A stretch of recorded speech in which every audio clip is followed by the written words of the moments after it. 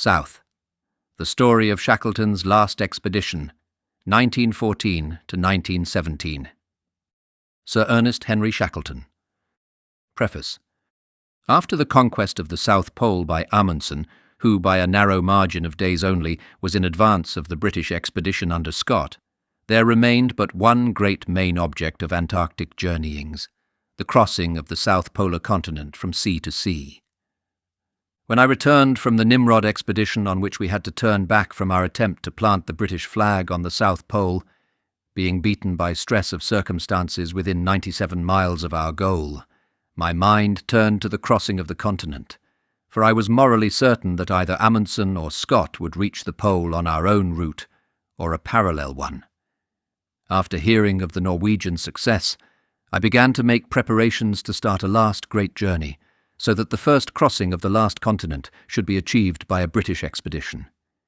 We failed in this object, but the story of our attempt is the subject for the following pages, and I think that though failure in the actual accomplishment must be recorded, there are chapters in this book of high adventure, strenuous days, lonely nights, unique experiences, and, above all, records of unflinching determination, supreme loyalty, and generous self-sacrifice on the part of my men which, even in these days that have witnessed the sacrifices of nations and regardlessness of self on the part of individuals, still will be of interest to readers who now turn gladly from the red horror of war and the strain of the last 5 years to read, perhaps with more understanding minds, the tale of the white warfare of the South, the struggles, the disappointments, and the endurance of this small party of Britishers hidden away for nearly 2 years in the fastnesses of the polar ice, striving to carry out the ordained task and ignorant of the crises through which the world was passing,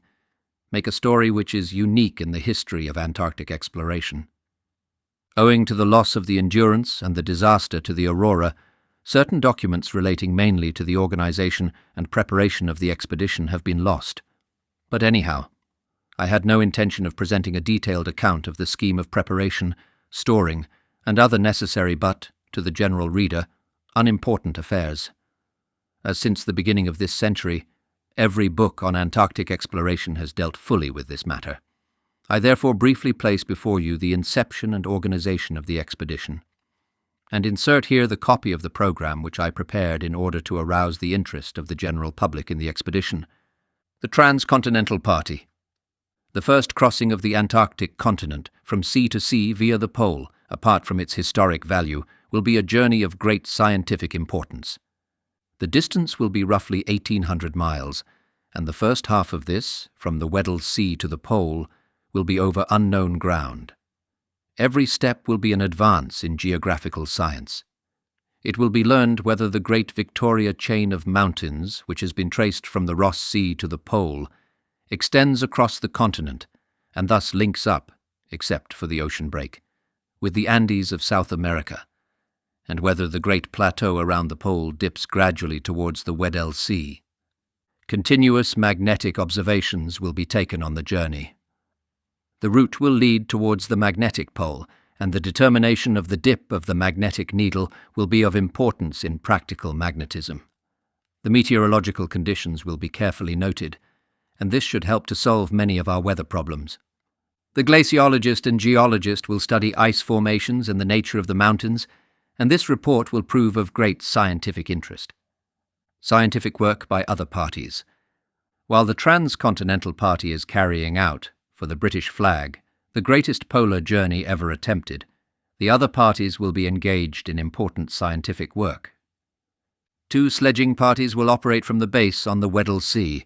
One will travel westwards towards Graham Land, making observations, collecting geological specimens, and proving whether there are mountains in that region linked up with those found on the other side of the pole. Another party will travel eastward toward Enderby Land, carrying out a similar program, and a third, remaining at the base, will study the fauna of the land and sea and the meteorological conditions. From the Ross Sea base, on the other side of the pole, another party will push southward and will probably await the arrival of the Transcontinental Party at the top of the Beardmore Glacier, near Mount Buckley, where the first seams of coal were discovered in the Antarctic. This region is of great importance to the geologist, who will be enabled to read much of the history of the Antarctic in the rocks. Both the ships of the expedition will be equipped for dredging, sounding, and every variety of hydrographical work. The Weddell sea ship will endeavour to trace the unknown coastline of Graham Land, and from both the vessels with their scientific staffs, important results may be expected. The several shore parties and the two ships will thus carry out geographical and scientific work on a scale and over an area never before attempted by any one polar expedition. This will be the first use of the Weddell Sea as a base for exploration, and all the parties will open up vast stretches of unknown land. It is appropriate that this work should be carried out under the British flag, since the whole of the area southward to the pole is British territory. In July 1908, letters patent were issued under the Great Seal declaring that the Governor of the Falkland Islands should be the Governor of Graham Land, which forms the western side of the Weddell Sea. And another section of the same proclamation defines the area of British territory as situated in the South Atlantic Ocean to the south of the 50th parallel of south latitude and lying between 20 degrees and 80 degrees west longitude. Reference to a map will show that this includes the area in which the present expedition will work. How the continent will be crossed. The Weddell Sea ship, with all the members of the expedition operating from that base, will leave Buenos Aires in October 1914 and endeavour to land in November in latitude 78 degrees south. Should this be done, the Transcontinental Party will set out on their 1,800-mile journey at once, in the hope of accomplishing the march across the pole and reaching the Ross Sea base in 5 months. Should the landing be made too late in the season, the party will go into winter quarters, lay out depots during the autumn and the following spring, and as early as possible in 1915 set out on the journey. The Transcontinental Party will be led by Sir Ernest Shackleton and will consist of 6 men. It will take 100 dogs with sledges and 2 motor sledges with aerial propellers. The equipment will embody everything that the experience of the leader and his expert advisors can suggest. When this party has reached the area of the pole, after covering 800 miles of unknown ground, it will strike due north towards the head of the Beardmore Glacier, and there it is hoped to meet the outcoming party from the Ross Sea. Both will join up and make for the Ross Sea base, where the previous expedition had its winter quarters. In all, 14 men will be landed by the Endurance on the Weddell Sea. 6 will set out on the transcontinental journey, 3 will go westward, 3 eastward, and 2 remain at the base carrying on the work already outlined. The Aurora will land 6 men at the Ross Sea base. They will lay down depots on the route of the transcontinental party and make a march south to assist that party and to make geological and other observations as already described. Should the transcontinental party succeed, as is hoped in crossing during the first season, its return to civilization may be expected about April 1915. The other sections in April 1916. The ships of the expedition. The 2 ships for the expedition have now been selected. The Endurance, the ship which will take the transcontinental party to the Weddell Sea, and will afterwards explore along an unknown coastline, is a new vessel, specially constructed for polar work, under the supervision of a committee of polar explorers. She was built by Christensen, the famous Norwegian constructor of sealing vessels at Sandefjord. She is Barquentine-rigged and has triple expansion engines, giving her a speed under steam of 9 to 10 knots. To enable her to stay longer at sea, she will carry oil fuel as well as coal. She is of about 350 tons, and built of selected pine, oak, and greenheart. This fine vessel, equipped, has cost the expedition £14,000. The Aurora, the ship which will take out the Ross Sea party, has been bought from Dr. Mawson. She is similar in all respects to the Terra Nova of Captain Scott's last expedition. She had extensive alterations made by the government authorities in Australia to fit her for Dr. Mawson's expedition, and is now at Hobart, Tasmania, where the Ross Sea party will join her in October next. I started the preparations in the middle of 1913, but no public announcement was made until January 13, 1914. For the last 6 months of 1913, I was engaged in the necessary preliminaries, solid mule work, showing nothing particular to interest the public, but essential for an expedition that had to have a ship on each side of the continent, with a land journey of 1,800 miles to be made, the first 900 miles to be across an absolutely unknown landmass. On January 1st, 1914, having received a promised financial support sufficient to warrant the announcement of the expedition, I made it public. The first result of this was a flood of applications from all classes of the community to join the adventure. I received nearly 5,000 applications, and out of these were picked 56 men. In March, to my great disappointment and anxiety, the promised financial help did not materialize, and I was now faced with the fact that I had contracted for a ship and stores and had engaged the staff, and I was not in possession of funds to meet these liabilities. I immediately set about appealing for help, and met with generous response from all sides.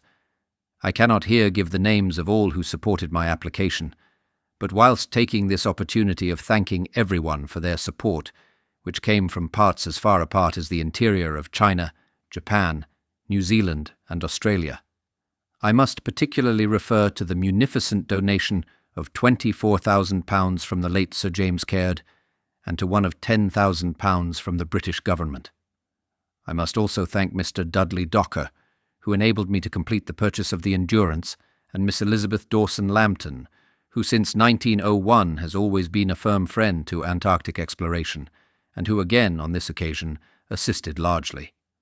The Royal Geographical Society made a grant of £1,000, and last, but by no means least, I take this opportunity of tendering my grateful thanks to Dame Janet Stancombe-Wills, whose generosity enabled me to equip the Endurance efficiently, especially as regards boats, which boats were the means of our ultimate safety, and who not only at the inception of the expedition gave financial help, but also continued it through the dark days when we were overdue, and funds were required to meet the need of the dependents of the expedition. The only return and privilege an explorer has in the way of acknowledgment for the help accorded him is to record on the discovered lands the names of those to whom the expedition owes its being. Owing to the exigencies of the war, the publication of this book has been long delayed, and the detailed maps must come with the scientific monographs. I have the honour to place on the new land the names of the above and other generous donors to the expedition. The 200 miles of new coastline I have called Caird Coast. Also, as a more personal note, I named the 3 ships' boats, in which we ultimately escaped from the grip of the ice after the 3 principal donors to the expedition: the James Caird, the Stancombe-Wills, and the Dudley Docker. The 2 last named are still on the desolate sandy spit of Elephant Island, where under their shelter 22 of my comrades eked out a bare existence for 4.5 months. The James Caird is now in Liverpool, having been brought home from South Georgia after her adventurous voyage across the sub-Antarctic Ocean. Most of the public schools of England and Scotland helped the expedition to purchase the dog teams, and I named a dog after each school that helped. But apart from these particular donations, I again thank the many people who assisted us. So the equipment and organisation went on.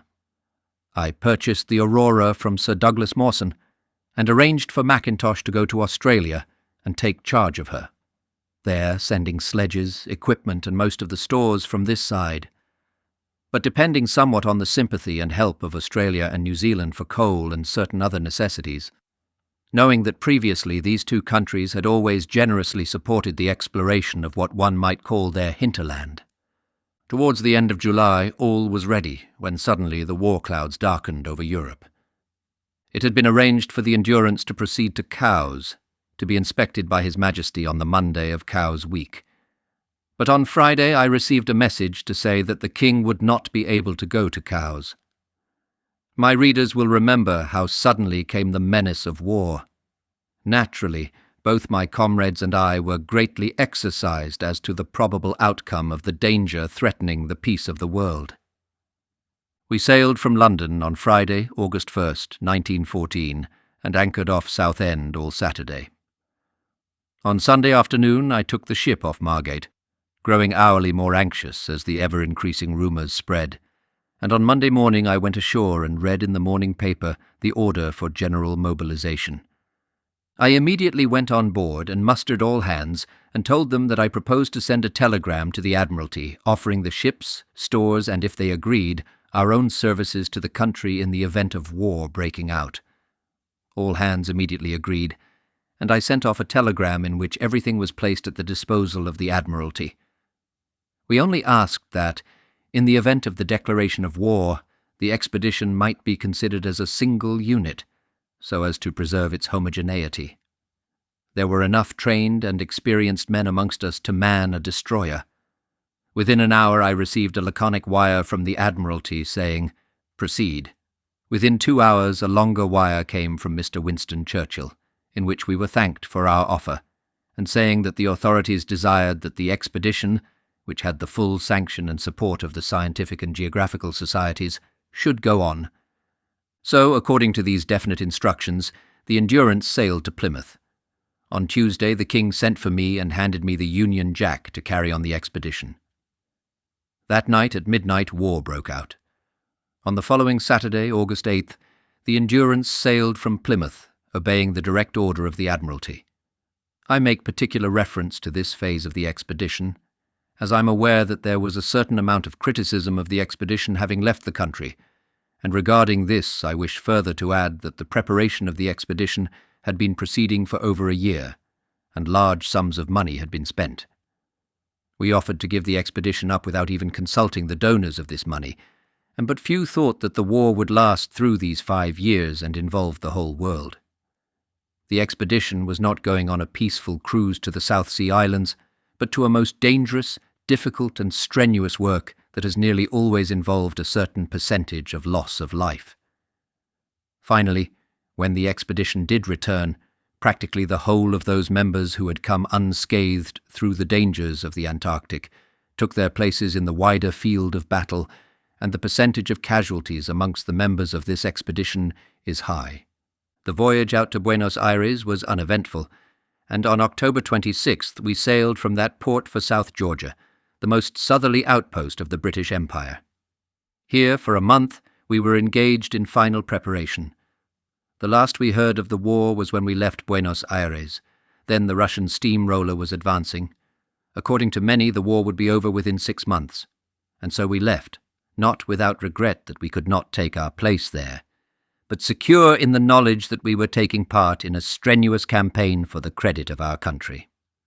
Apart from private individuals and societies, I here acknowledge most gratefully the assistance rendered by the Dominion Government of New Zealand and the Commonwealth Government of Australia at the start of the Ross Sea section of the expedition, and to the people of New Zealand and the Dominion Government I tender my most grateful thanks for their continued help, which was invaluable during the dark days before the relief of the Ross Sea Party.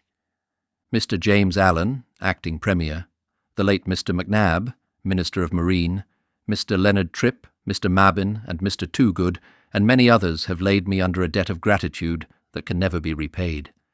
This is also the opportunity for me to thank the Uruguayan government for their generous assistance in placing the government trawler Instituto de Pesca for the second attempt at the relief of my men on Elephant Island. Finally, it was the Chilean government that was directly responsible for the rescue of my comrades. This southern republic was unwearied in its efforts to make a successful rescue, and the gratitude of our whole party is due to them. I especially mention the sympathetic attitude of Admiral Muñoz Hurtado, head of the Chilean Navy, and Captain Luis Pardo, who commanded the Yelcho on our last and successful venture. Sir Daniel Gooch came with us as far as South Georgia.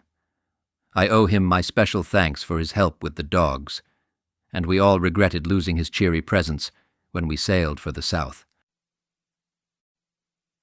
Chapter 1. Into the Weddell Sea. I decided to leave South Georgia about December 5th, and in the intervals of final preparation scanned again the plans for the voyage to winter quarters. What welcome was the Weddell Sea preparing for us? The whaling captains at South Georgia were generously ready to share with me their knowledge of the waters in which they pursued their trade, and while confirming earlier information as to the extreme severity of the ice conditions in this sector of the Antarctic, they were able to give advice that was worth attention. It will be convenient to state here briefly some of the considerations that weighed with me at that time and in the weeks that followed.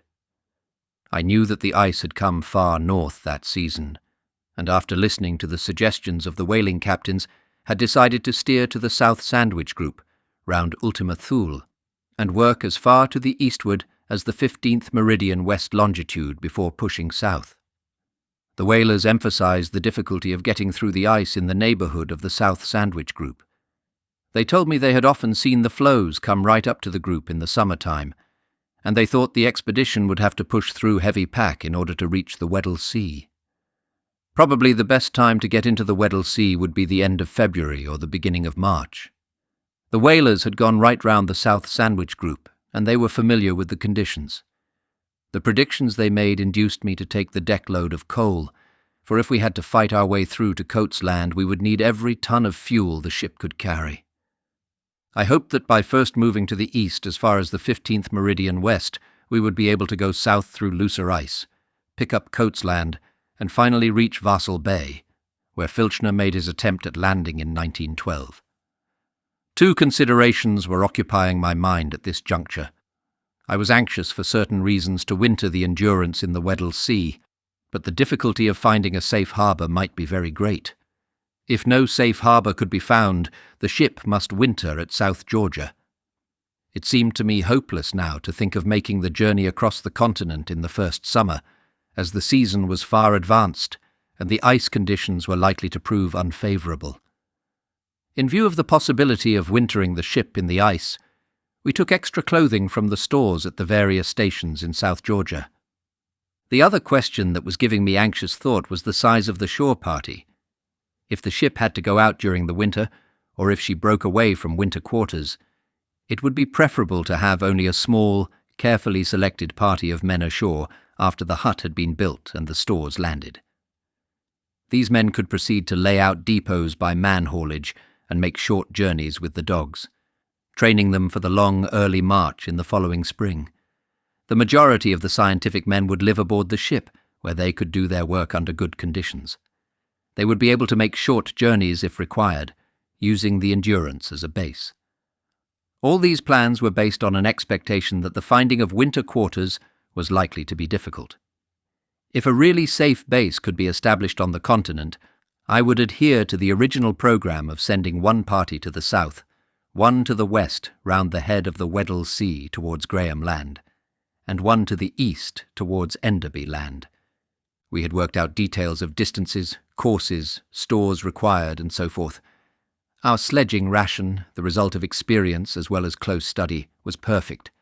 The dogs gave promise after training of being able to cover 15 to 20 miles a day with loaded sledges. The transcontinental journey at this rate should be completed in 120 days unless some unforeseen obstacle intervened. We longed keenly for the day when we could begin this march, the last great adventure in the history of South Polar exploration. But a knowledge of the obstacles that lay between us and our starting point served as a curb on impatience. Everything depended upon the landing. If we could land at Filchner's base, there was no reason why a band of experienced men should not winter there in safety. But the Weddell Sea was notoriously inhospitable, and already we knew that its sternest face was turned toward us. All the conditions in the Weddell Sea are unfavourable from the navigator's point of view. The winds are comparatively light, and consequently new ice can form even in the summertime. The absence of strong winds has the additional effect of allowing the ice to accumulate in masses undisturbed. Then great quantities of ice sweep along the coast from the east under the influence of the prevailing current, and fill up the bight of the Weddell Sea as they move north in a great semicircle. Some of this ice doubtless describes almost a complete circle, and is held up eventually, in bad seasons, against the South Sandwich Islands. The strong currents, pressing the ice masses against the coasts, create heavier pressure than is found in any other part of the Antarctic. This pressure must be at least as severe as the pressure experienced in the congested North Polar Basin, and I am inclined to think that a comparison would be to the advantage of the Arctic. All these considerations naturally had a bearing upon our immediate problem, the penetration of the pack and the finding of a safe harbour on the continental coast. The day of departure arrived. I gave the order to heave anchor at 8:45 a.m. on December 5, 1914, and the clanking of the windlass broke for us the last link with civilization. The morning was dull and overcast, with occasional gusts of snow and sleet, but hearts were light aboard the Endurance. The long days of preparation were over, and the adventure lay ahead. We had hoped that some steamer from the north would bring news of war and perhaps letters from home before our departure. A ship did arrive on the evening of the 4th, but she carried no letters, and nothing useful in the way of information could be gleaned from her. The captain and crew were all stoutly pro-German, and the news they had to give took the unsatisfying form of accounts of British and French reverses. We would have been glad to have had the latest tidings from a friendlier source. A year and a half later we were to learn that the Harpoon, the steamer which tends the Grytviken station, had arrived with mail for us not more than 2 hours after the Endurance had proceeded down the coast. The bows of the Endurance were turned to the south, and the good ship dipped to the southwesterly swell. Misty rain fell during the forenoon, but the weather cleared later in the day, and we had a good view of the coast of South Georgia as we moved under steam and sail to the southeast. The course was laid to carry us clear of the island and then south of South Thule, Sandwich Group. The wind freshened during the day, and all square sail was set, with the foresail reefed in order to give the lookout a clear view ahead. For we did not wish to risk contact with a growler, one of those treacherous fragments of ice that float with surface awash. The ship was very steady in the quarterly sea, but certainly did not look as neat and trim as she had done when leaving the shores of England 4 months earlier. We had filled up with coal at Grytviken, and this extra fuel was stored on deck, where it impeded movement considerably. The carpenter had built a false deck, extending from the poop deck to the chart room. We had also taken aboard a ton of whale meat for the dogs. The big chunks of meat were hung up in the rigging, out of reach but not out of sight of the dogs, and as the Endurance rolled and pitched, they watched with wolfish eyes for a windfall. I was greatly pleased with the dogs, which were tethered about the ship in the most comfortable positions we could find for them. They were in excellent condition, and I felt that the expedition had the right tractive power. They were big, sturdy animals, chosen for endurance and strength, and if they were as keen to pull our sledges as they were now to fight one another, all would be well. The men in charge of the dogs were doing their work enthusiastically, and the eagerness they showed to study the natures and habits of their charges gave promise of efficient handling and good work later on. During December 6th, the Endurance made good progress on a southeasterly course. The northerly breeze had freshened during the night and had brought up a high following sea. The weather was hazy, and we passed 2 bergs, several growlers, and numerous lumps of ice. Staff and crew were settling down to the routine. Bird life was plentiful, and we noticed Cape pigeons, whalebirds, terns, mollymocks, nellies, sooty and wandering albatrosses in the neighbourhood of the ship. The course was laid for the passage between Sanders Island and Candlemas Volcano. December 7th brought the first check. At 6 o'clock that morning, the sea, which had been green in colour all the previous day, changed suddenly to a deep indigo. The ship was behaving well in a rough sea, and some members of the scientific staff were transferring to the bunkers the coal we had stowed on deck. Sanders Island and Candlemas were sighted early in the afternoon, and the Endurance passed between them at 6 p.m. Worsley's observations indicated that Sanders Island was, roughly, 3 miles east and 5 miles north of the charted position. Large numbers of bergs, mostly tabular in form, lay to the west of the islands, and we noticed that many of them were yellow with diatoms. One berg had large patches of red-brown soil down its sides. The presence of so many bergs was ominous, and immediately after passing between the islands we encountered stream ice. All sail was taken in, and we proceeded slowly under steam. 2 hours later, 15 miles northeast of Sanders Island, the Endurance was confronted by a belt of heavy pack ice, half a mile broad and extending north and south. There was clear water beyond, but the heavy southwesterly swell made the pack impenetrable in our neighbourhood. This was disconcerting. The noon latitude had been 57 degrees 26 minutes south, and I had not expected to find pack ice nearly so far north, though the whalers had reported pack ice right up to South Thule. The situation became dangerous that night. We pushed into the pack in the hope of reaching open water beyond, and found ourselves after dark in a pool which was growing smaller and smaller. The ice was grinding around the ship in the heavy swell, and I watched with some anxiety for any indication of a change of wind to the east, since a breeze from that quarter would have driven us towards the land. Worsley and I were on deck all night, dodging the pack. At 3 a.m. we ran south, taking advantage of some openings that had appeared, but met heavy rafted pack ice, evidently old. Some of it had been subjected to severe pressure. Then we steamed northwest and saw open water to the northeast. I put the Endurance's head for the opening, and steaming at full speed we got clear.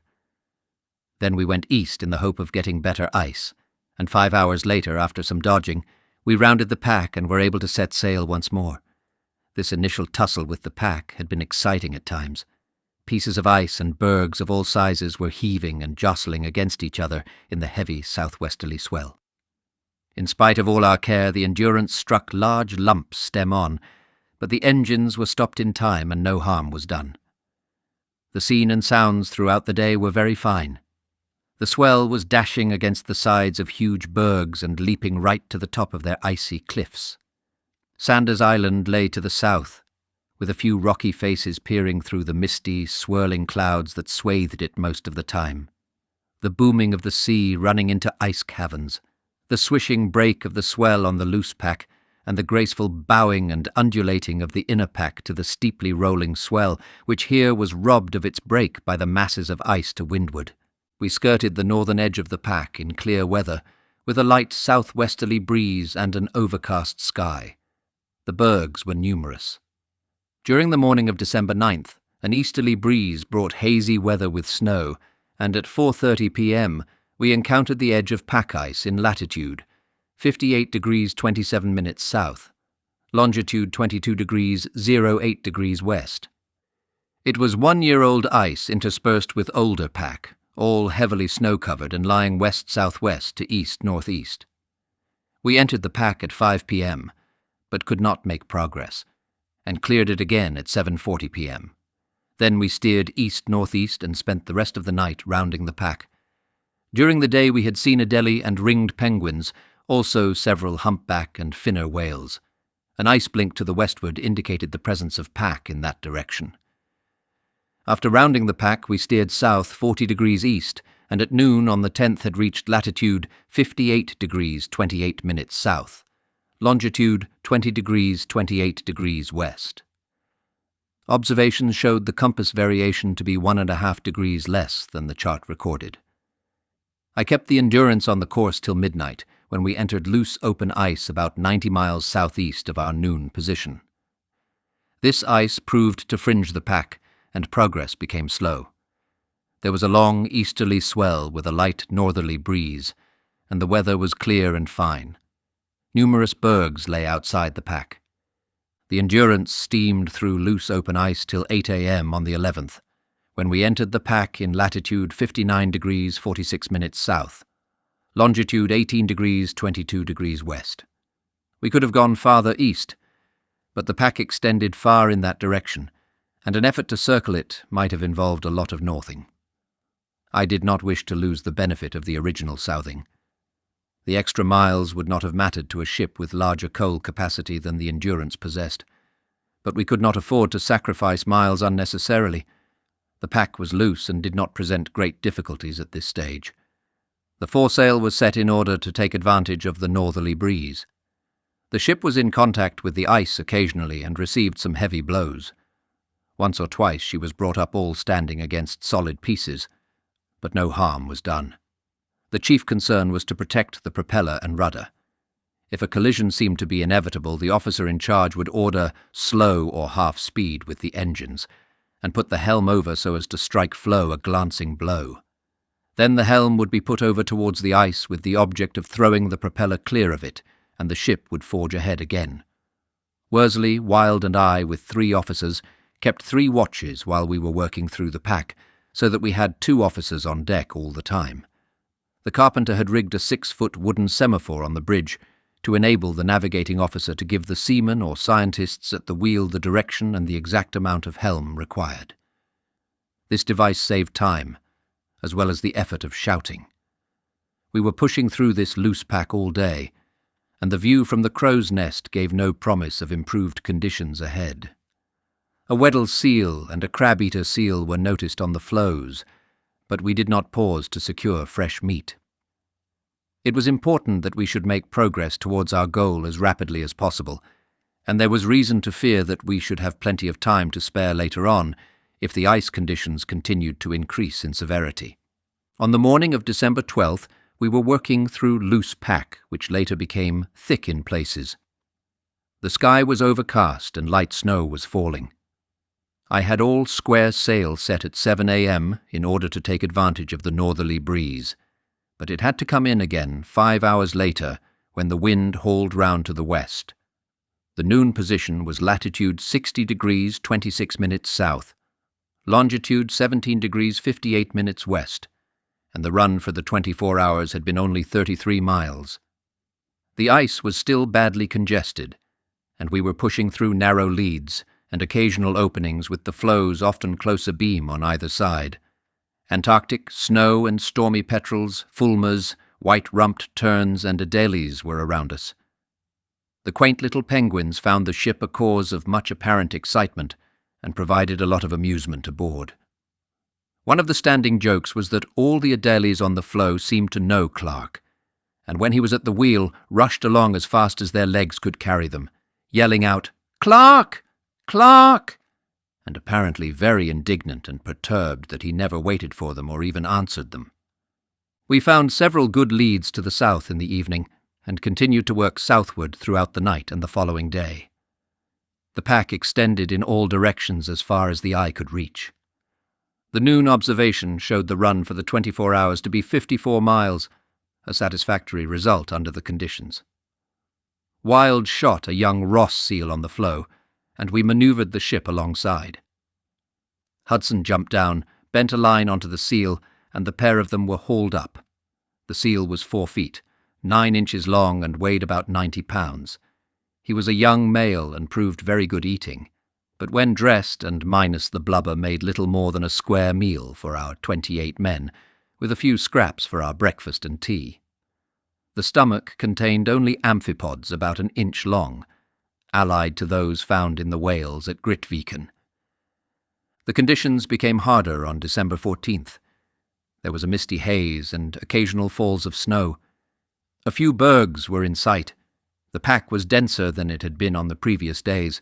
Older ice was intermingled with the young ice, and our progress became slower.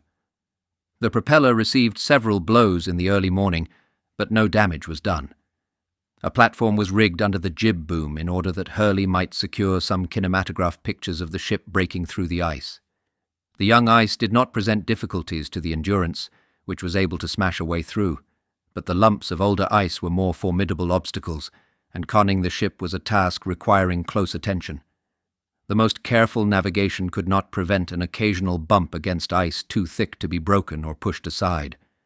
The southerly breeze strengthened to a moderate southwesterly gale during the afternoon, and at 8 p.m. we hove to, stem against a floe, it being impossible to proceed without serious risk of damage to rudder or propeller.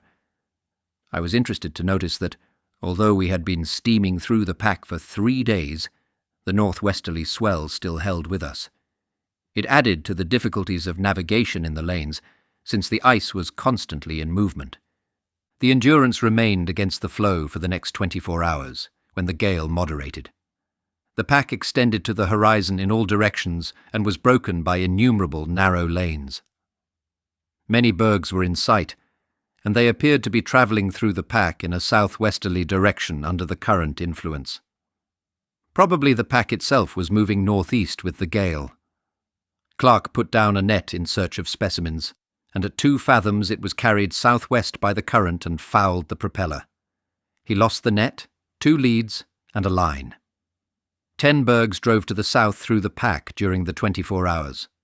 The noon position was 61 degrees 31 minutes south, longitude 18 degrees 12 minutes west. The gale had moderated at 8 p.m, and we made 5 miles to the south before midnight, and then we stopped at the end of a long lead, waiting till the weather cleared. It was during this short run that the captain, with semaphore hard aport, shouted to the scientist at the wheel, "Why in paradise don't you port?" The answer came in indignant tones, "I am blowing my nose." The Endurance made some progress on the following day. Long leads of open water ran towards the southwest, and the ship smashed at full speed through occasional areas of young ice, till brought up with a heavy thud against a section of older floe. Worsley was out on the jib boom end for a few minutes while Wild was conning the ship, and he came back with a glowing account of a novel sensation. The boom was swinging high and low and from side to side, while the massive bows of the ship smashed through the ice, splitting it across, piling it mass on mass, and then shouldering it aside. The air temperature was 37 degrees Fahrenheit, pleasantly warm, and the water temperature 29 degrees Fahrenheit. We continued to advance through fine long leads till 4 a.m. on December 17th, when the ice became difficult again. Very large floes of 6-months-old ice lay close together. Some of these floes presented a square mile of unbroken surface, and among them were patches of thin ice and several floes of heavy old ice. Many bergs were in sight, and the course became devious. The ship was blocked at one point by a wedge-shaped piece of floe, but we put the ice anchor through it, towed it astern, and proceeded through the gap. Steering under these conditions required muscle as well as nerve. There was a clatter aft during the afternoon, and Hussey, who was at the wheel, explained that the wheel spun round and threw me over the top of it. The noon position was latitude 62 degrees 13 minutes south, longitude 18 degrees 53 minutes west, and the run for the preceding 24 hours had been 32 miles in a southwesterly direction. We saw 3 blue whales during the day, and 1 emperor penguin, a 58-pound bird, which was added to the larder. The morning of December 18th found the Endurance proceeding amongst large floes with thin ice between them. The leads were few. There was a northerly breeze with occasional snow flurries. We secured 3 crab-eater seals, 2 cows and a bull. The bull was a fine specimen, nearly white all over and 9 feet. 3 inches long, he weighed 600 pounds. Shortly before noon, further progress was barred by heavy pack, and we put an ice anchor on the floe and banked the fires. I had been prepared for evil conditions in the Weddell Sea, but had hoped that in December and January, at any rate, the pack would be loose, even if no open water was to be found. What we were actually encountering was fairly dense pack of a very obstinate character. Pack ice might be described as a gigantic and interminable jigsaw puzzle devised by nature. The parts of the puzzle in loose pack have floated slightly apart and become disarranged. At numerous places they have pressed together again. As the pack gets closer, the congested areas grow larger and the parts are jammed harder till finally it becomes close pack, when the whole of the jigsaw puzzle becomes jammed to such an extent that with care and labour it can be traversed in every direction on foot. Where the parts do not fit closely, there is, of course, open water, which freezes over in a few hours after giving off volumes of frost smoke. In obedience to renewed pressure, this young ice rafts, so forming double thicknesses of a toffee-like consistency. Again, the opposing edges of heavy floes rear up in slow and almost silent conflict, till high hedgerows are formed round each part of the puzzle. At the junction of several floes, chaotic areas of piled-up blocks and masses of ice are formed. Sometimes 5-foot to 6-foot piles of evenly shaped blocks of ice are seen so neatly laid that it seems impossible for them to be nature's work. Again, a winding canyon may be traversed between icy walls 6 feet to 10 feet high, or a dome may be formed that under renewed pressure bursts upward like a volcano. All the winter the drifting pack changes, grows by freezing, thickens by rafting, and corrugates by pressure. If finally in its drift it impinges on a coast, such as the western shore of the Weddell Sea, terrific pressure is set up, and an inferno of ice blocks, ridges and hedgerows results, extending possibly for 150 or 200 miles offshore. Sections of pressure ice may drift away subsequently and become embedded in new ice. I have given this brief explanation here in order that the reader may understand the nature of the ice through which we pushed our way for many hundreds of miles. Another point that may require to be explained was the delay caused by wind while we were in the pack. When a strong breeze or moderate gale was blowing, the ship could not safely work through any except young ice, up to about 2 feet in thickness. As ice of that nature never extended for more than a mile or so, it followed that in a gale in the pack we had always to lie to. The ship was 3 feet, 3 inches down by the stern, and while this saved the propeller and rudder a good deal, it made the Endurance practically unmanageable in close pack when the wind attained a force of 6 miles an hour from ahead, since the air currents had such a big surface forward to act upon. The pressure of wind on bows and the yards of the foremast would cause the bows to fall away, and in these conditions the ship could not be steered into the narrow lanes and leads through which we had to thread our way. The falling away of the bows, moreover, would tend to bring the stern against the ice, compelling us to stop the engines in order to save the propeller. Then the ship would become unmanageable and drift away, with the possibility of getting excessive sternway on her and so damaging rudder or propeller, the Achilles heel of a ship in pack ice. While we were waiting for the weather to moderate and the ice to open, I had the Lucas sounding machine rigged over the rudder trunk and found the depth to be 2,810 fathoms. The bottom sample was lost, owing to the line parting 60 fathoms from the end. During the afternoon, 3 Adelie penguins approached the ship across the floe, while Hussey was discoursing sweet music on the banjo.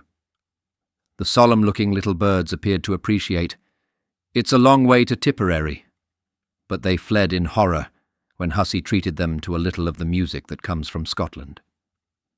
The shouts of laughter from the ship added to their dismay, and they made off as fast as their short legs would carry them. The pack opened slightly at 6:15 p.m., and we proceeded through lanes for 3 hours before being forced to anchor to a floe for the night. We fired a Hjort Mark harpoon, number 171, into a blue whale on this day. The conditions did not improve during December 19th.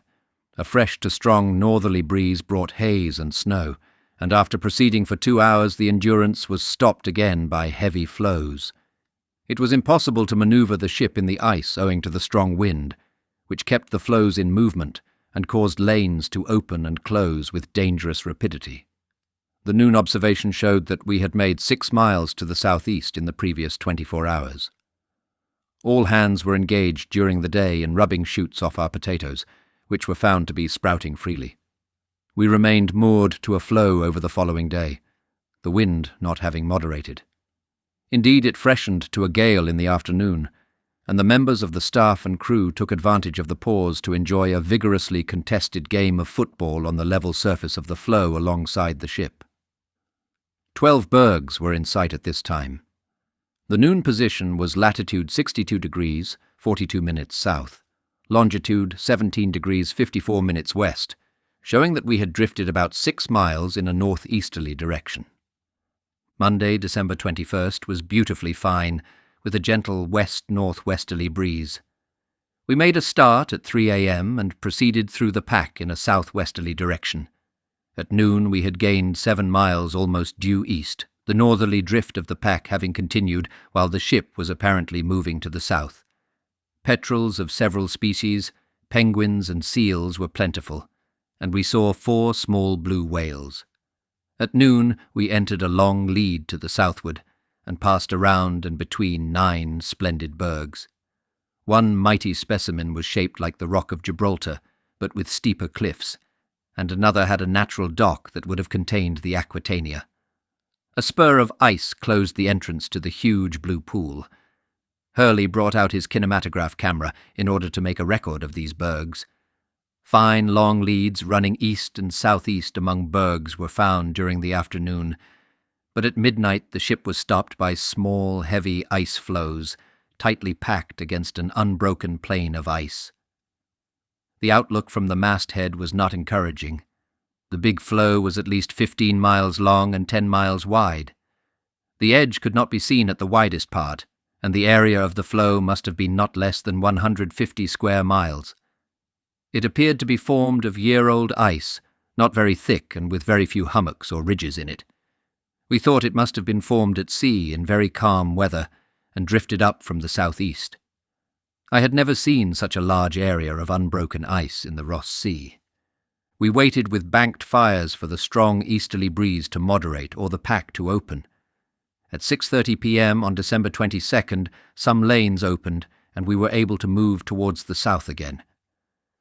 The following morning found us working slowly through the pack, and the noon observation gave us a gain of 19 miles south, 41 degrees west for the 17.5 hours under steam.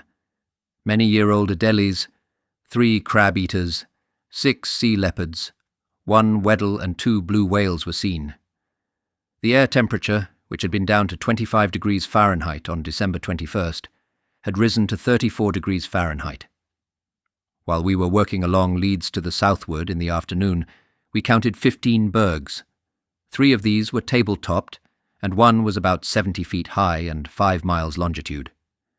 Evidently it had come from a barrier edge. The ice became heavier but slightly more open, and we had a calm night with fine long leads of open water. The water was so still that new ice was forming on the leads. We had a run of 70 miles to our credit at noon on December 24th, the position being latitude 64 degrees 32 minutes south, longitude 17 degrees 17 west. All the dogs except 8 had been named. I do not know who had been responsible for some of the names which seemed to represent a variety of tastes.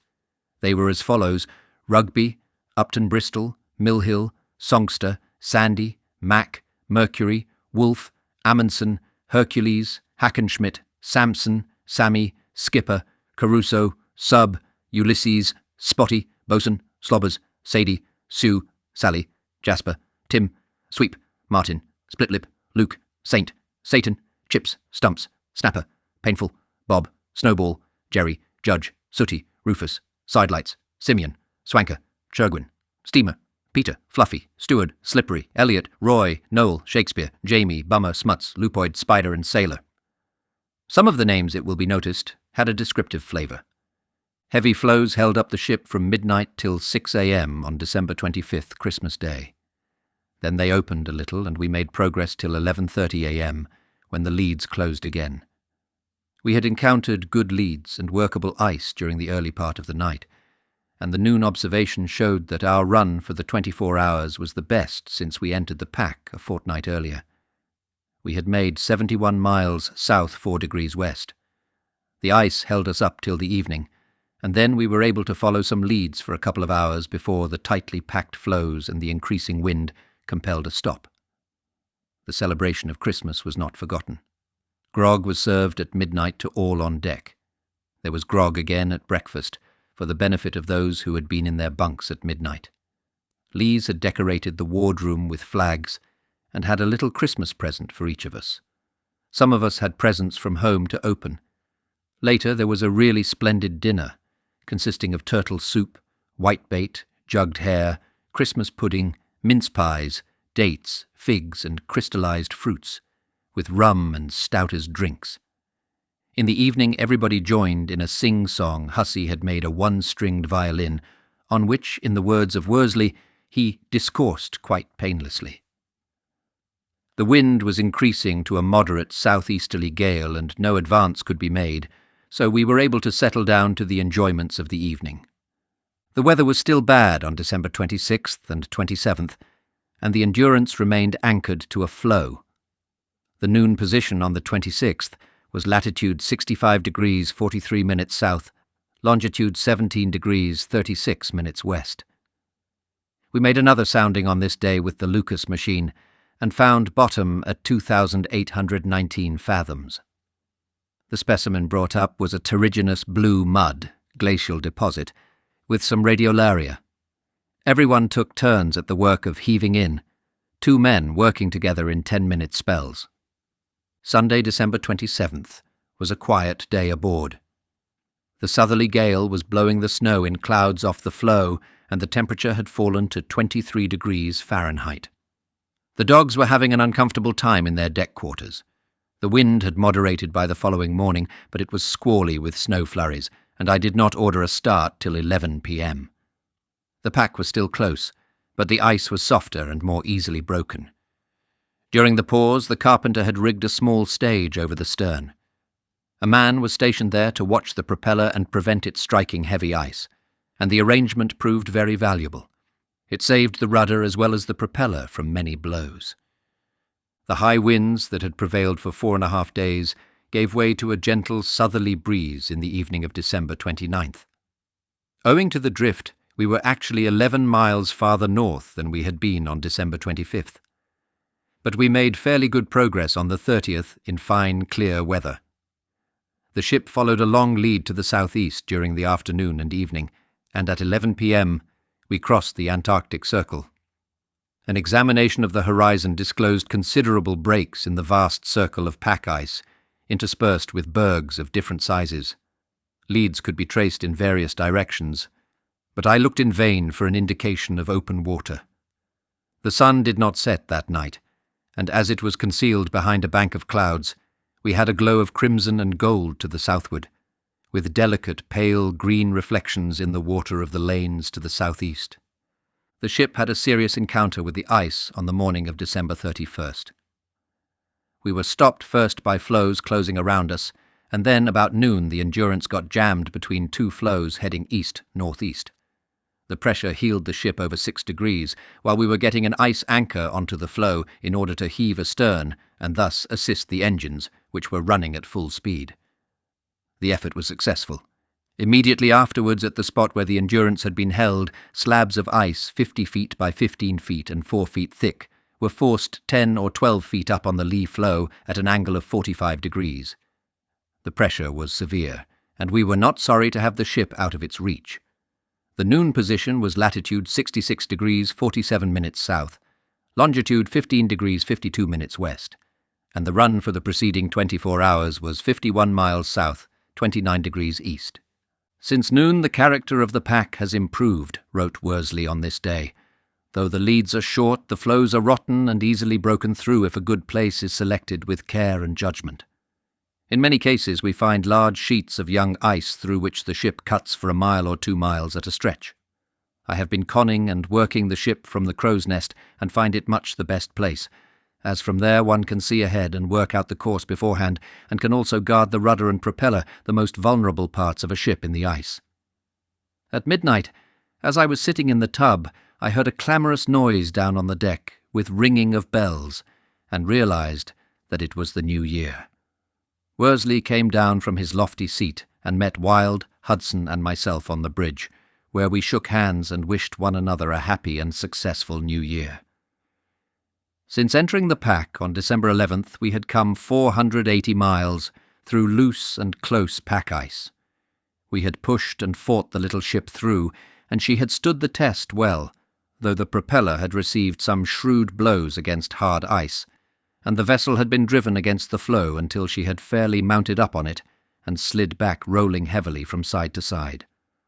The rolling had been more frequently caused by the operation of cracking through thickish young ice, where the crack had taken a sinuous course.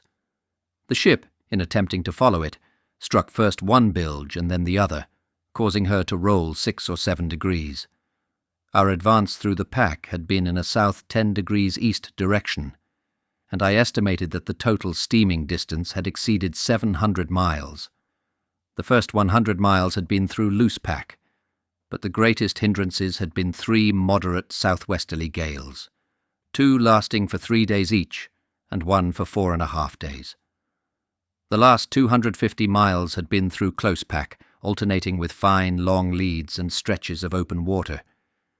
During the weeks we spent manoeuvring to the south through the tortuous mazes of the pack, it was necessary often to split floes by driving the ship against them. This form of attack was effective against ice up to 3 feet in thickness, and the process is interesting enough to be worth describing briefly. When the way was barred by a floe of moderate thickness, we would drive the ship at half speed against it, stopping the engines just before the impact. At the first blow, the Endurance would cut a V-shaped nick in the face of the floe, the slope of her cutwater often causing her bows to rise till nearly clear of the water, when she would slide backwards, rolling slightly. Watching carefully that loose lumps of ice did not damage the propeller, we would reverse the engines and back the ship off 200 to 300 yards. She would then be driven full speed into the V, taking care to hit the center accurately. The operation would be repeated until a short dock was cut, into which the ship, acting as a large wedge, was driven. At about the fourth attempt, if it was to succeed at all, the floe would yield. A black, sinuous line, as though pen drawn on white paper, would appear ahead, broadening as the eye traced it back to the ship. Presently it would be broad enough to receive her, and we would forge ahead. Under the bows and alongside, great slabs of ice were being turned over and slid back on the floe, or driven down and under the ice or ship. In this way the Endurance would split a 2-foot to 3-foot floe a square mile in extent. Occasionally the floe, although cracked across, would be so held by other floes that it would refuse to open wide, and so gradually would bring the ship to a standstill. We would then go astern for some distance, and again drive her full speed into the crack, till finally the floe would yield to the repeated onslaughts. Chapter 2. New Land. The first day of the new year, January 1st, 1915, was cloudy, with a gentle northerly breeze and occasional snow squalls. The condition of the pack improved in the evening, and after 8 p.m. we forged ahead rapidly through brittle young ice, easily broken by the ship. A few hours later a moderate gale came up from the east with continuous snow. After 4 a.m. on the 2nd we got into thick old pack ice, showing signs of heavy pressure. It was much hummocked, but large areas of open water and long leads to the southwest continued until noon. The position then was latitude 69 degrees 49 minutes south, longitude 15 degrees 42 minutes west, and the run for the 24 hours had been 124 miles south third west. This was cheering. The heavy pack blocked the way south after midday. It would have been almost impossible to have pushed the ship into the ice, and in any case the gale would have made such a proceeding highly dangerous. So we dodged along to the west and north, looking for a suitable opening towards the south. The good run had given me hope of sighting the land on the following day, and the delay was annoying. I was growing anxious to reach land on account of the dogs, which had not been able to get exercise for 4 weeks and were becoming run down. We passed at least 200 bergs during the day, and we noticed also large masses of hummocky bay ice and icefoot. One floe of bay ice had black earth upon it, apparently basaltic in origin, and there was a large berg with a broad band of yellowish-brown right through it. The stain may have been volcanic dust. Many of the bergs had quaint shapes.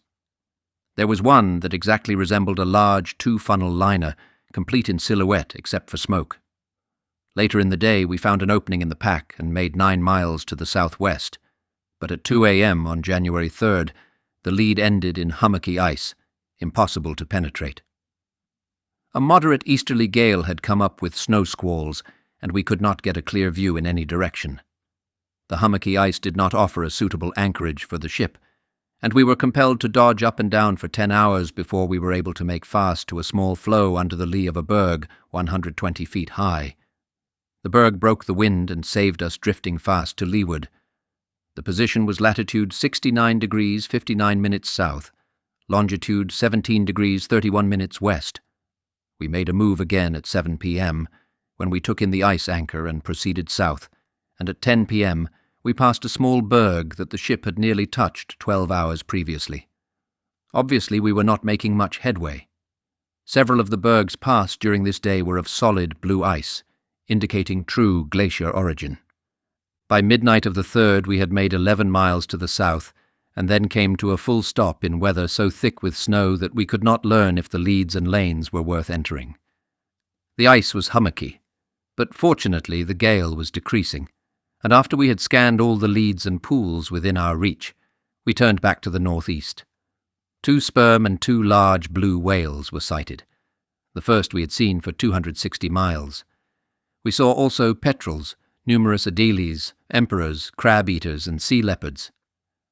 The clearer weather of the morning showed us that the pack was solid and impassable from the southeast to the southwest, and at 10 a.m. on the 4th we again passed within 5 yards of the small berg that we had passed twice on the previous day. We had been steaming and dodging about over an area of 20 square miles for 50 hours, trying to find an opening to the south, southeast, or southwest, but all the leads ran north, northeast, or northwest. It was as though the spirits of the Antarctic were pointing us to the backward track, the track we were determined not to follow. Our desire was to make easting as well as southing so as to reach the land, if possible, east of Ross's farthest south and well east of Coates Land.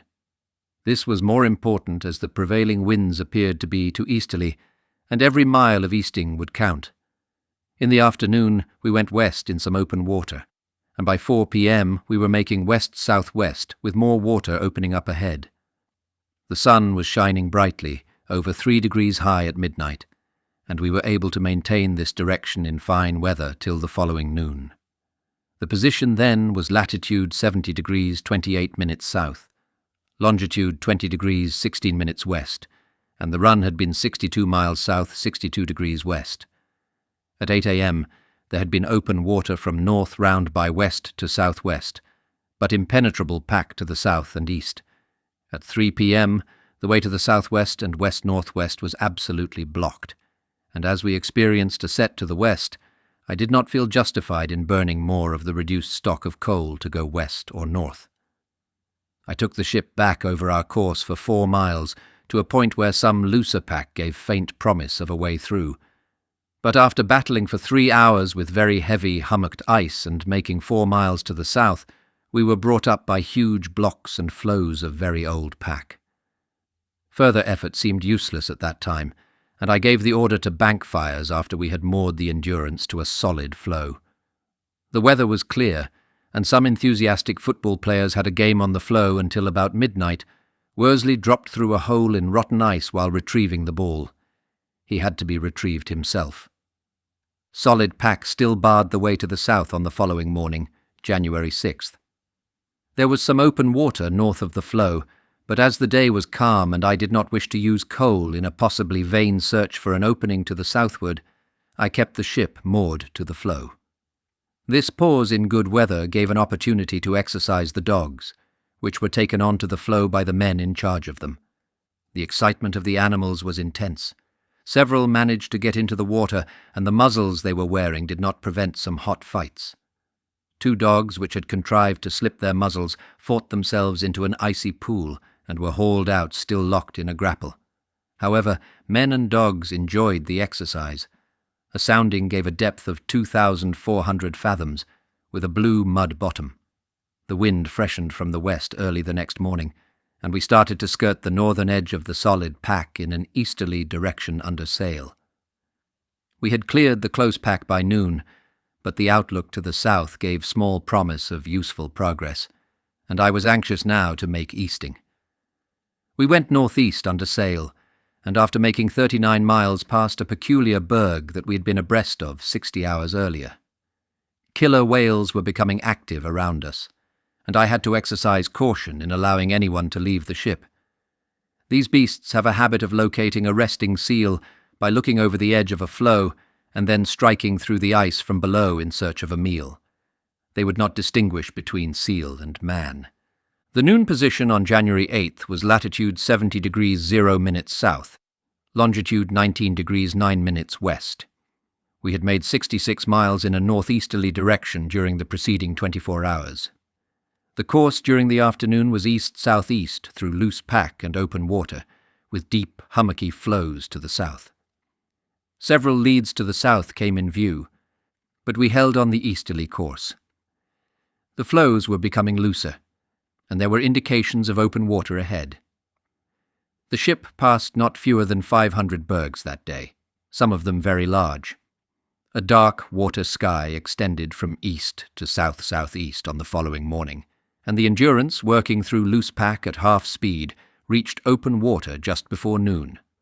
A rampart berg 150 feet high and a quarter of a mile long lay at the edge of the loose pack, and we sailed over a projecting foot of this berg into rolling ocean, stretching to the horizon. The sea extended from a little to the west of south, round by east to north-northeast, and its welcome promise was supported by a deep water sky to the south. I laid a course south by east in an endeavour to get south and east of Ross's farthest south, latitude 71 degrees 30 minutes south. We kept the open water for 100 miles, passing many bergs but encountering no pack. 2 very large whales, probably blue whales, came up close to the ship, and we saw spouts in all directions. Open water inside the pack in that latitude might have the appeal of sanctuary to the whales, which are harried by man farther north. The run southward in blue water, with a path clear ahead and the miles falling away behind us, was a joyful experience after the long struggle through the ice lanes. But like other good things, our spell of free movement had to end. The Endurance encountered the ice again at 1 a.m. on the 10th. Loose pack stretched to east and south, with open water to the west and a good water sky. It consisted partly of heavy, hummocky ice showing evidence of great pressure, but contained also many thick, flat floes, evidently formed in some sheltered bay, and never subjected to pressure or to much motion.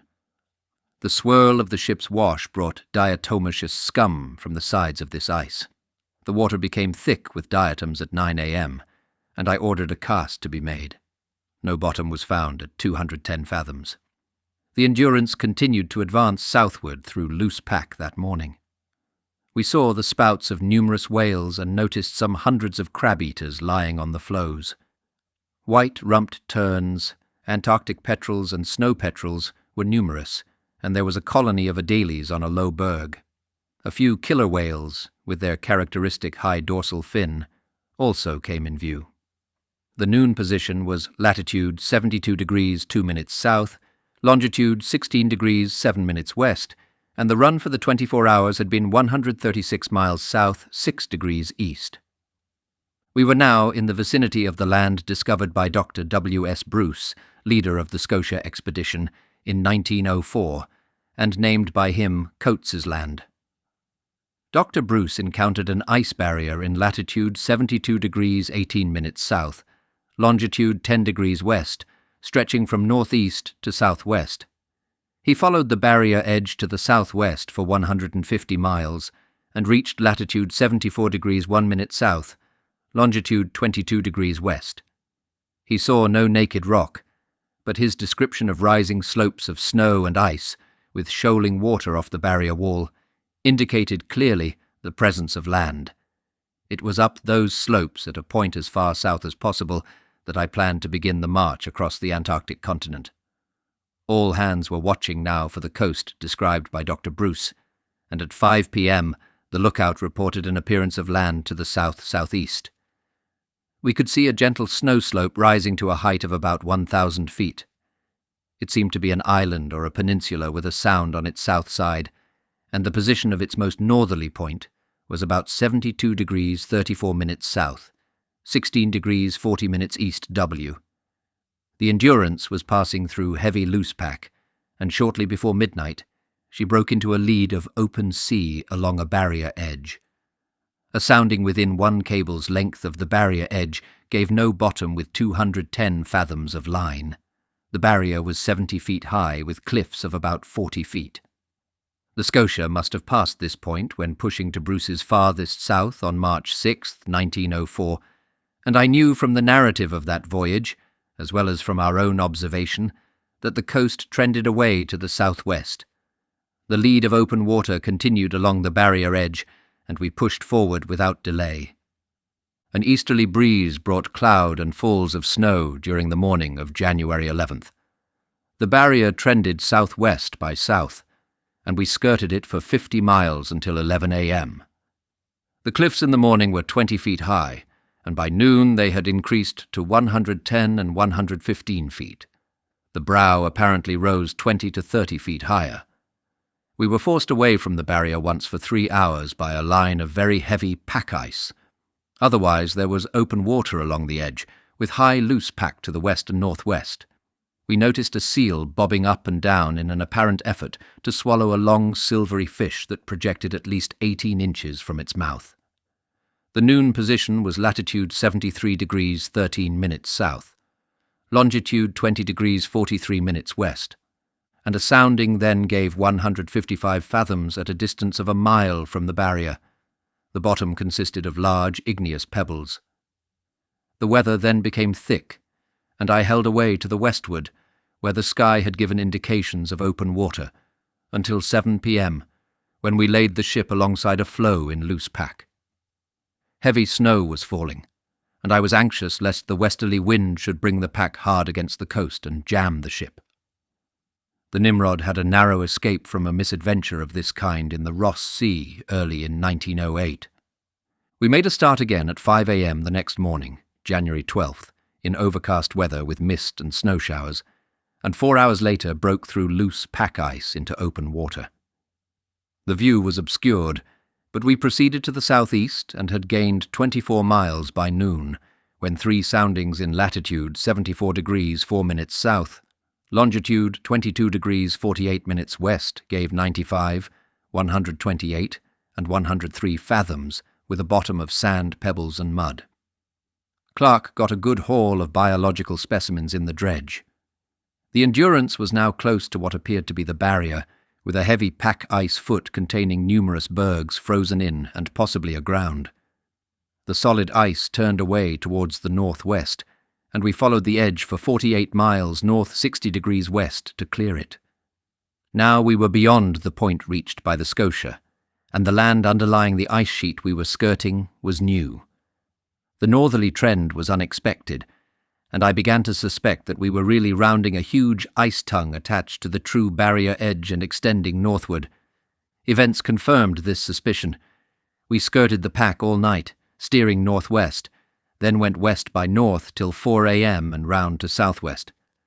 The course at 8 a.m. on the 13th was south-southwest. The barrier at midnight was low and distant, and at 8 a.m. there was merely a narrow ice foot about 200 yards across, separating it from the open water.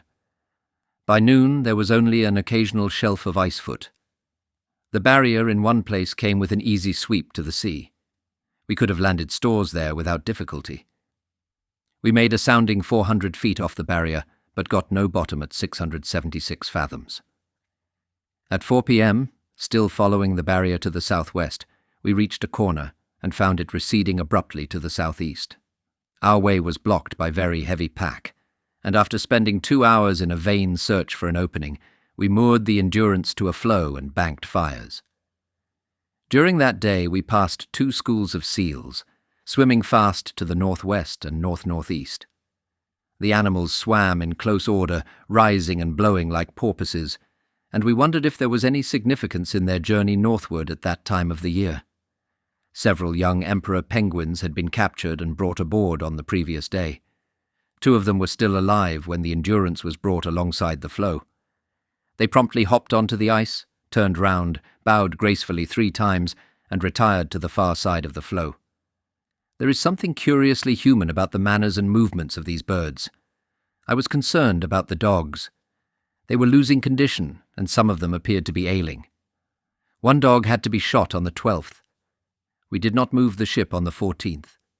A breeze came from the east in the evening, and under its influence the pack began to work offshore. Before midnight the close ice that had barred our way had opened and left a lane along the foot of the barrier.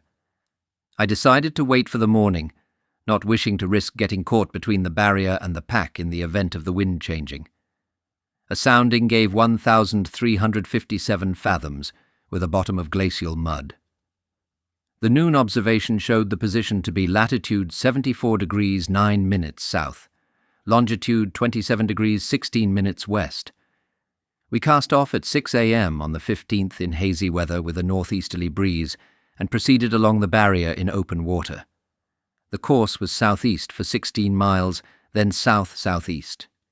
We now had solid pack to windward, and at 3 p.m. we passed a bight probably 10 miles deep and running to the northeast. A similar bight appeared at 6 p.m. These deep cuts strengthened the impression we had already formed that for several days we had been rounding a great mass of ice, at least 50 miles across, stretching out from the coast and possibly destined to float away at some time in the future. The soundings, roughly 200 fathoms at the landward side and 1,300 fathoms at the seaward side, suggested that this mighty projection was afloat, Seals were plentiful.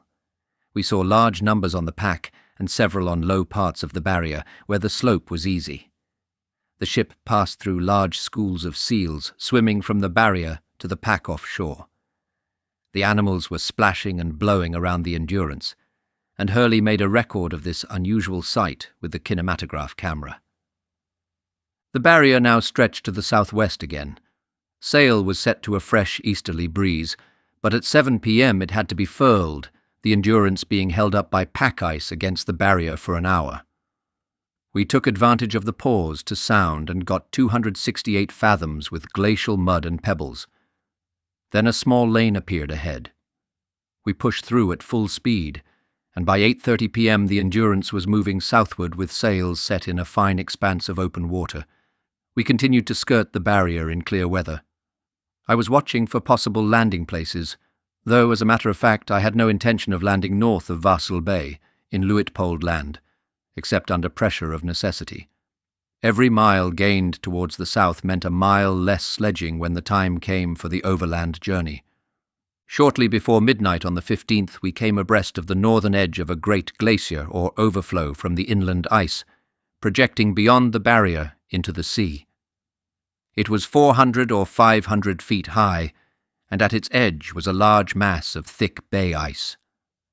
The bay formed by the northern edge of this glacier would have made an excellent landing place. A flat ice foot nearly 3 feet above sea level looked like a natural quay.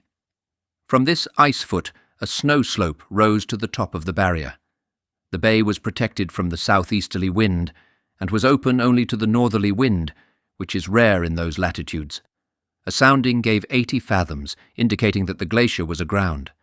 I named the place Glacier Bay, and had reason later to remember it with regret. The Endurance steamed along the front of this ice floe for about 17 miles. The glacier showed huge crevasses and high-pressure ridges, and appeared to run back to ice-covered slopes or hills 1,000 or 2,000 feet high. Some bays in its front were filled with smooth ice, dotted with seals and penguins. At 4 a.m. on the 16th we reached the edge of another huge glacial overflow from the ice sheet. The ice appeared to be coming over low hills and was heavily broken. The cliff face was 250 to 350 feet high, and the ice surface 2 miles inland was probably 2,000 feet high. The cliff front showed a tide mark of about 6 feet, proving that it was not afloat.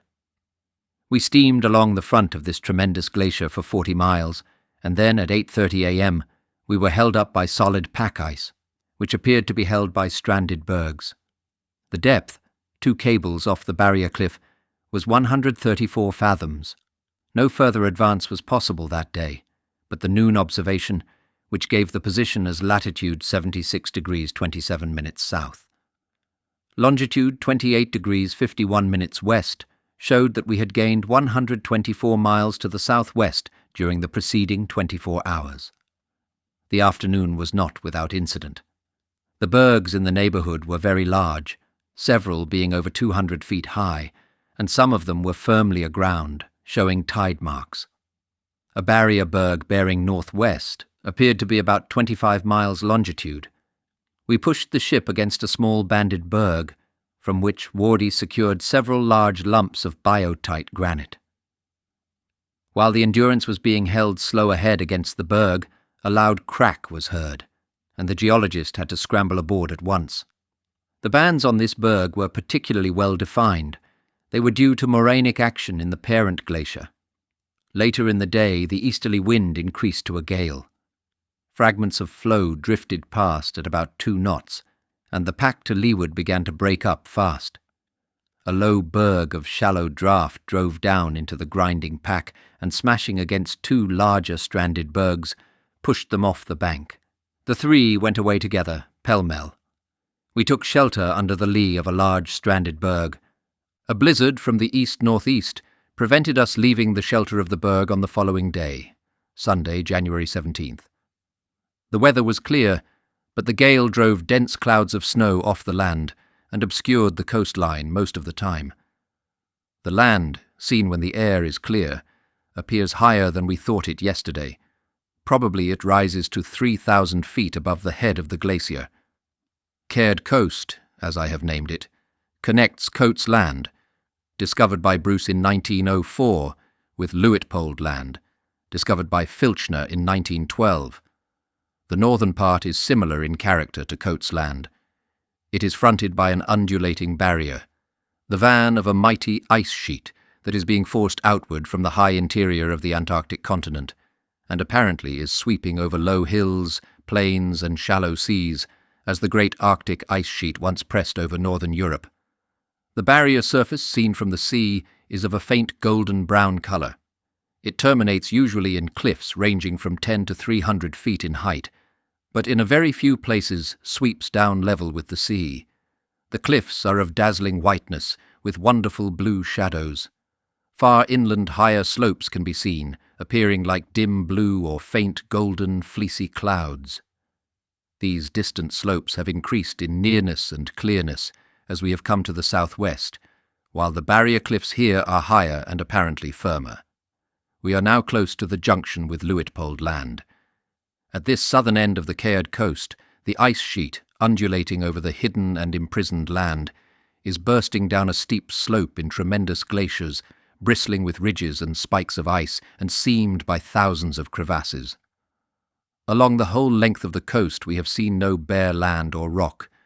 Not as much as a solitary nunatak has appeared to relieve the surface of ice and snow. But the upward sweep of the ice slopes towards the horizon and the ridges, terraces, and crevasses that appear as the ice approaches the sea tell of the hills and valleys that lie below. The Endurance lay under the lee of the stranded berg until 7 a.m. on January 18th. The gale had moderated by that time, and we proceeded under sail to the southwest through a lane that had opened along the glacier front. We skirted the glacier till 9:30 a.m., when it ended in 2 bays, open to the northwest but sheltered by stranded bergs to the west. The coast beyond trended south-southwest with a gentle land slope. The pack now forces us to go west 14 miles, when we break through a long line of heavy brash mixed with large lumps and growlers. We do this under the foretopsail only, the engines being stopped to protect the propeller. This takes us into open water, where we make south 50 degrees west for 24 miles. Then we again encounter pack, which forces us to the northwest for 10 miles, when we are brought up by heavy snow lumps, brash, and large, loose floes. The character of the pack shows change.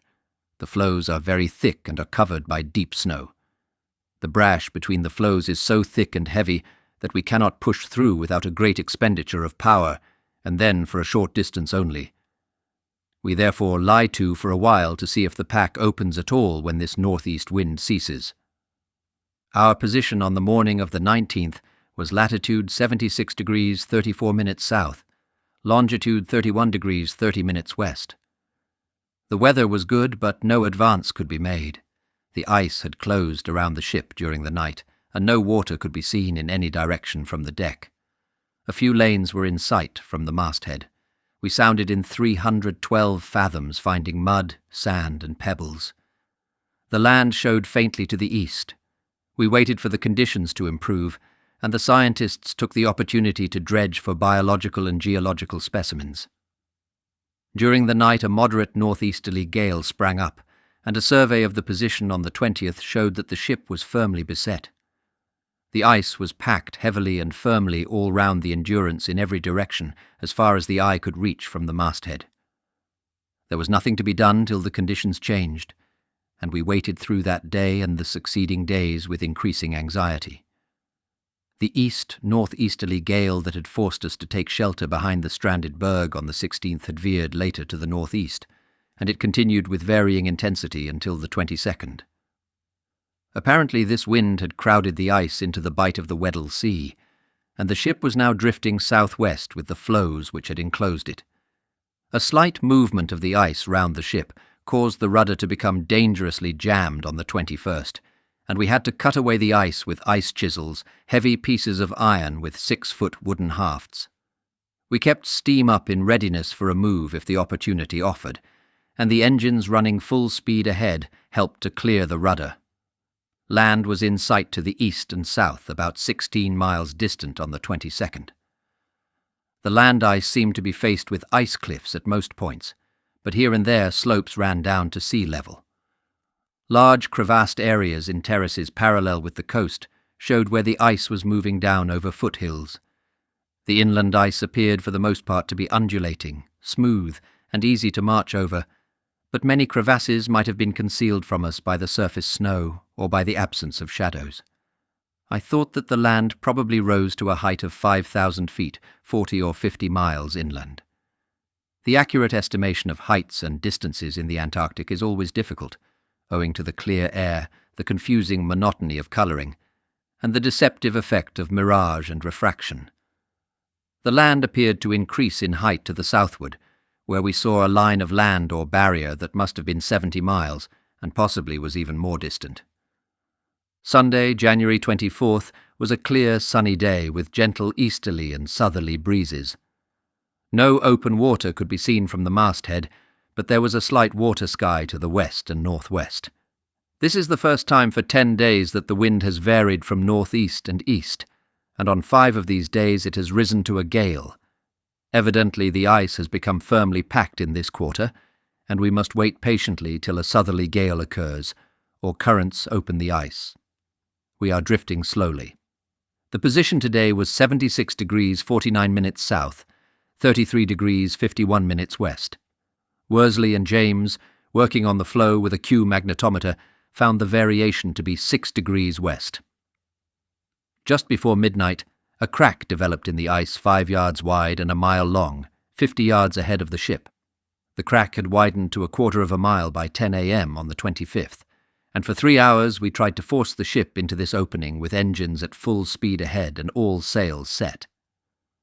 The sole effect was to wash some ice away astern and clear the rudder, and after convincing myself that the ship was firmly held, I abandoned the attempt.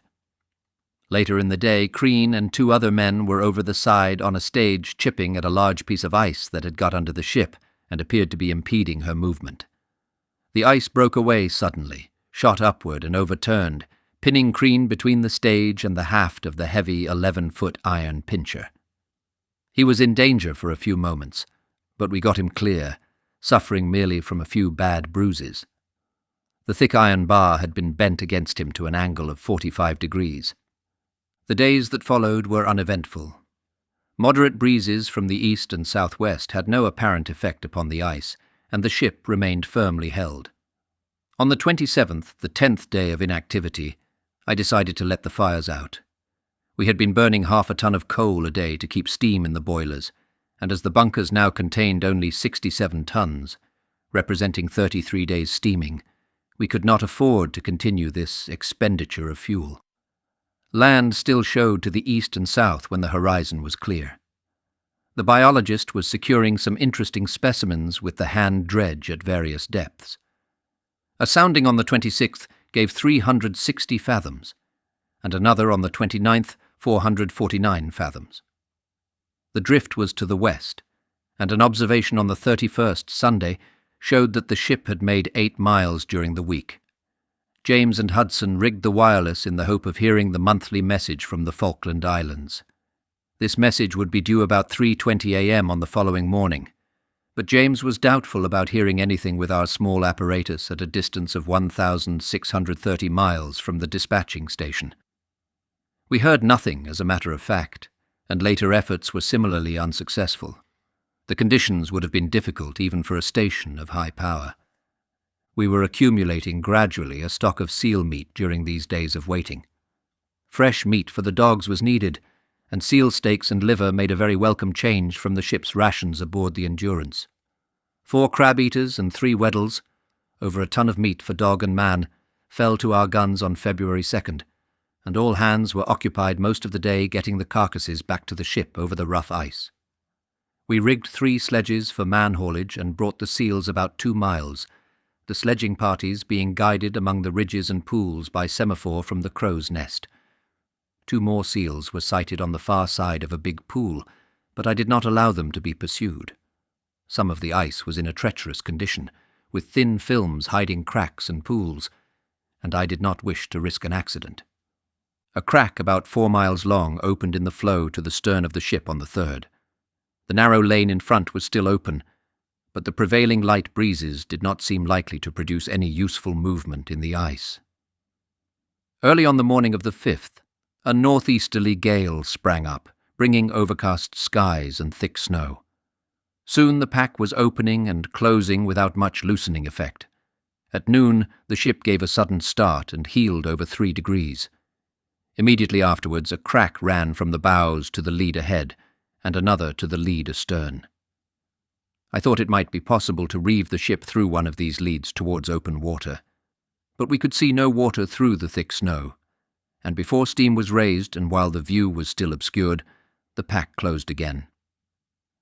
The northerly gale had given place to light westerly breezes on the 6th. The pack seemed to be more solid than ever. It stretched almost unbroken to the horizon in every direction, and the situation was made worse by very low temperatures in succeeding days. The temperature was down to 0 on the night of the 7th, and was 2 degrees below 0 on the 8th. This cold spell in midsummer was most unfortunate from our point of view, since it cemented the pack and tightened the grip of the ice upon the ship.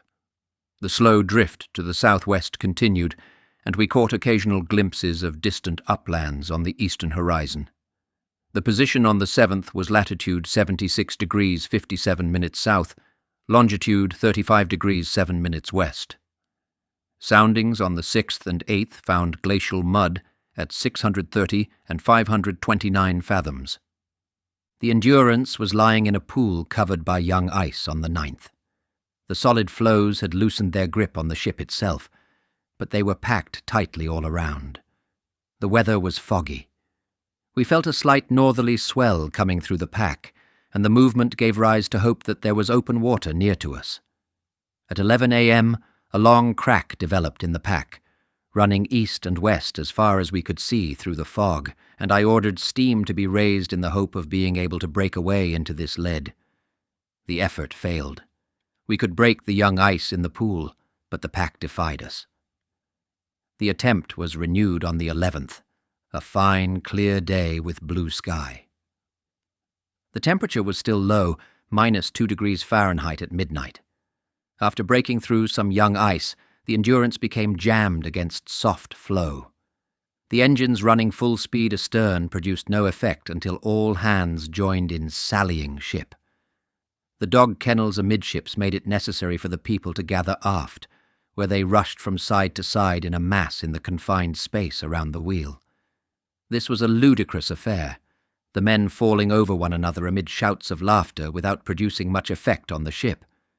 She remained fast, while all hands jumped at the word of command, but finally slid off when the men were stamping hard at the double.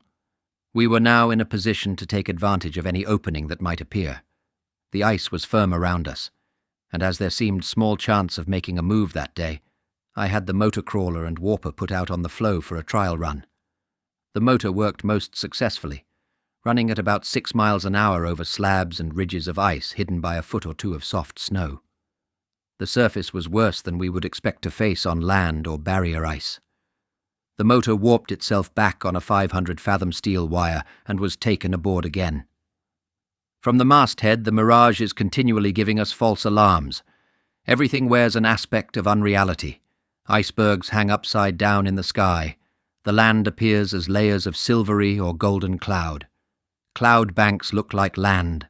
Icebergs masquerade as islands or nunataks, and the distant barrier to the south is thrown into view, although it really is outside our range of vision.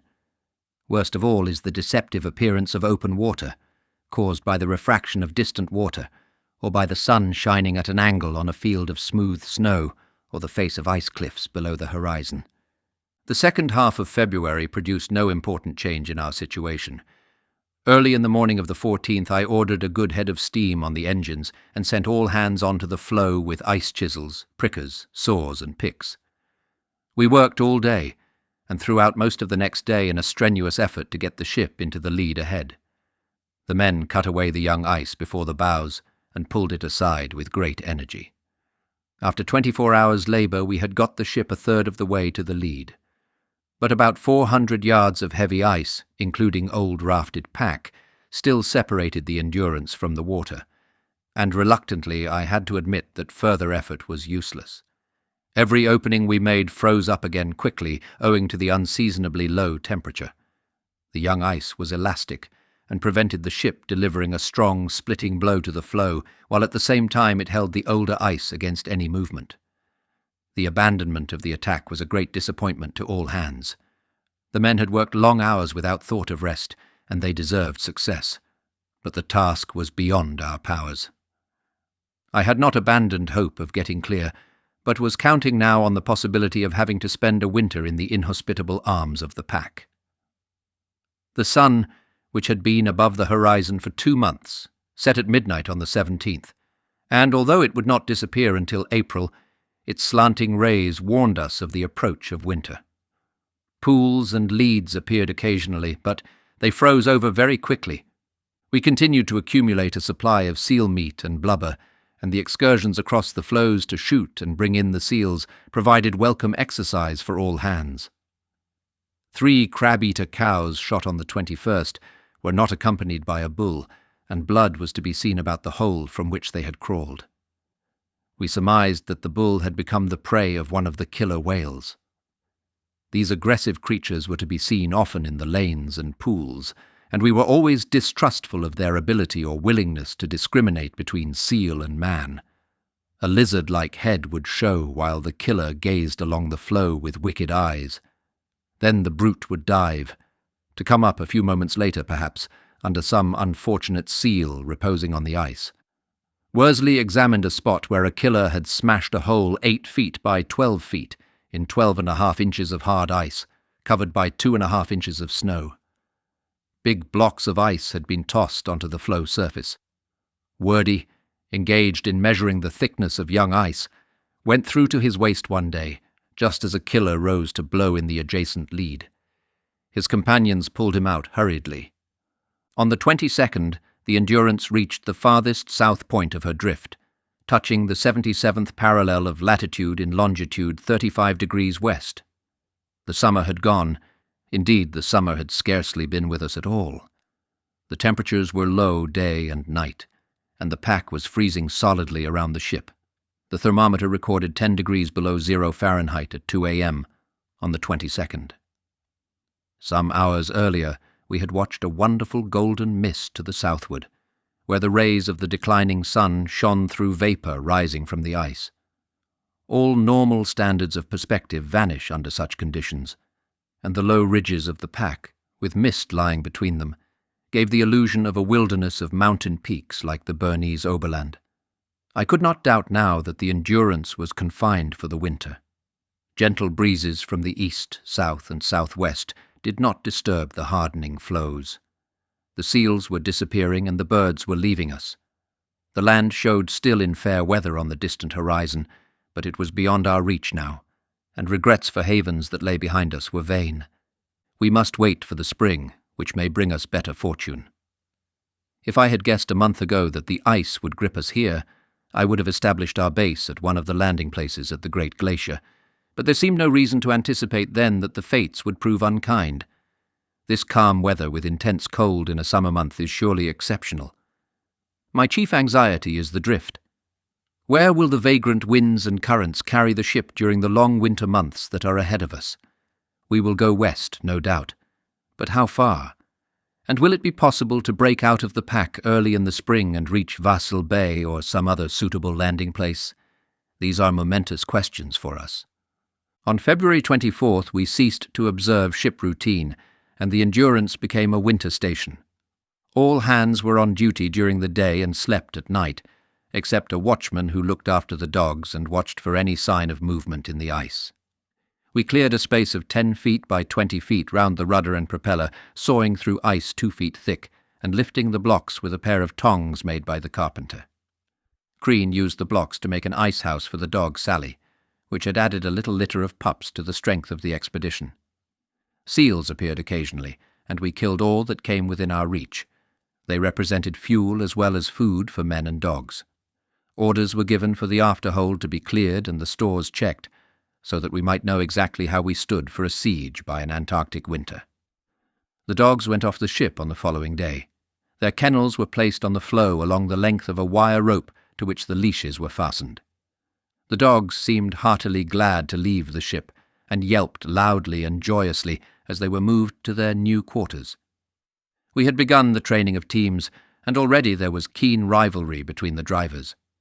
The flat floes and frozen leads in the neighbourhood of the ship made excellent training grounds.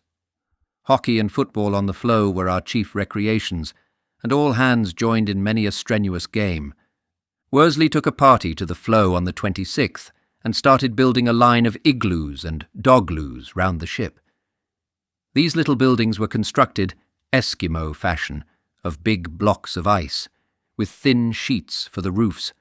Boards or frozen sealskins were placed over all, snow was piled on top and pressed into the joints, and then water was thrown over the structures to make everything firm. The ice was packed down flat inside and covered with snow for the dogs, which preferred, however, to sleep outside except when the weather was extraordinarily severe. The tethering of the dogs was a simple matter. The end of a chain was buried about 8 inches in the snow. Some fragments of ice were pressed around it, and a little water poured over all. The icy breath of the Antarctic cemented it in a few moments. 4 dogs which had been ailing were shot. Some of the dogs were suffering badly from worms, and the remedies at our disposal, unfortunately, were not effective. All the fit dogs were being exercised in the sledges, and they took to the work with enthusiasm. Sometimes their eagerness to be off and away produced laughable results, but the drivers learned to be alert.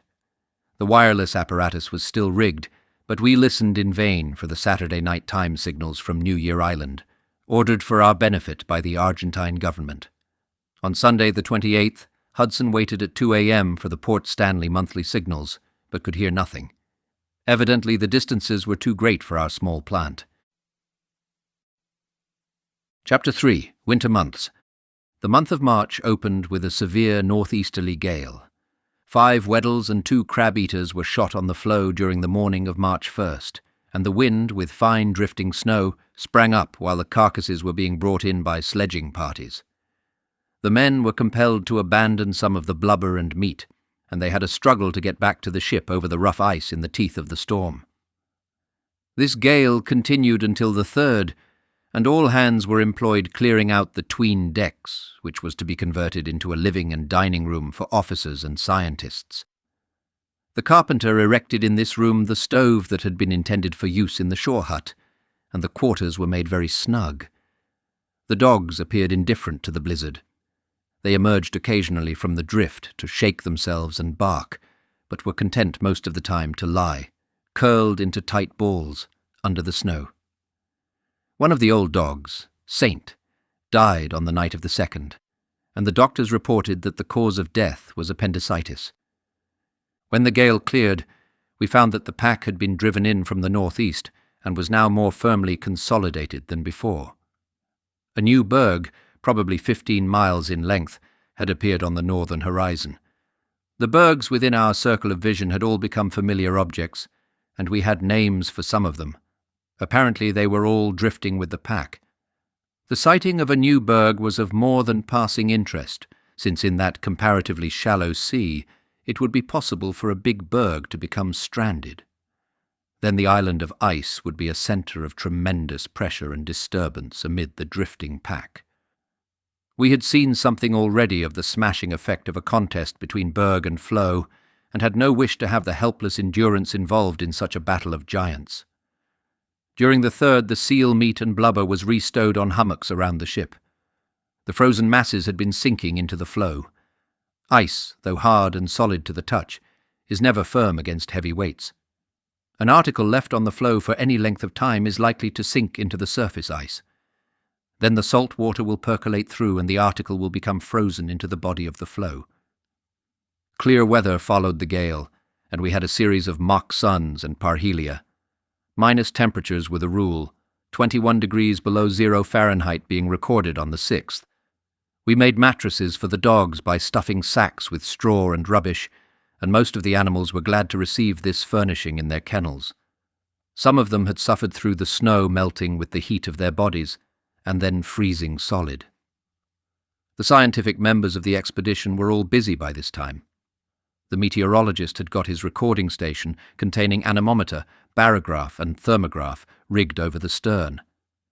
The geologist was making the best of what to him was an unhappy situation, but was not altogether without material. The pebbles found in the penguins were often of considerable interest, and some fragments of rock were brought up from the sea floor with the sounding lead and the dragnet. On the 7th, Wordie and Worsley found some small pebbles, a piece of moss, a perfect bivalve shell, and some dust on a berg fragment, and brought their treasure trove proudly to the ship. Clark was using the dragnet frequently in the leads, and secured good hauls of plankton, with occasional specimens of greater scientific interest. Seals were not plentiful, but our store of meat and blubber grew gradually. All hands ate seal meat with relish and would not have cared to become dependent on the ship's tinned meat. We preferred the crab-eater to the Weddell, which is a very sluggish beast. The crab-eater seemed cleaner and healthier. The killer whales were still with us. On the 8th, we examined a spot where the floe ice had been smashed up by a blow from beneath, delivered presumably by a large whale in search of a breathing place. The force that had been exercised was astonishing. Slabs of ice 3 feet thick and weighing tons had been tented upwards over a circular area with a diameter of about 25 feet, and cracks radiated outwards for more than 20 feet. The quarters in the 'tween decks were completed by the 10th, and the men took possession of the cubicles that had been built. The largest cubicle contained Macklin, McElroy, Hurley, and Hussey, and it was named the Billabong. Clark and Wordie lived opposite in a room called Auld Reekie. Next came the abode of the Nuts, or engineers, followed by the Sailors' Rest, inhabited by Cheetham and McNeish. The anchorage and the fumarole were on the other side. The new quarters became known as the Ritz, and meals were served there instead of in the wardroom. Breakfast was at 9 a.m., lunch at 1 p.m., tea at 4 p.m., and dinner at 6 p.m. Wild, Marston, Crean, and Worsley established themselves in cubicles in the wardroom, and by the middle of the month all hands had settled down to the winter routine. I lived alone after. Worsley, Hurley, and Wordie made a journey to a big berg, called by us the Rampart Berg, on the 11th. The distance out was 7.5 miles, and the party covered a total distance of about 17 miles. Hurley took some photographs, and Wordie came back rejoicing with a little dust and some moss. Within a radius of 1 mile round the berg there is thin young ice, strong enough to march over with care, wrote Worsley. The area of dangerous pressure as regards a ship does not seem to extend for more than 1/4 of a mile from the berg. Here there are cracks and constant slight movement, which becomes exciting to the traveller when he feels a piece of ice gradually upending beneath his feet. Close to the berg the pressure makes all sorts of quaint noises.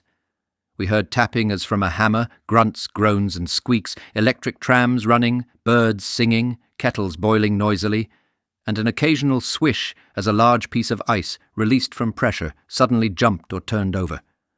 We noticed all sorts of quaint effects, such as huge bubbles or domes of ice, 40 feet across and 4 or 5 feet high. Large, sinuous pancake sheets were spread over the floe in places, and in one spot we counted 5 such sheets, each about 2.5 inches thick, imbricated under one another. They look as though made of barley sugar and are very slippery. The noon position on the 14th was latitude 76 degrees 54 minutes south, longitude 36 degrees 10 minutes west. The land was visible faintly to the southeast, distant about 36 miles. A few small leads could be seen from the ship, but the ice was firm in our neighbourhood. The drift of the Endurance was still towards the northwest. I had the boilers blown down on the 15th, and the consumption of 200 weight of coal per day to keep the boilers from freezing then ceased. The bunkers still contained 52 tons of coal, and the daily consumption in the stoves was about 2.5 hundredweight. There would not be much coal left for steaming purposes in the spring, but I anticipated eking out the supply with blubber. A moderate gale from the northeast on the 17th brought fine, penetrating snow. The weather cleared in the evening, and a beautiful crimson sunset held our eyes.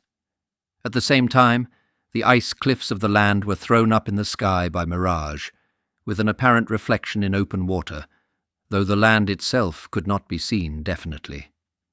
The effect was repeated in an exaggerated form on the following day, when the ice cliffs were thrown up above the horizon in double and treble parallel lines, some inverted. The mirage was due probably to lanes of open water near the land. The water would be about 30 degrees warmer than the air and would cause warmed strata to ascend. A sounding gave 606 fathoms, with a bottom of glacial mud. 6 days later, on the 24th, the depth was 419 fathoms. We were drifting steadily, and the constant movement, coupled with the appearance of lanes near the land, convinced me that we must stay by the ship till she got clear. I had considered the possibility of making a landing across the ice in the spring, but the hazards of such an undertaking would be too great. The training of the dogs in sledge teams was making progress. The orders used by the drivers were mush, go on, G, right, haw, left, and whoa, stop. These are the words that the Canadian drivers long ago adopted, borrowing them originally from England. There were many fights at first until the dogs learned their positions and their duties. But as days passed, drivers and teams became efficient. Each team had its leader, and efficiency depended largely on the willingness and ability of this dog to punish skulking and disobedience. We learned not to interfere unless the disciplinary measures threatened to have a fatal termination. The drivers could sit on the sledge and jog along at ease if they chose, but the prevailing minus temperatures made riding unpopular, and the men preferred usually to run or walk alongside the teams. We were still losing dogs through sickness due to stomach and intestinal worms. Dredging for specimens at various depths was one of the duties during these days. The dredge and several hundred fathoms of wire line made a heavy load, far beyond the unaided strength of the scientists. On the 23rd, for example, we put down a 2-foot dredge and 650 fathoms of wire. The dredge was hove in 4 hours later and brought much glacial mud, several pebbles and rock fragments, 3 sponges, some worms, brachiopods, and foraminiferae. The mud was troublesome. It was heavy to lift, and as it froze rapidly when brought to the surface, the recovery of the specimens embedded in it was difficult. A haul made on the 26th brought a prize for the geologist in the form of a lump of sandstone weighing 75 pounds, a piece of fossiliferous limestone, a fragment of striated shale, sandstone grit, and some pebbles. Hauling in the dredge by hand was severe work, and on the 24th we used the Girling tractor motor, which brought in 500 fathoms of line in 30 minutes, including stops. One stop was due to water having run over the friction gear and frozen. It was a day or two later that we heard a great yell from the floe and found Clark dancing about and shouting Scottish war cries. He had secured his first complete specimen of an Antarctic fish, apparently a new species. Mirages were frequent. Barrier cliffs appeared all around us on the 29th, even in places where we knew there was deep water. Bergs and pack are thrown up in the sky and distorted into the most fantastic shapes. They climb, trembling, upwards, spreading out into long lines at different levels, then contract and fall down, leaving nothing but an uncertain, wavering smudge which comes and goes. Presently the smudge swells and grows, taking shape until it presents the perfect inverted reflection of a berg on the horizon, the shadow hovering over the substance. More smudges appear at different points on the horizon. These spread out into long lines till they meet, and we are girdled by lines of shining snow cliffs, laved at their bases by waters of illusion in which they appear to be faithfully reflected. So the shadows come and go silently, melting away finally as the sun declines to the west. We seem to be drifting helplessly in a strange world of unreality. It is reassuring to feel the ship beneath one's feet, and to look down at the familiar line of kennels and igloos on the solid floe. The floe was not so solid as it appeared. We had reminders occasionally that the greedy sea was very close, and that the floe was but a treacherous friend, which might open suddenly beneath us. Towards the end of the month I had our store of seal meat and blubber brought aboard. The depth as recorded by a sounding on the last day of March was 256 fathoms, the continuous shoaling from 606 fathoms in a drift of 39 miles north, 26 degrees west in 30 days was interesting. The sea shoaled as we went north, either to east or to west, and the fact suggested that the contour lines ran east and west, roughly.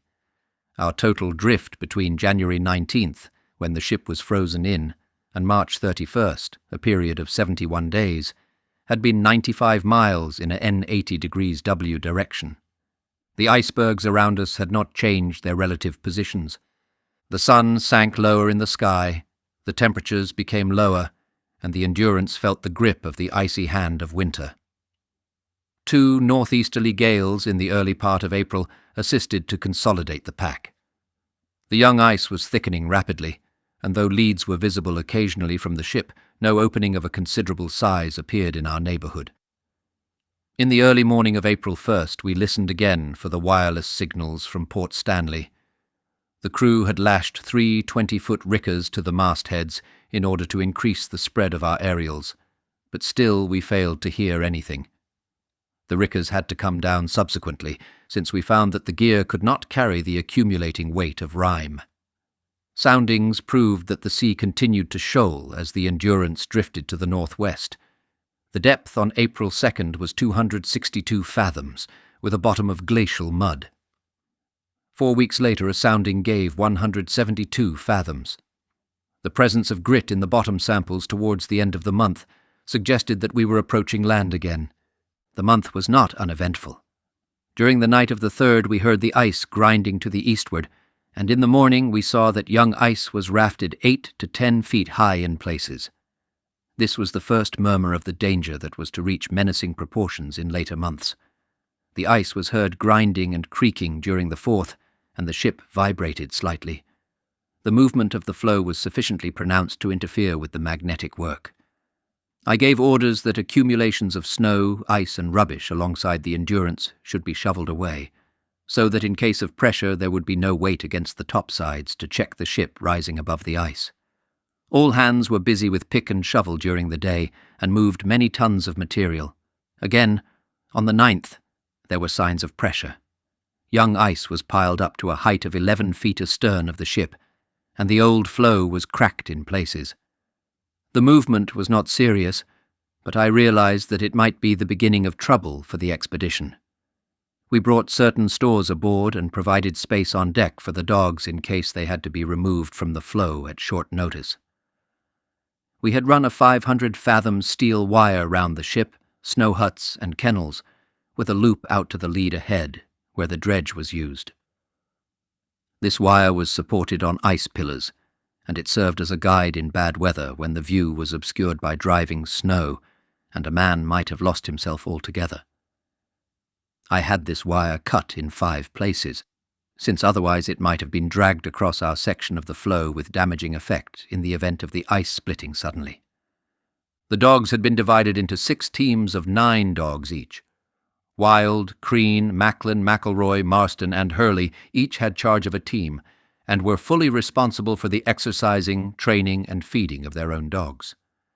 They called in one of the surgeons when an animal was sick. We were still losing some dogs through worms, and it was unfortunate that the doctors had not the proper remedies. Worm powders were to have been provided by the expert Canadian dog driver I had engaged before sailing for the south, and when this man did not join the expedition, the matter was overlooked. We had 54 dogs and 8 pups early in April, but several were ailing, and the number of mature dogs was reduced to 50 by the end of the month. Our store of seal meat amounted now to about 5,000 pounds, and I calculated that we had enough meat and blubber to feed the dogs for 90 days without trenching upon the sledging rations. The teams were working well, often with heavy loads.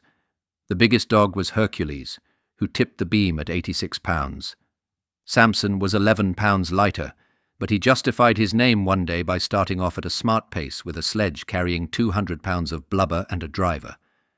A new berg that was going to give us some cause for anxiety made its appearance on the 14th. It was a big berg, and we noticed, as it lay on the northwest horizon, that it had a hummocky, crevassed appearance at the east end. During the day, this berg increased its apparent altitude and changed its bearing slightly. Evidently it was aground and was holding its position against the drifting pack. A sounding at 11 a.m. gave 197 fathoms, with a hard stony or rocky bottom. During the next 24 hours the Endurance moved steadily towards the crevassed berg, which doubled its altitude in that time.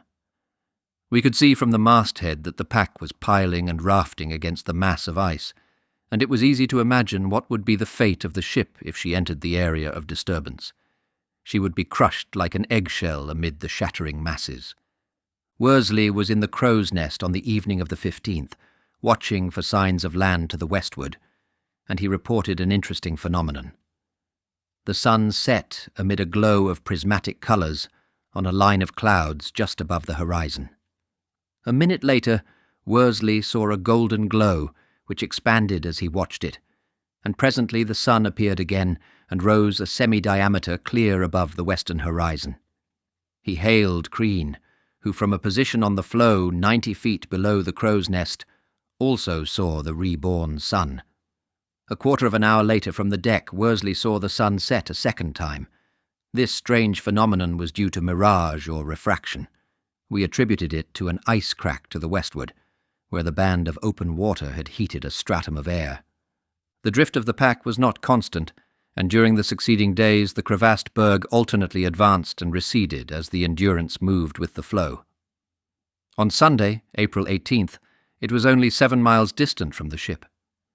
It is a large berg, about 3/4 of a mile long on the side presented to us, and probably well over 200 feet high. It is heavily crevassed, as though it once formed the sérac portion of a glacier. 2 specially wide and deep chasms across it from southeast to northwest give it the appearance of having broken its back on the shoal ground. Huge masses of pressure ice are piled against its cliffs to a height of about 60 feet, showing the stupendous force that is being brought to bear upon it by the drifting pack. The berg must be very firmly aground. We swing the arrow on the current meter frequently and watch with keen attention to see where it will come to rest. Will it point straight for the berg, showing that our drift is in that direction? It swings slowly round. It points to the northeast end of the berg, then shifts slowly to the centre and seems to stop. But it moves again and swings 20 degrees clear of our enemy to the southwest. We notice that 2 familiar bergs, the Rampart Berg and the Peak Berg, have moved away from the ship. Probably they also have grounded or dragged on the shoal. A strong drift to the westward during the night of the 18th relieved our anxiety by carrying the Endurance to the lee of the crevassed berg, which passed out of our range of vision before the end of the month. We said goodbye to the sun on May 1st and entered the period of twilight that would be followed by the darkness of midwinter. The sun, by the aid of refraction, just cleared the horizon at noon and set shortly before 2 p.m. A fine aurora in the evening was dimmed by the full moon, which had risen on April 27th and would not set again until May 6th. The disappearance of the sun is apt to be a depressing event in the polar regions, where the long months of darkness involve mental as well as physical strain.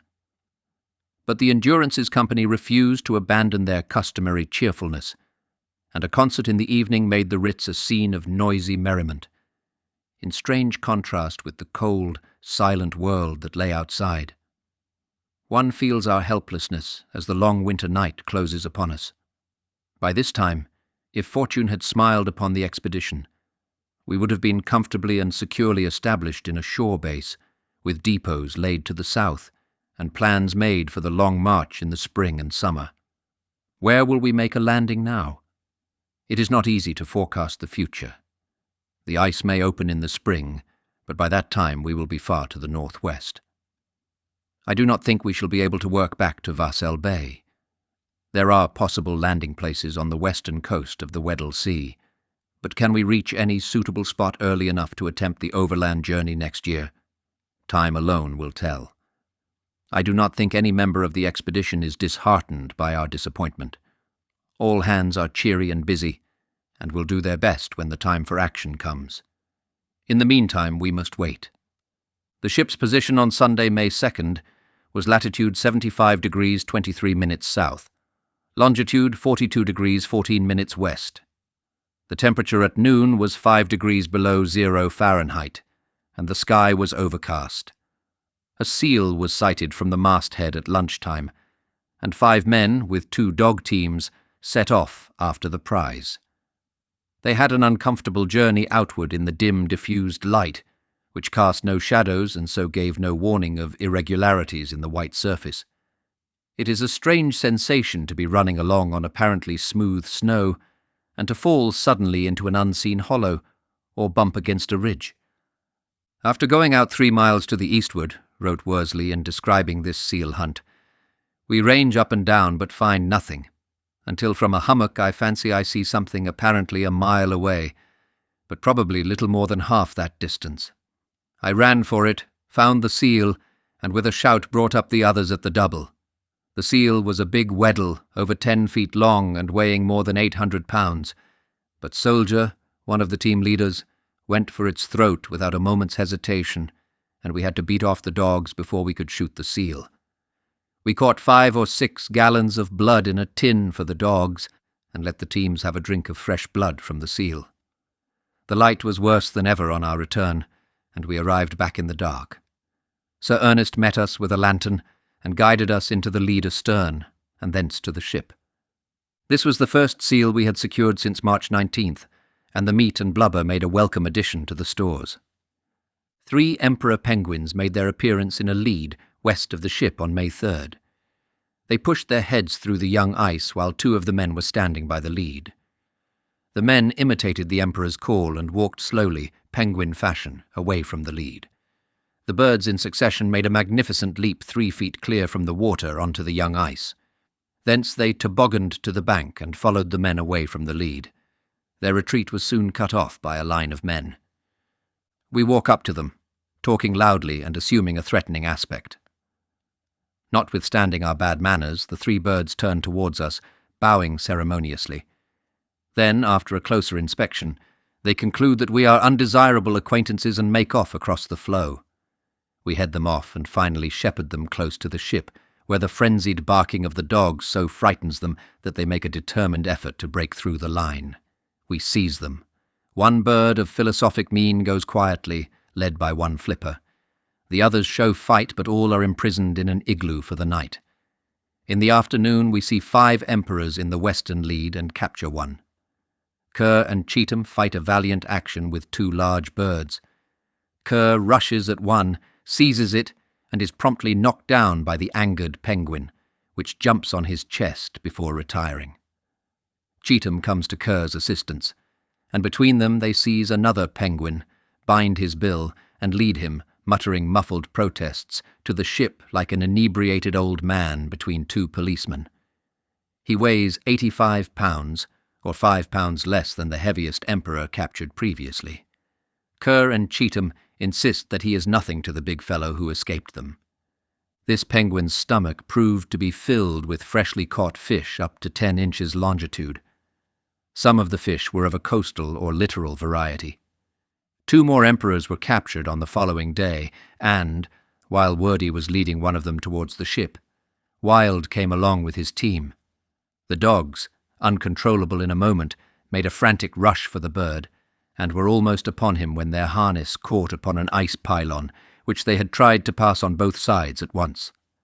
The result was a seething tangle of dogs, traces, and men, and an overturned sled, while the penguin, 3 yards away, nonchalantly and indifferently surveyed the disturbance. He had never seen anything of the kind before, and had no idea at all that the strange disorder might concern him. Several cracks had opened in the neighbourhood of the ship, and the emperor penguins, fat and glossy of plumage, were appearing in considerable numbers. We secured 9 of them on May 6th, an important addition to our supply of fresh food.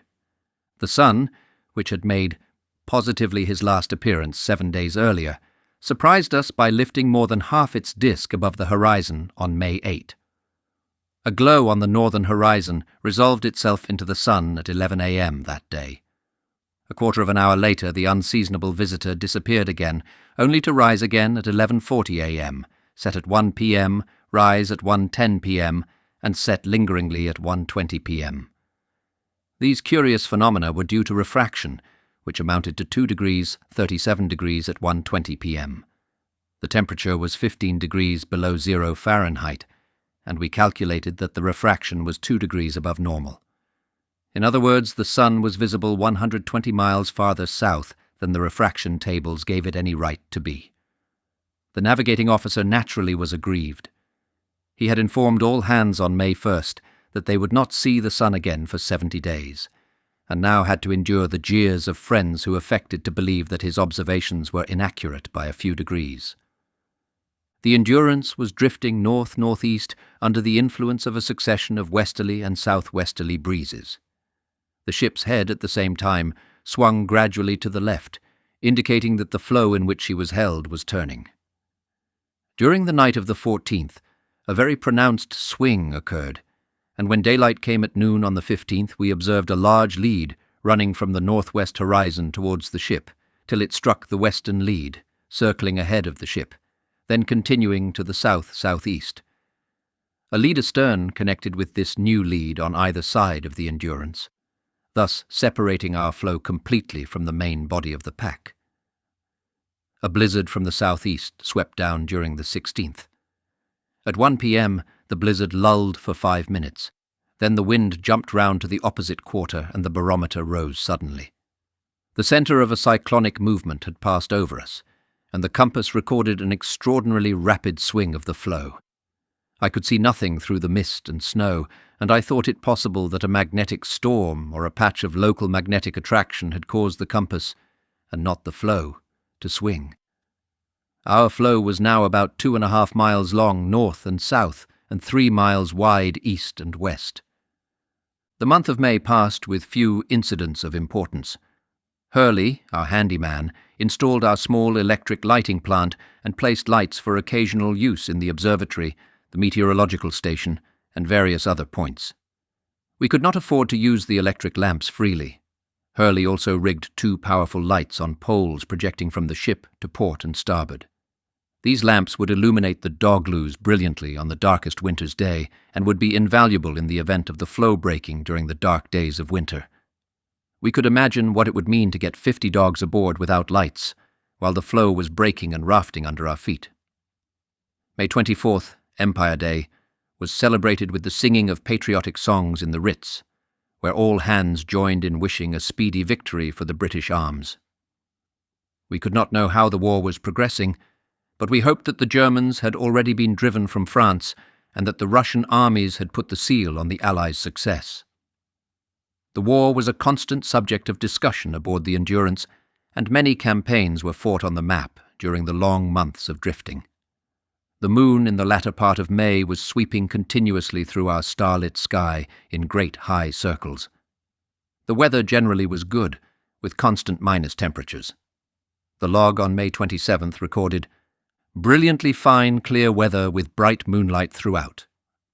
The moon's rays are wonderfully strong, making midnight seem as light as an ordinary overcast midday in temperate climes. The great clearness of the atmosphere probably accounts for our having 8 hours of twilight with a beautiful soft golden glow to the northward.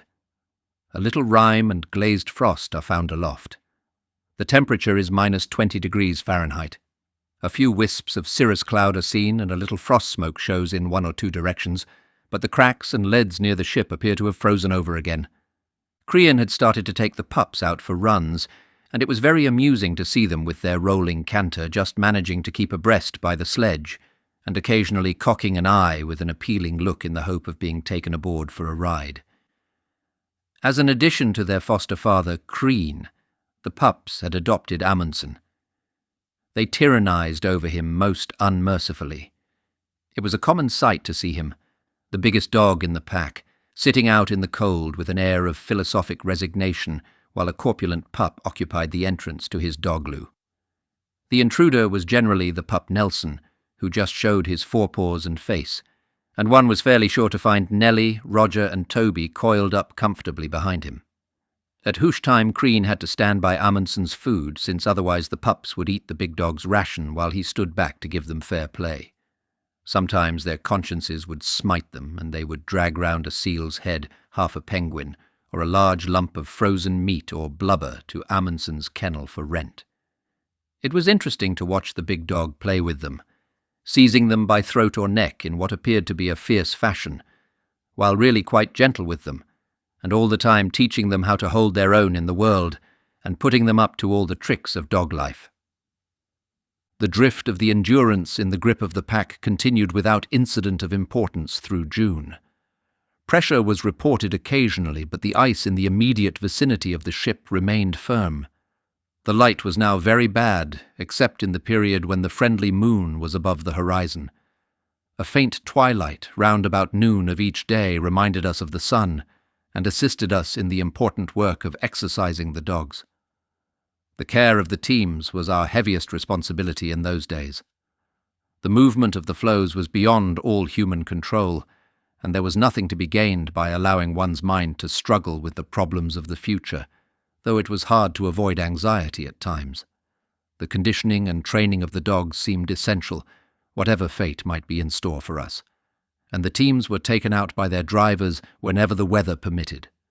Rivalries arose, as might have been expected, and on the 15th of the month, a great race, the Antarctic Derby, took place. It was a notable event. The betting had been heavy, and every man aboard the ship stood to win or lose on the result of the contest. Some money had been staked, but the wagers that thrilled were those involving stores of chocolate and cigarettes. The course had been laid off from Khyber Pass, at the eastern end of the old lead ahead of the ship, to a point clear of the jib boom, a distance of about 700 yards. 5 teams went out in the dim noon twilight, with a 0 temperature and an aurora flickering faintly to the southward. The starting signal was to be given by the flashing of a light on the meteorological station. I was appointed starter, Worsley was judge, and James was timekeeper. The boatswain, with a straw hat added to his usual Antarctic attire, stood on a box near the winning post and was assisted by a couple of shady characters to shout the odds, which were displayed on a board hung around his neck: 6-4 on Wild, evens on Crean, 2-1 against Hurley, 6-1 against Macklin, and 8-1 against McElroy. Canvas handkerchiefs fluttered from an improvised grand stand, and the pups, which had never seen such strange happenings before, sat round and howled with excitement. The spectators could not see far in the dim light, but they heard the shouts of the drivers as the teams approached and greeted the victory of the favourite, with a roar of cheering that must have sounded strange indeed to any seals or penguins that happened to be in our neighbourhood. Wild's time was 2 minutes, 16 seconds, or at the rate of 10.5 miles per hour for the course. We celebrated Midwinter's Day on the 22nd. The twilight extended over a period of about 6 hours that day, and there was a good light at noon from the moon, and also a northern glow with wisps of beautiful pink cloud along the horizon. A sounding gave 262 fathoms with a mud bottom. No land was in sight from the masthead, although our range of vision extended probably a full degree to the westward. The day was observed as a holiday, necessary work only being undertaken, and after the best dinner the cook could provide, all hands gathered in the Ritz, where speeches, songs, and toasts occupied the evening. After supper at midnight we sang "God Save the King," and wished each other all success in the days of sunshine and effort that lay ahead. At this time, the Endurance was making an unusually rapid drift to the north under the influence of a fresh southerly to southwesterly breeze. We travelled 39 miles to the north in 5 days before a breeze that only once attained the force of a gale, and then for no more than an hour. The absence of strong winds, in comparison with the almost unceasing winter blizzards of the Ross Sea, was a feature of the Weddell Sea that impressed itself upon me during the winter months. Another race took place a few days after the Derby. The 2 crack teams, driven by Hurley and Wild, met in a race from Khyber Pass. Wild's team, pulling 910 pounds, or 130 pounds per dog, covered the 700 yards in 2 minutes, 9 seconds, or at the rate of 11.1 miles per hour. Hurley's team, with the same load, did the run in 2 minutes, 16 seconds. The race was awarded by the judge to Hurley, owing to Wild failing to weigh in correctly. I happened to be a part of the load on his sledge, and a skid over some new drift within 50 yards of the winning post resulted in my being left on the snow. It should be said in justice to the dogs that this accident, while justifying the disqualification, could not have made any material difference in the time. The approach of the returning sun was indicated by beautiful sunrise glows on the horizon in the early days of July. We had 9 hours twilight on the 10th, and the northern sky, low to the horizon, was tinted with gold for about 7 hours. Numerous cracks and leads extended in all directions to within 300 yards of the ship. Thin, wavering black lines close to the northern horizon were probably distant leads refracted into the sky. Sounds of moderate pressure came to our ears occasionally, but the ship was not involved. At midnight on the 11th, a crack in the lead ahead of the Endurance opened out rapidly, and by 2 a.m. was over 200 yards wide in places with an area of open water to the southwest. Sounds of pressure were heard along this lead, which soon closed to a width of about 30 yards and then froze over. The temperature at that time was minus 23 degrees Fahrenheit. The most severe blizzard we had experienced in the Weddell Sea swept down upon the Endurance on the evening of the 13th, and by breakfast time on the following morning the kennels to the windward or southern side of the ship were buried under 5 feet of drift. I gave orders that no man should venture beyond the kennels. The ship was invisible at a distance of 50 yards, and it was impossible to preserve one's sense of direction in the raging wind and suffocating drift. To walk against the gale was out of the question. Face and eyes became snowed up within 2 minutes, and serious frostbites would have been the penalty of perseverance. The dogs stayed in their kennels for the most part, the old stagers putting out a paw occasionally in order to keep open a breathing hole. By evening the gale had attained a force of 60 or 70 miles an hour, and the ship was trembling under the attack. But we were snug enough in our quarters aboard until the morning of the 14th, when all hands turned out to shovel the snow from deck and kennels. The wind was still keen and searching, with a temperature of something like minus 30 degrees Fahrenheit, and it was necessary for us to be on guard against frostbite. At least 100 tons of snow were piled against the bows and port side, where the weight of the drift had forced the floe downward. The lead ahead had opened out during the night, cracked the pack from north to south, and frozen over again, adding 300 yards to the distance between the ship and Khyber Pass. The breakdown gang had completed its work by lunchtime. The gale was then decreasing, and the 3-days-old moon showed as a red crescent on the northern horizon. The temperature during the blizzard had ranged from minus 21 degrees to minus 33.5 degrees Fahrenheit. It is usual for the temperature to rise during a blizzard, and the failure to produce any föhn effect of this nature suggested an absence of high land for at least 200 miles to the south and southwest. The weather did not clear until the 16th. We saw then that the appearance of the surrounding pack had been altered completely by the blizzard. The island floe containing the Endurance still stood fast, but cracks and masses of ice thrown up by pressure could be seen in all directions. An area of open water was visible on the horizon to the north, with a water indication in the northern sky. The ice pressure, which was indicated by distant rumblings and the appearance of formidable ridges, was increasingly a cause of anxiety. The areas of disturbance were gradually approaching the ship. During July 21st we could bear the grinding and crashing of the working floes to the southwest and west, and could see cracks opening, working and closing ahead. The ice is rafting up to a height of 10 or 15 feet in places. The opposing floes are moving against one another at the rate of about 200 yards per hour. The noise resembles the roar of heavy distant surf. Standing on the stirring ice, one can imagine it is disturbed by the breathing and tossing of a mighty giant below. Early on the afternoon of the 22nd, a 2-foot crack, running southwest and northeast for a distance of about 2 miles, approached to within 35 yards of the port quarter. I had all the sledges brought aboard and set a special watch in case it became necessary to get the dogs off the floe in a hurry. This crack was the result of heavy pressure 300 yards away on the port bow, where huge blocks of ice were piled up in wild and threatening confusion. The pressure at that point was enormous. Blocks weighing many tons were raised 15 feet above the level of the floe. I arranged to divide the night watches with Worsley and Wild, and none of us had much rest. The ship was shaken by heavy bumps, and we were on the alert to see that no dogs had fallen into cracks. The morning light showed that our island had been reduced considerably during the night. Our long months of rest and safety seemed to be at an end, and a period of stress had begun.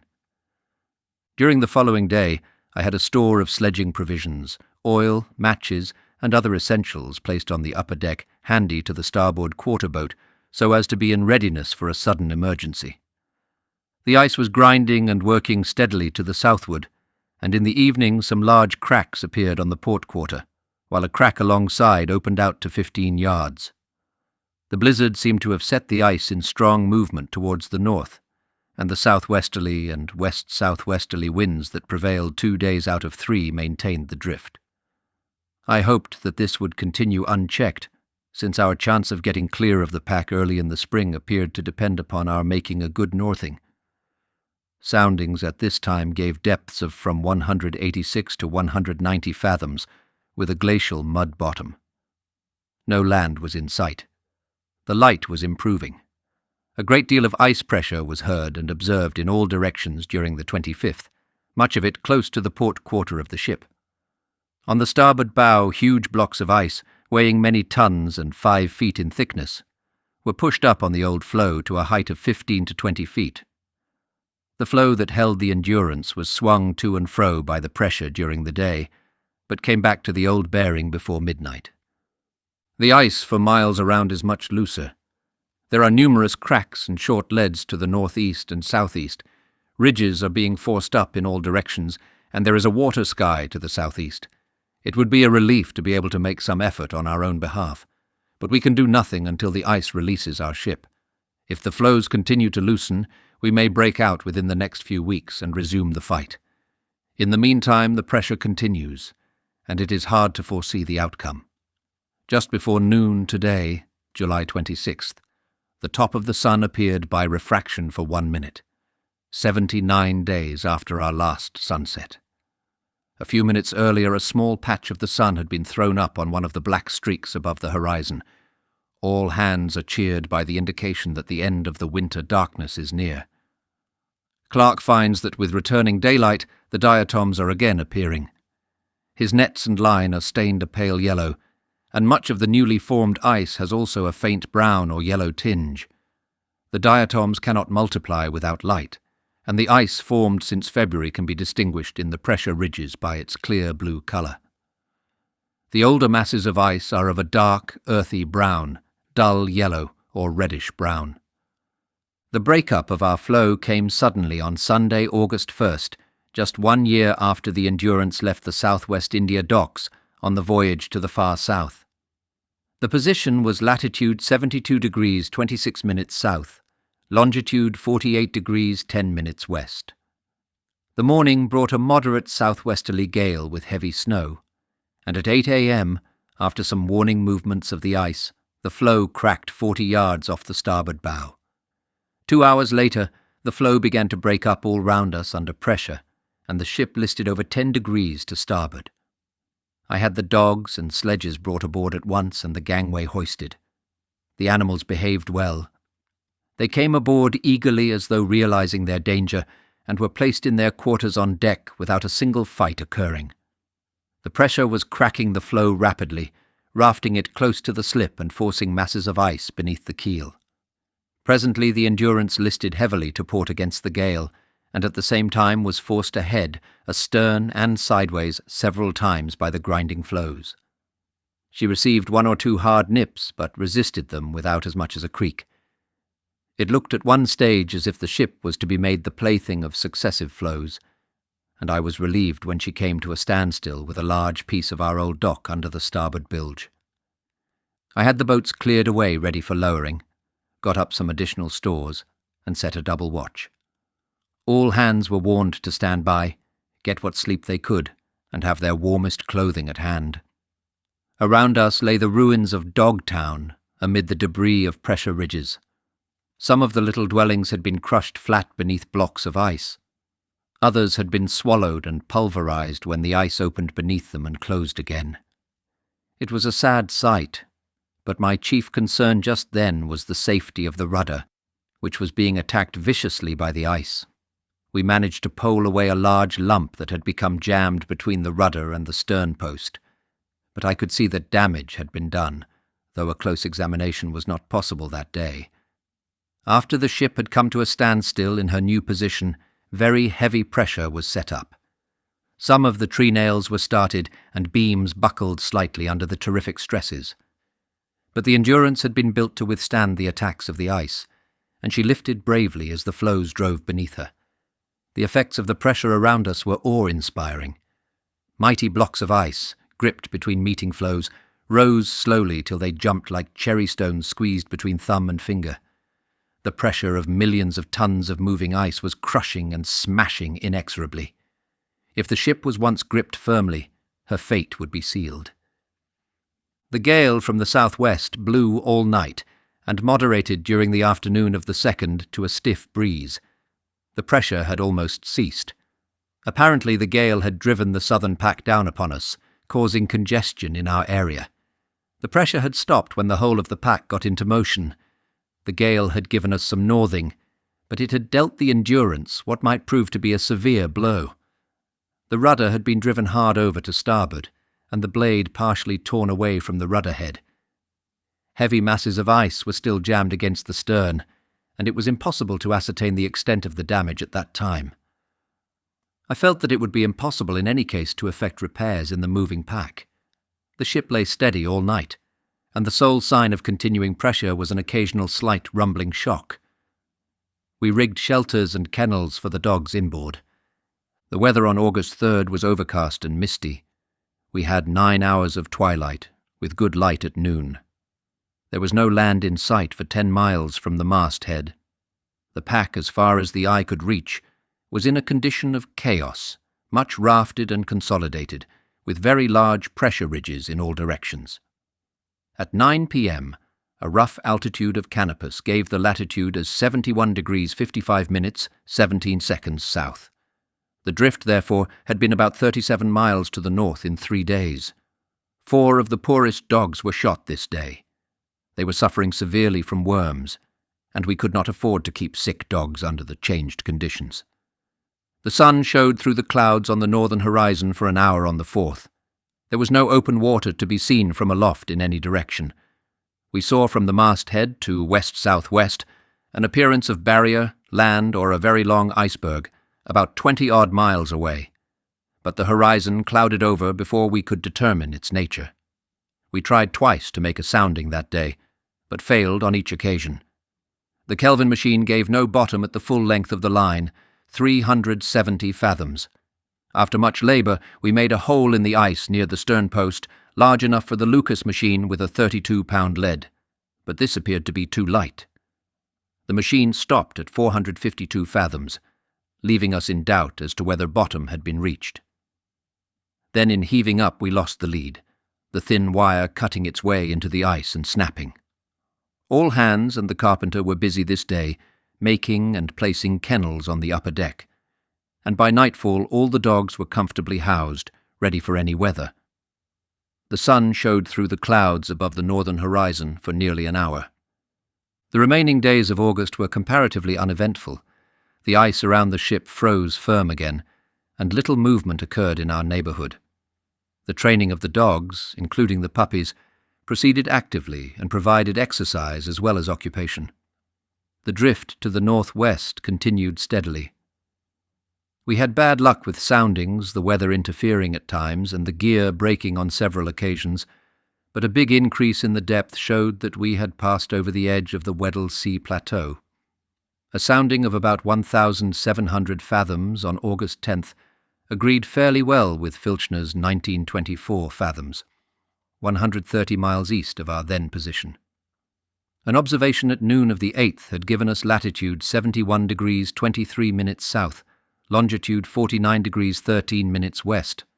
Minus temperatures prevailed still, but the daylight was increasing. We captured a few emperor penguins which were making their way to the southwest. 10 penguins taken on the 19th were all in poor condition, and their stomachs contained nothing but stones and a few cuttlefish beaks. A sounding on the 17th gave 1,676 fathoms, 10 miles west of the charted position of Morel Land. No land could be seen from the masthead, and I decided that Morel Land must be added to the long list of Antarctic islands and continental coasts that on close investigation have resolved themselves into icebergs. On clear days we could get an extended view in all directions from the masthead, and the line of the pack was broken only by familiar bergs. About 100 bergs were in view on a fine day, and they seemed practically the same as when they started their drift with us nearly 7 months earlier. The scientists wished to inspect some of the neighbouring bergs at close quarters, but sledge travelling outside the well-trodden area immediately around the ship proved difficult and occasionally dangerous. On August 20th, for example, Worsley, Hurley and Greenstreet started off for the Rampart Berg and got onto a lead of young ice that undulated perilously beneath their feet. A quick turn saved them. A wonderful mirage of the Fata Morgana type was visible on August 20th. The day was clear and bright, with a blue sky overhead and some rime aloft. The distant pack is thrown up into towering barrier-like cliffs, which are reflected in blue lakes and lanes of water at their base. Great white and golden cities of oriental appearance at close intervals along these cliff tops indicate distant bergs, some not previously known to us. Floating above these are wavering violet and creamy lines of still more remote bergs and pack. The lines rise and fall, tremble, dissipate, and reappear in an endless transformation scene. The southern pack and bergs, catching the sun's rays, are golden, but to the north the ice masses are purple. Here the bergs assume changing forms, first a castle, then a balloon just clear of the horizon, that changes swiftly into an immense mushroom, a mosque, or a cathedral.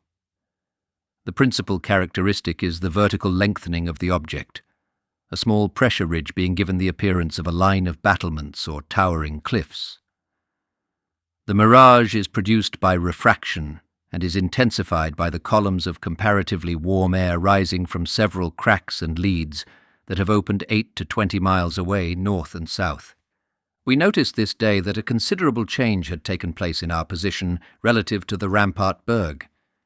It appeared that a big lead had opened and that there had been some differential movement of the pack. The opening movement might presage renewed pressure. A few hours later, the dog teams, returning from exercise, crossed a narrow crack that had appeared ahead of the ship.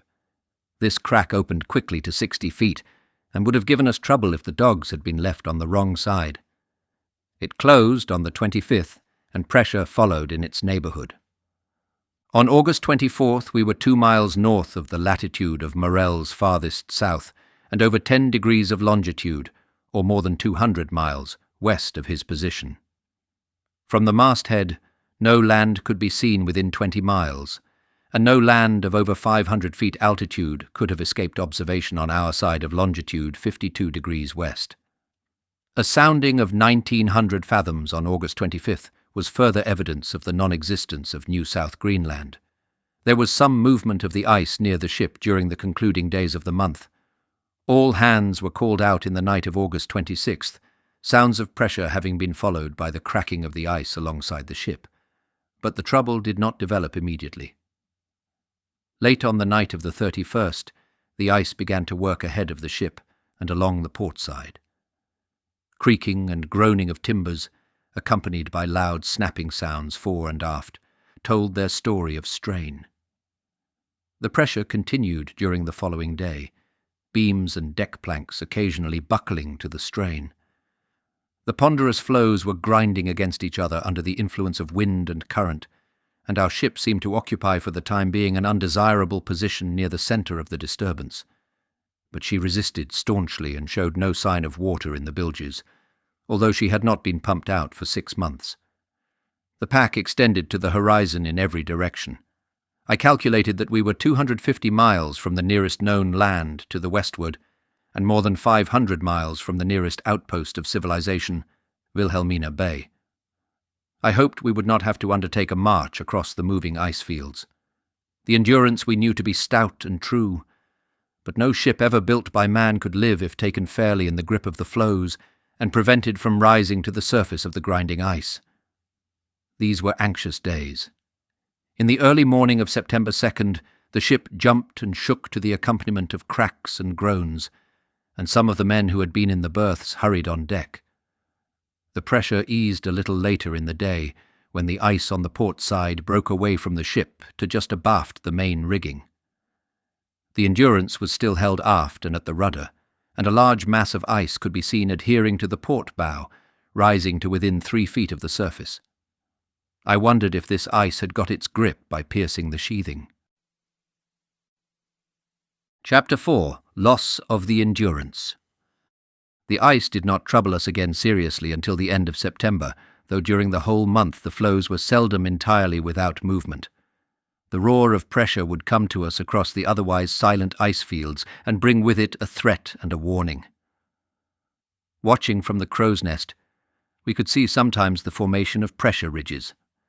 The sunshine glittered on newly riven ice surfaces as the masses of shattered floe rose and fell away from the line of pressure. The area of disturbance would advance towards us, recede, and advance again. The routine of work and play on the Endurance proceeded steadily. Our plans and preparations for any contingency that might arise during the approaching summer had been made, but there seemed always plenty to do in and about our prisoned ship. Runs with the dogs and vigorous games of hockey and football on the rough snow-covered floe kept all hands in good fettle. The record of 1 or 2 of these September days will indicate the nature of our life and our surroundings. September 4th. Temperature -14.1 degrees Fahrenheit light, easterly breeze, blue sky, and stratus clouds. During forenoon notice, a distinct terracotta or biscuit colour in the stratus clouds to the north. This travelled from east to west, and could conceivably have come from some of the Graham Land volcanoes, now about 300 miles distant to the northwest.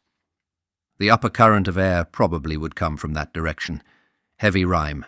Pack unbroken and unchanged as far as visible. No land for 22 miles. No animal life observed. September 7th. Temperature -10.8 degrees Fahrenheit. Moderate easterly to southerly winds, overcast and misty, with light snow till midnight when weather cleared. Blue sky and fine clear weather to noon. Much rime aloft. Thick fresh snow on ship and floe that glistens brilliantly in the morning sunlight. Little clouds of faint violet-coloured mist rise from the lower and breenier portions of the pack, which stretches unbroken to the horizon. Very great refraction all round.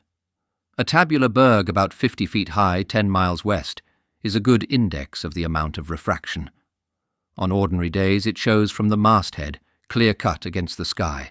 With much refraction, the pack beyond at the back of it lifts up into view. Today a broad expanse of miles of pack is seen above it. Numerous other bergs generally seen in silhouette are, at first sight, lost, but after a closer scrutiny they appear as large lumps or dark masses well below the horizon. Refraction generally results in too big an altitude when observing the sun for position, but today the horizon is thrown up so much that the altitude is about 12 feet too small. No land visible for 20 miles. No animal life observed. Lower Clark's tow net with 566 fathoms of wire, and hoisted up at 2.5 miles an hour by walking across the floe with the wire. Result rather meagre, jellyfish and some fish larvae. Exercise dogs in sledge teams. The young dogs, under Crean's care, pull as well, though not so strongly as the best team in the pack. Hercules, for the last fortnight or more, has constituted himself leader of the orchestra. 2 or 3 times in the 24 hours he starts a howl, a deep, melodious howl, and in about 30 seconds he has the whole pack in full song, the great, deep, booming, harmonious song of the half-wolf pack. By the middle of September we were running short of fresh meat for the dogs.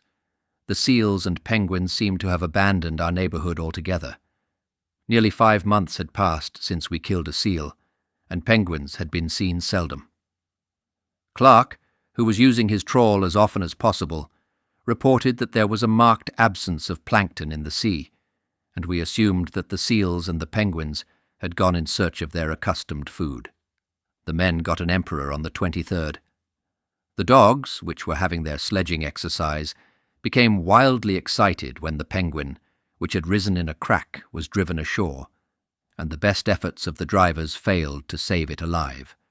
On the following day, Wild, Hurley, Macklin and McElroy took their teams to the Stained Berg, about 7 miles west of the ship, and on their way back got a female crab-eater, which they killed, skinned, and left to be picked up later. They ascended to the top of the berg, which lay in about latitude 69 degrees 30 minutes south, longitude 51 degrees west, and from an elevation of 110 feet could see no land. Samples of the discoloured ice from the berg proved to contain dust with black gritty particles or sand grains. Another seal, a bull Weddell, was secured on the 26th. The return of seal life was opportune, since we had nearly finished the winter supply of dog biscuit and wished to be able to feed the dogs on meat. The seals meant a supply of blubber, moreover, to supplement our small remaining stock of coal when the time came to get up steam again. We initiated a daylight saving system on this day by putting forward the clock 1 hour. This is really pandering to the base but universal passion that men, and especially seafarers, have for getting up late. Otherwise we would be honest and make our routine earlier instead of flogging the clock. During the concluding days of September, the roar of the pressure grew louder, and I could see that the area of disturbance was rapidly approaching the ship. Stupendous forces were at work, and the fields of firm ice around the Endurance were being diminished steadily. September 30th was a bad day. It began well, for we got 2 penguins and 5 seals during the morning. 3 other seals were seen, but at 3 p.m., cracks that had opened during the night alongside the ship commenced to work in a lateral direction. The ship sustained terrific pressure on the port side forward, the heaviest shocks being under the fore-rigging. It was the worst squeeze we had experienced. The decks shuddered and jumped, beams arched, and stanchions buckled and shook. I ordered all hands to stand by in readiness for whatever emergency might arise. Even the dogs seemed to feel the tense anxiety of the moment. But the ship resisted valiantly, and just when it appeared that the limit of her strength was being reached, the huge floe that was pressing down upon us cracked across and so gave relief. "The behaviour of our ship in the ice has been magnificent," wrote Worsley. "Since we have been beset, her staunchness and endurance have been almost past belief again and again. She has been nipped with a 1,000,000-ton pressure and risen nobly, falling clear of the water out on the ice. She has been thrown to and fro like a shuttlecock 12 times. She has been strained, her beams arched upwards by the fearful pressure. Her very sides opened and closed again as she was actually bent and curved along her length, groaning like a living thing. It will be sad if such a brave little craft should be finally crushed in the remorseless, slowly strangling grip of the Weddell pack after 10 months of the bravest and most gallant fight ever put up by a ship." The Endurance deserved all that could be said in praise of her. Shipwrights had never done sounder or better work, but how long could she continue the fight under such conditions? We were drifting into the congested area of the western Weddell Sea, the worst portion of the worst sea in the world, where the pack, forced on irresistibly by wind and current, impinges on the western shore and is driven up in huge corrugated ridges and chaotic fields of pressure. The vital question for us was whether or not the ice would open sufficiently to release us, or at least give us a chance of release, before the drift carried us into the most dangerous area. There was no answer to be got from the silent bergs and the grinding floes, and we faced the month of October with anxious hearts. The leads in the pack appeared to have opened out a little on October 1st, but not sufficiently to be workable even if we had been able to release the Endurance from the floe. The day was calm, cloudy and misty in the forenoon and clearer in the afternoon, when we observed well-defined parhelia. The ship was subjected to slight pressure at intervals. 2 bull crab-eaters climbed onto the floe close to the ship and were shot by Wild. They were both big animals in prime condition, and I felt that there was no more need for anxiety as to the supply of fresh meat for the dogs. Seal liver made a welcome change in our own menu. The 2 bulls were marked, like many of their kind, with long parallel scars about 3 inches apart, evidently the work of the killers. A bull we killed on the following day had 4 parallel scars, 16 inches long, on each side of its body. They were fairly deep, and one flipper had been nearly torn away. The creature must have escaped from the jaws of a killer by a very small margin. Evidently life beneath the pack is not always monotonous. We noticed that several of the bergs in the neighbourhood of the ship were changing their relative positions more than they had done for months past. The floes were moving. Our position on Sunday, October 3rd, was latitude 69 degrees 14 minutes south, longitude 51 degrees 8 minutes west. During the night, the floe holding the ship aft cracked in several places, and this appeared to have eased the strain on the rudder. The forenoon was misty with falls of snow, but the weather cleared later in the day and we could see that the pack was breaking. New leads had appeared while several old leads had closed. Pressure ridges had risen along some of the cracks. The thickness of the season's ice, now about 230 days old, was 4 feet, 5 inches under 7 or 8 inches of snow. This ice had been slightly thicker in the early part of September, and I assumed that some melting had begun below.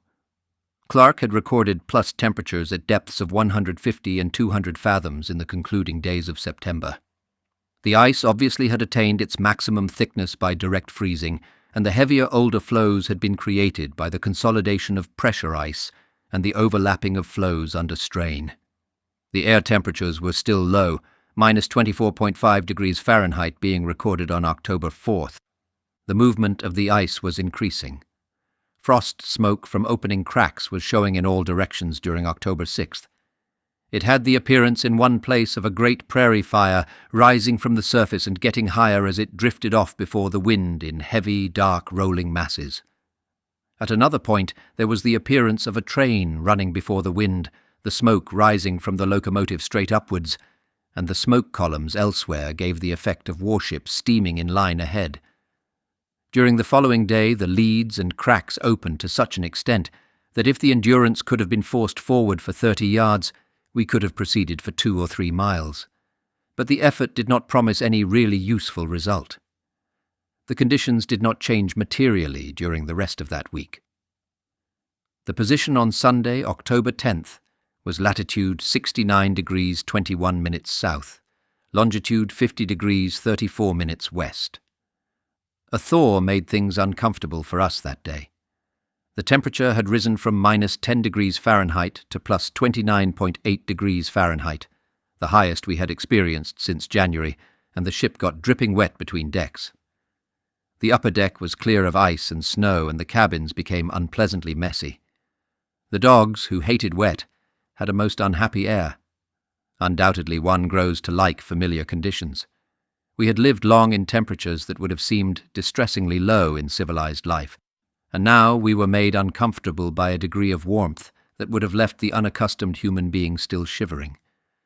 The thaw was an indication that winter was over, and we began preparations for reoccupying the cabins on the main deck.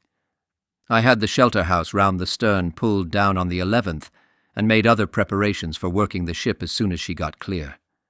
The carpenter had built a wheelhouse over the wheel aft as shelter in cold and heavy weather. The ice was still loosening, and no land was visible for 20 miles. The temperature remained relatively high for several days. All hands moved to their summer quarters in the upper cabins on the 12th, to the accompaniment of much noise and laughter. Spring was in the air, and if there were no green growing things to gladden our eyes, there were at least many seals, penguins, and even whales disporting themselves in the leads. The time for renewed action was coming, and though our situation was grave enough, we were facing the future hopefully. The dogs were kept in a state of uproar by the sight of so much game. They became almost frenzied when a solemn-looking emperor penguin inspected them gravely from some point of vantage on the floe and gave utterance to an apparently derisive knark. At 7 p.m. on the 13th, the ship broke free of the floe on which she had rested to starboard, sufficiently to come upright. The rudder freed itself, but the propeller was found to be a thwartship, having been forced into that position by the floe some time after August 1st. The water was very clear, and we could see the rudder, which appeared to have suffered only a slight twist to port at the waterline. It moved quite freely. The propeller, as far as we could see, was intact, but it could not be moved by the handgear, probably owing to a film of ice in the stern, gland, and sleeve. I did not think it advisable to attempt to deal with it at that stage. The ship had not been pumped for 8 months, but there was no water and not much ice in the bilges. Meals were served again in the wardroom that day. The southwesterly breeze freshened to a gale on the 14th, and the temperature fell from plus 31 degrees Fahrenheit to minus 1 degree Fahrenheit. At midnight, the ship came free from the floe and drifted rapidly astern. Her head fell off before the wind until she lay nearly at right angles across the narrow lead. This was a dangerous position for rudder and propeller. The spanker was set, but the weight of the wind on the ship gradually forced the floes open until the Endurance swung right round and drove 100 yards along the lead. Then the ice closed, and at 3 a.m. we were fast again. The wind died down during the day, and the pack opened for 5 or 6 miles to the north. It was still loose on the following morning, and I had the boiler pumped up with the intention of attempting to clear the propeller. But one of the manholes developed a leak, the packing being perished by cold or loosened by contraction, and the boiler had to be emptied out again. The pack was rather closer on Sunday the 17th. Topsails and headsails were set in the afternoon, and with a moderate northeasterly breeze we tried to force the ship ahead out of the lead, but she was held fast. Later that day, heavy pressure developed. The 2 floes between which the Endurance was lying began to close, and the ship was subjected to a series of tremendously heavy strains. In the engine room, the weakest point, loud groans, crashes, and hammering sounds were heard. The iron plates on the floor buckled up and overrode with loud clangs. Meanwhile, the floes were grinding off each other's projecting points and throwing up pressure ridges. The ship stood the strain well for nearly an hour, and then, to my great relief, began to rise with heavy jerks and jars. She lifted 10 inches forward and 3 feet 4 inches aft, at the same time heeling 6 degrees to port. The ice was getting below us, and the immediate danger had passed. The position was latitude 69 degrees 19 minutes south, longitude 50 degrees 40 minutes west. The next attack of the ice came on the afternoon of October 18th. The 2 floes began to move laterally, exerting great pressure on the ship. Suddenly the floe on the port side cracked, and huge pieces of ice shot up from under the port bilge. Within a few seconds the ship heeled over until she had a list of 30 degrees to port, being held under the starboard bilge by the opposing floe. The lee boats were now almost resting on the floe. The midship dog kennels broke away and crashed down onto the lee kennels, and the howls and barks of the frightened dogs assisted to create a perfect pandemonium. Everything movable on deck and below fell to the lee side, and for a few minutes it looked as if the Endurance would be thrown upon her beam ends. Order was soon restored. I had all fires put out and battens nailed on the deck to give the dogs a foothold and enable people to get about. Then the crew lashed all the movable gear. If the ship had heeled any farther, it would have been necessary to release the lee boats and pull them clear, and Worsley was watching to give the alarm. Hurley meanwhile descended to the floe and took some photographs of the ship in her unusual position. Dinner in the wardroom that evening was a curious affair. Most of the diners had to sit on the deck, their feet against battens and their plates on their knees. At 8 p.m. the floes opened, and within a few minutes the Endurance was nearly upright again. Orders were given for the ice to be chipped clear of the rudder. The men poled the blocks out of the way when they had been detached from the floe with the long ice chisels, and we were able to haul the ship's stern into a clear berth. Then the boiler was pumped up. This work was completed early in the morning of October 19th, and during that day the engineer lit fires and got up steam very slowly, in order to economize fuel and avoid any strain on the chilled boilers by unequal heating. The crew cut up all loose lumber, boxes, etc., and put them in the bunkers for fuel. The day was overcast, with occasional snowfalls, the temperature plus 12 degrees Fahrenheit. The ice in our neighborhood was quiet, but in the distance pressure was at work. The wind freshened in the evening and we ran a wire mooring astern. The barometer at 11 p.m. stood at 28.96, the lowest since the gales of July. An uproar among the dogs attracted attention late in the afternoon, and we found a 25-foot whale cruising up and down in our pool. It pushed its head up once in characteristic killer fashion, but we judged from its small curved dorsal fin that it was a specimen of Balanoptera acuterostrata, not Orca gladiator. A strong southwesterly wind was blowing on October 20th, and the pack was working. The Endurance was imprisoned securely in the pool, but our chance might come at any time. Watches were set so as to be ready for working ship. Wild and Hudson, Greenstreet and Cheetham, Worsley and Crean took the deck watches, and the chief engineer and second engineer kept watch with 3 of the ABs for stokers. The staff and the forward hands, with the exception of the cook, the carpenter and his mate, were on watch and watch, that is, 4 hours on deck and 4 hours below, or off duty. The carpenter was busy making a light punt, which might prove useful in the navigation of lanes and channels. At 11 a.m. we gave the engines a gentle trial turn astern.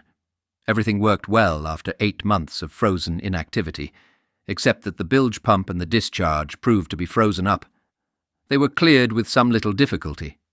The engineer reported that to get steam he had used 1 ton of coal with wood ashes and blubber. The fires required to keep the boiler warm consumed 1 1/4 to 1½ hundredweight of coal per day. We had about 50 tons of coal remaining in the bunkers. October 21st and 22nd were days of low temperature, which caused the open leads to freeze over. The pack was working, and ever and anon the roar of pressure came to our ears. We waited for the next move of the gigantic forces arrayed against us. The 23rd brought a strong northwesterly wind, and the movement of the floes and pressure ridges became more formidable. Then on Sunday, October 24th, there came what for the Endurance was the beginning of the end. The position was latitude 69 degrees 11 minutes south, longitude 51 degrees 5 minutes west. We had now 22½ hours of daylight, and throughout the day we watched the threatening advance of the floes. At 6:45 p.m., the ship sustained heavy pressure in a dangerous position. The attack of the ice is illustrated roughly in the appended diagram. The shaded portions represent the pool, covered with new ice that afforded no support to the ship, and the arrows indicate the direction of the pressure exercised by the thick floes and pressure ridges. The onslaught was all but irresistible. The Endurance groaned and quivered as her starboard quarter was forced against the floe, twisting the sternpost and starting the heads and ends of planking. The ice had lateral as well as forward movement, and the ship was twisted and actually bent by the stresses. She began to leak dangerously at once. Monday, October 25th, dawned cloudy and misty, with a minus temperature and a strong southeasterly breeze. All hands were pumping at intervals and assisting the carpenter with the cofferdam. The leak was being kept under fairly easily, but the outlook was bad. Heavy pressure ridges were forming in all directions, and though the immediate pressure upon the ship was not severe, I realized that the respite would not be prolonged. The pack within our range of vision was being subjected to enormous compression, such as might be caused by cyclonic winds, opposing ocean currents, or constriction in a channel of some description. The pressure ridges, massive and threatening, testified to the overwhelming nature of the forces that were at work. Huge blocks of ice, weighing many tons, were lifted into the air and tossed aside as other masses rose beneath them. We were helpless intruders in a strange world, our lives dependent upon the play of grim elementary forces that made a mock of our puny efforts. I scarcely dared hope now that the Endurance would live, and throughout that anxious day I reviewed again the plans made long before for the sledging journey that we must make in the event of our having to take to the ice. We were ready, as far as forethought could make us, for every contingency. Stores, dogs, sledges, and equipment were ready to be moved from the ship at a moment's notice. The following day brought bright, clear weather, with a blue sky. The sunshine was inspiriting. The roar of pressure could be heard all around us. New ridges were rising, and I could see as the day wore on that the lines of major disturbance were drawing nearer to the ship. The Endurance suffered some strains at intervals. Listening below, I could hear the creaking and groaning of her timbers, the pistol-like cracks that told of the starting of a tree-nail or plank, and the faint, indefinable whispers of our ship's distress. Overhead the sun shone serenely. Occasional fleecy clouds drifted before the southerly breeze, and the light glinted and sparkled on the million facets of the new pressure ridges. The day passed slowly. At 7 p.m., very heavy pressure developed, with twisting strains that racked the ship fore and aft. The butts of planking were opened 4 and 5 inches on the starboard side, and at the same time we could see from the bridge that the ship was bending like a bow under titanic pressure. Almost like a living creature, she resisted the forces that would crush her. But it was a one-sided battle. Millions of tons of ice pressed inexorably upon the little ship that had dared the challenge of the Antarctic. The Endurance was now leaking badly, and at 9 p.m. I gave the order to lower boats, gear, provisions, and sledges to the floe, and move them to the flat ice a little way from the ship. The working of the ice closed the leaks slightly at midnight, but all hands were pumping all night. A strange occurrence was the sudden appearance of 8 emperor penguins from a crack 100 yards away at the moment when the pressure upon the ship was at its climax. They walked a little way towards us, halted, and after a few ordinary calls proceeded to utter weird cries that sounded like a dirge for the ship. None of us had ever before heard the emperors utter any other than the most simple calls or cries, and the effect of this concerted effort was almost startling. Then came a fateful day, Wednesday, October 27th. The position was latitude 69 degrees 5 minutes south, longitude 51 degrees 30 minutes west. The temperature was minus 8.5 degrees Fahrenheit. A gentle southerly breeze was blowing and the sun shone in a clear sky. After long months of ceaseless anxiety and strain, after times when hope beat high and times when the outlook was black indeed, the end of the Endurance has come. But though we have been compelled to abandon the ship, which is crushed beyond all hope of ever being righted, we are alive and well, and we have stores and equipment for the task that lies before us. The task is to reach land with all the members of the expedition. It is hard to write what I feel. To a sailor his ship is more than a floating home, and in the Endurance I had centered ambitions, hopes and desires. Now, straining and groaning, her timbers cracking and her wounds gaping, she is slowly giving up her sentient life at the very outset of her career. She is crushed and abandoned after drifting more than 570 miles in a northwesterly direction during the 281 days since she became locked in the ice. The distance from the point where she became beset to the place where she now rests mortally hurt in the grip of the floes is 573 miles, but the total drift through all observed positions has been 1,186 miles, and probably we actually covered more than 1,500 miles. We are now 346 miles from Paulet Island, the nearest point where there is any possibility of finding food and shelter. A small hut built there by the Swedish expedition in 1902 is filled with stores left by the Argentine relief ship. I know all about those stores, for I purchased them in London on behalf of the Argentine government when they asked me to equip the relief expedition. The distance to the nearest barrier west of us is about 180 miles, but a party going there would still be about 360 miles from Paulet Island, and there would be no means of sustaining life on the barrier. We could not take from here food enough for the whole journey. The weight would be too great. This morning, our last on the ship, the weather was clear, with a gentle south-southeasterly to south-southwesterly breeze. From the crow's nest there was no sign of land of any sort. The pressure was increasing steadily, and the passing hours brought no relief or respite for the ship. The attack of the ice reached its climax at 4 p.m. The ship was hove stern up by the pressure, and the driving floe, moving laterally across the stern, split the rudder and tore out the rudder post and stern post. Then, while we watched, the ice loosened and the Endurance sank a little. The decks were breaking upwards and the water was pouring in below. Again the pressure began, and at 5 p.m. I ordered all hands onto the ice. The twisting, grinding floes were working their will at last on the ship. It was a sickening sensation to feel the decks breaking up under one's feet, the great beams bending and then snapping with a noise like heavy gunfire.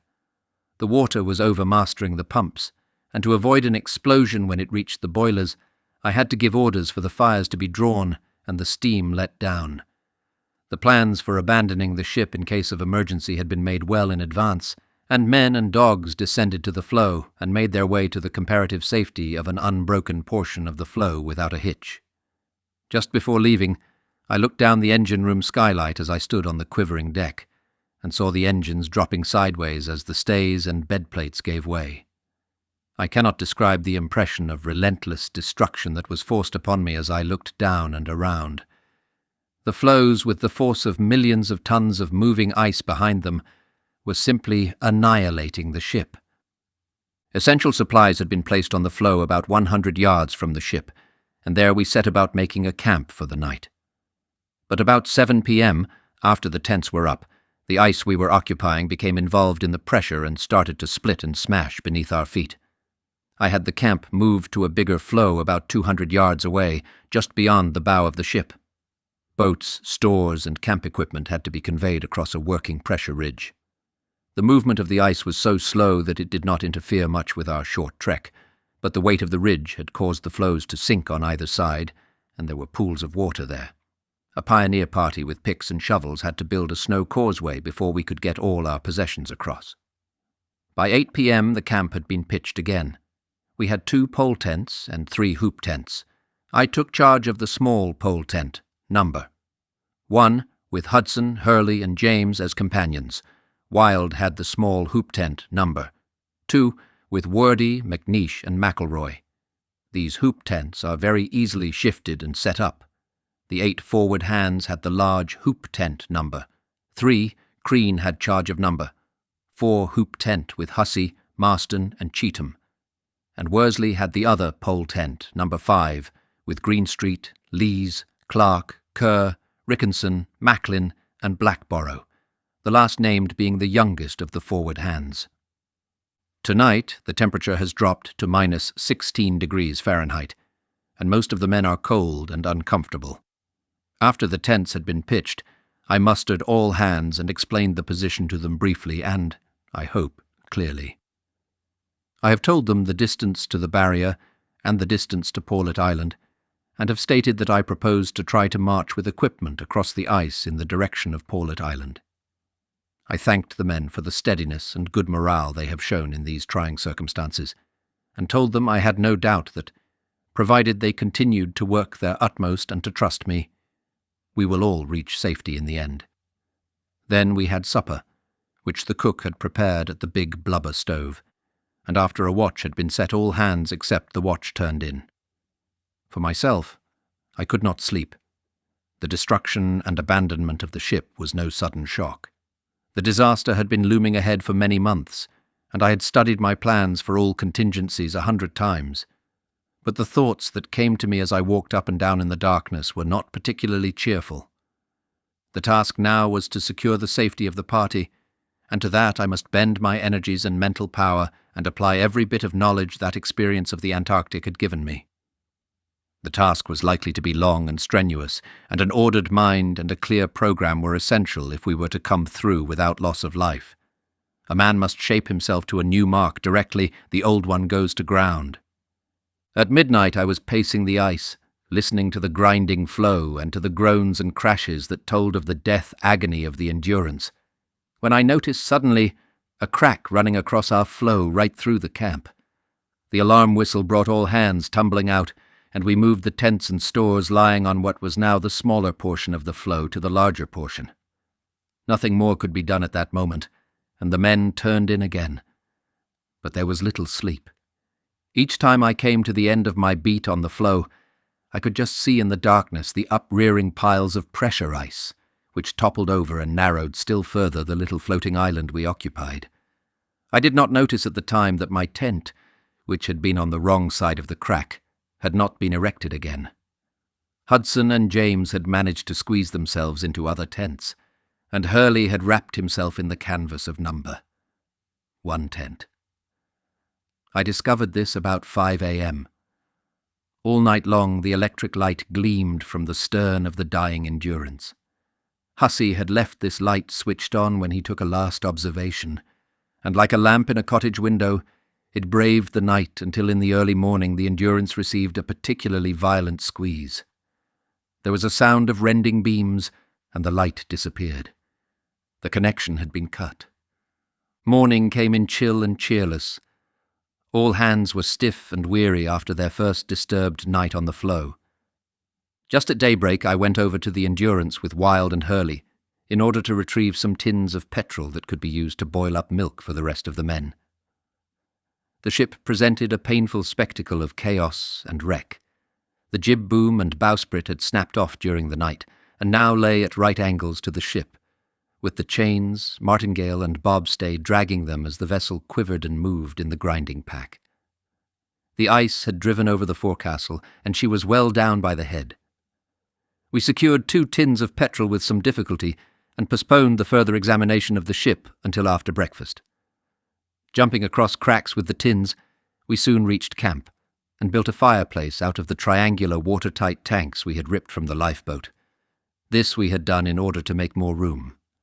Then we pierced a petrol tin in 6 places with an ice axe and set fire to it. The petrol blazed fiercely under the 5-gallon drum we used as a cooker, and the hot milk was ready in quick time. Then we 3 ministering angels went round the tents with the life-giving drink, and were surprised and a trifle chagrined at the matter-of-fact manner in which some of the men accepted this contribution to their comfort. They did not quite understand what work we had done for them in the early dawn, and I heard Wild say, "If any of you gentlemen would like your boots cleaned, just put them outside." This was his gentle way of reminding them that a little thanks will go a long way on such occasions. The cook prepared breakfast, which consisted of biscuit and hoosh at 8 a.m., and I then went over to the Endurance again and made a fuller examination of the wreck. Only 6 of the cabins had not been pierced by floes and blocks of ice. Every one of the starboard cabins had been crushed. The whole of the after part of the ship had been crushed concertina fashion. The forecastle and the Ritz were submerged, and the wardroom was 3/4 full of ice. The starboard side of the wardroom had come away. The motor engine forward had been driven through the galley. Petrol cases that had been stacked on the foredeck had been driven by the flow through the wall into the wardroom, and had carried before them a large picture. Curiously enough, the glass of this picture had not been cracked, whereas in the immediate neighbourhood I saw heavy iron davits that had been twisted and bent like the ironwork of a wrecked train. The ship was being crushed remorselessly.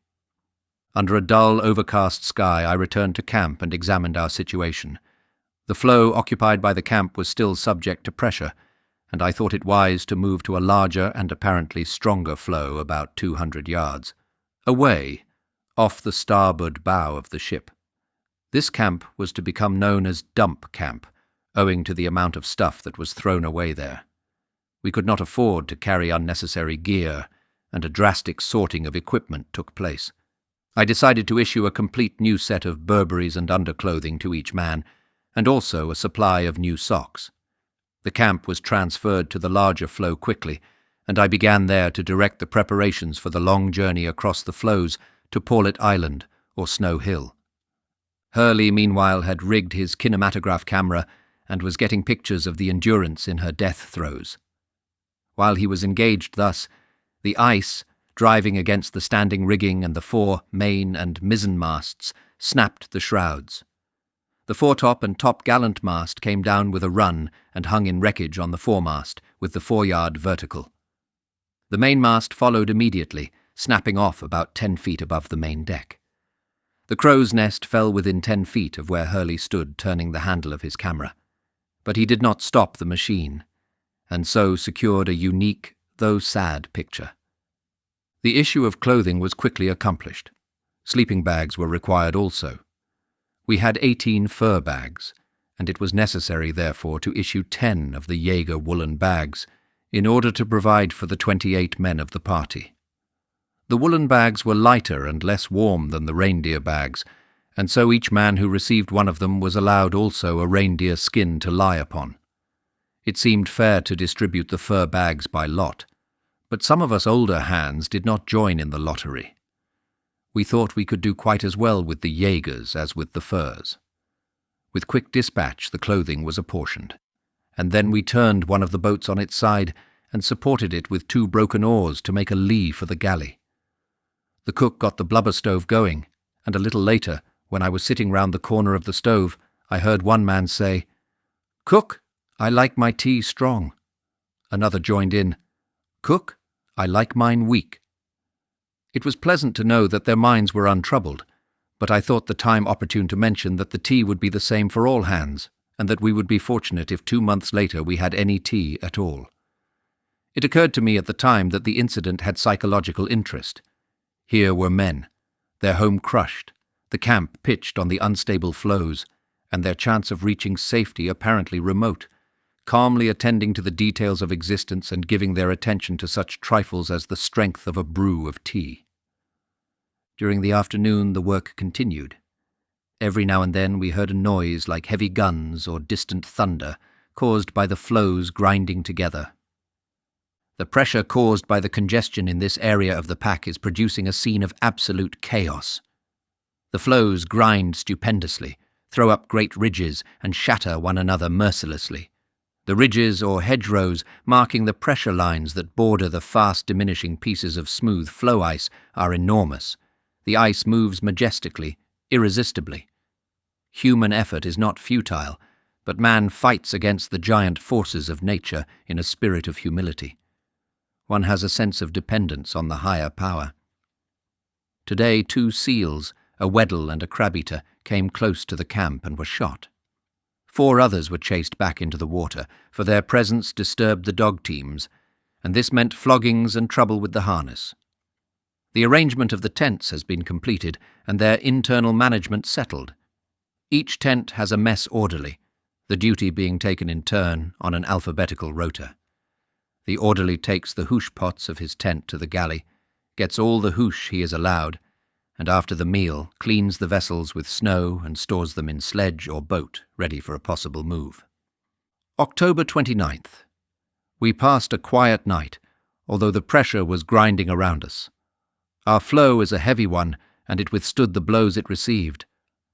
There is a light wind from the northwest to north-northwest, and the weather is fine.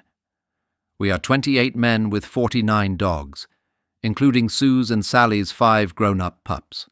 All hands this morning were busy preparing gear, fitting boats on sledges, and building up and strengthening the sledges to carry the boats. The main motor sledge, with a little fitting from the carpenter, carried our largest boat admirably. For the next boat 4 ordinary sledges were lashed together, but we were dubious as to the strength of this contrivance, and as a matter of fact it broke down quickly under strain. The ship is still afloat, with the spurs of the pack driven through her and holding her up.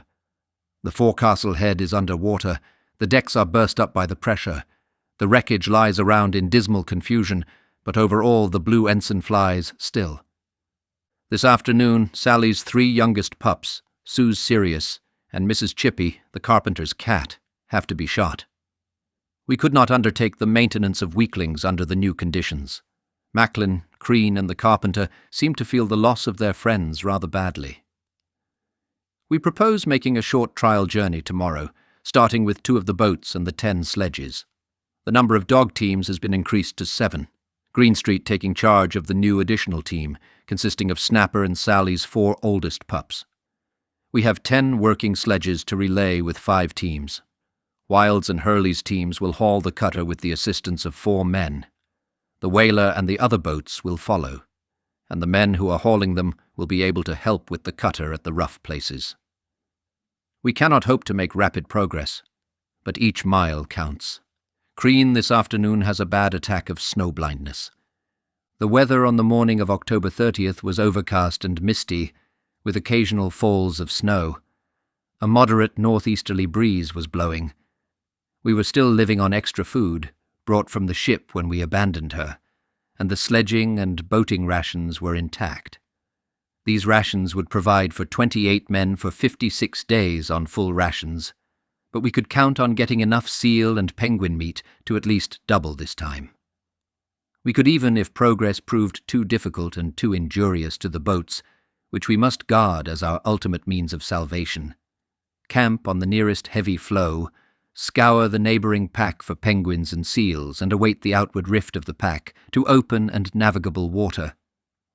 This plan would avoid the grave dangers we are now incurring of getting entangled in impassable pressure ridges and possibly irretrievably damaging the boats, which are bound to suffer in rough ice, It would also minimize the peril of the ice splitting under us, as it did twice during the night at our first camp.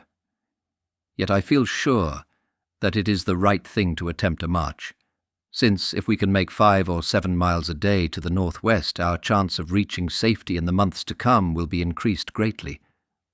There is a psychological aspect to the question also. It will be much better for the men in general to feel that even though progress is slow, they are on their way to land than it will be simply to sit down and wait for the tardy northwesterly drift to take us out of this cruel waste of ice. We will make an attempt to move. The issue is beyond my power either to predict or to control. That afternoon, Wilde and I went out in the mist and snow to find a road to the northeast. After many devious turnings to avoid the heavier pressure ridges, we pioneered a way for at least 1.5 miles, and then returned by a rather better route to the camp. The pressure now was rapid in movement, and our flow was suffering from the shakes and jerks of the ice. At 3 p.m., after lunch, we got under way, leaving dump camp a mass of debris. The order was that personal gear must not exceed 2 pounds per man, and this meant that nothing but bare necessaries was to be taken on the march. We could not afford to cumber ourselves with unnecessary weight. Holes had been dug in the snow for the reception of private letters and little personal trifles. The lares and penates of the members of the expedition, and into the privacy of these white graves were consigned much of sentimental value and not a little of intrinsic worth. I rather grudged the 2 pounds allowance per man, owing to my keen anxiety to keep weights at a minimum, but some personal belongings could fairly be regarded as indispensable. The journey might be a long one, and there was a possibility of a winter in improvised quarters on an inhospitable coast at the other end. A man under such conditions needs something to occupy his thoughts, some tangible memento of his home and people beyond the seas.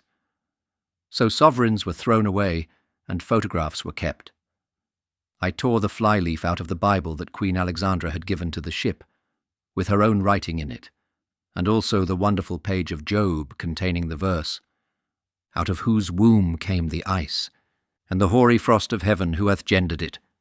The waters are hid as with a stone, and the face of the deep is frozen." Job 38, 29-30. The other Bible, which Queen Alexandra had given for the use of the shore party, was down below in the lower hold in one of the cases when the ship received her death blow. Suitcases were thrown away.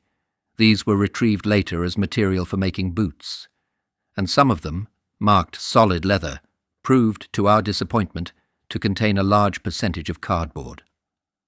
The manufacturer would have had difficulty in convincing us at the time that the deception was anything short of criminal. The pioneer sledge party, consisting of Wordie, Hussey, Hudson, and myself, carrying picks and shovels, started to break a road through the pressure ridges for the sledges carrying the boats. The boats, with their gear and the sledges beneath them, weighed each more than a ton. The cutter was smaller than the whaler, but weighed more and was a much more strongly built boat. The whaler was mounted on the sledge part of the Girling tractor forward, and 2 sledges amidships and aft. These sledges were strengthened with cross timbers and shortened oars fore and aft. The cutter was mounted on the aero sledge. The sledges were the point of weakness. It appeared almost hopeless to prevent them smashing under their heavy loads when travelling over rough pressure ice, which stretched ahead of us for probably 300 miles. After the pioneer sledge had started, the 7 dog teams got off. They took their sledges forward for 1/2 mile, then went back for the other sledges. Worsley took charge of the 2 boats, with 15 men hauling, and these also had to be relayed. It was heavy work for dogs and men, but there were intervals of comparative rest on the backward journey, after the first portion of the load had been taken forward. We passed over 2 opening cracks, through which killers were pushing their ugly snouts, and by 5 p.m. had covered 1 mile in a north-northwesterly direction.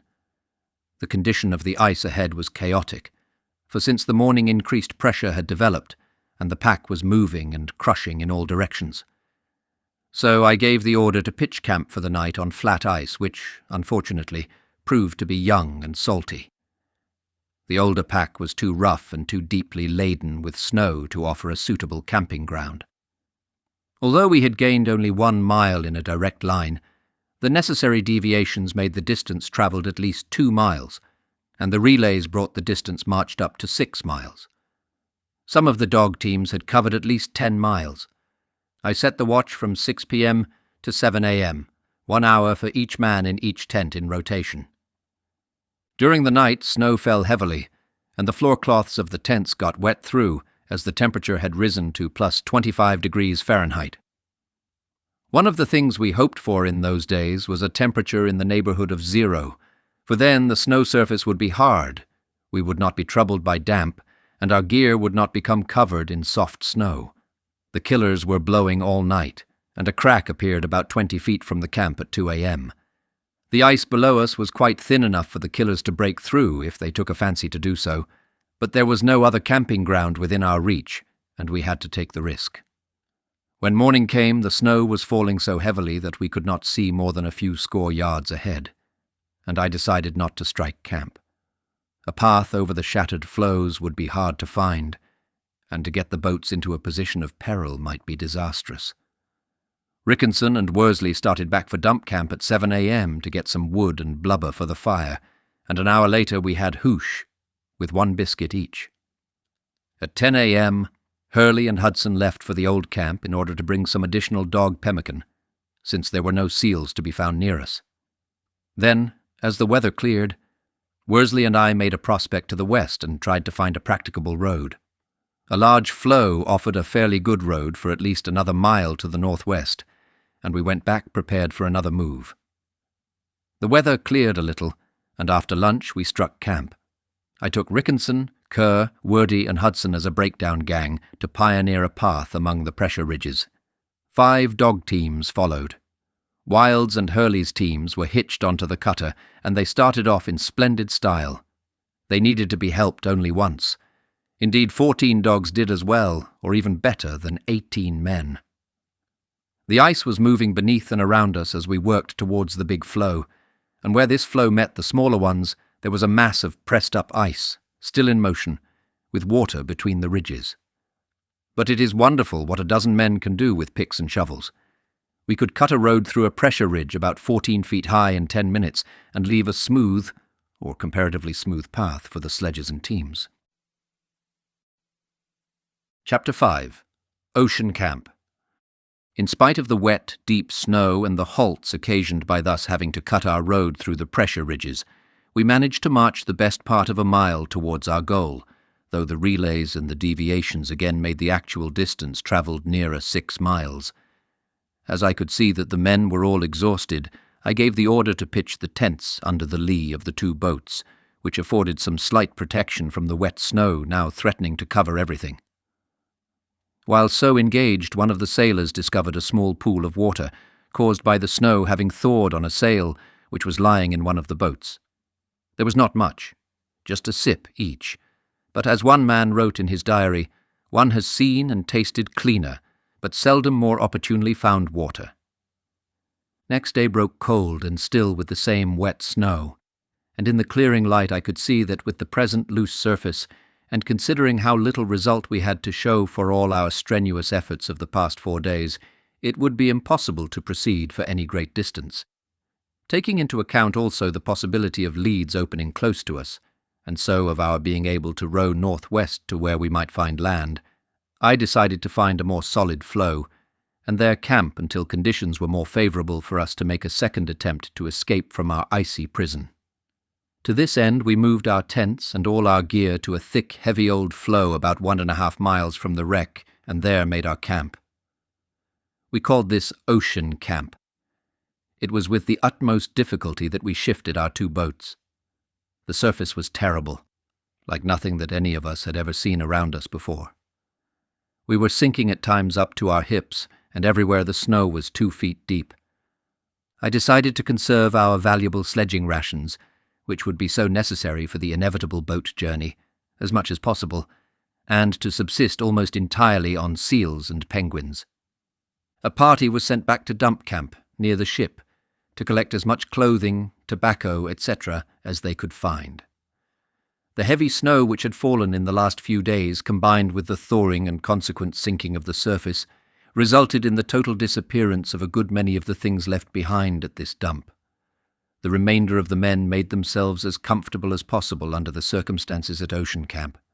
This floating lump of ice, about a mile square at first, but later splitting into smaller and smaller fragments, was to be our home for nearly 2 months. During these 2 months we made frequent visits to the vicinity of the ship and retrieved much valuable clothing and food and some few articles of personal value which in our light-hearted optimism we had thought to leave miles behind us on our dash across the moving ice to safety.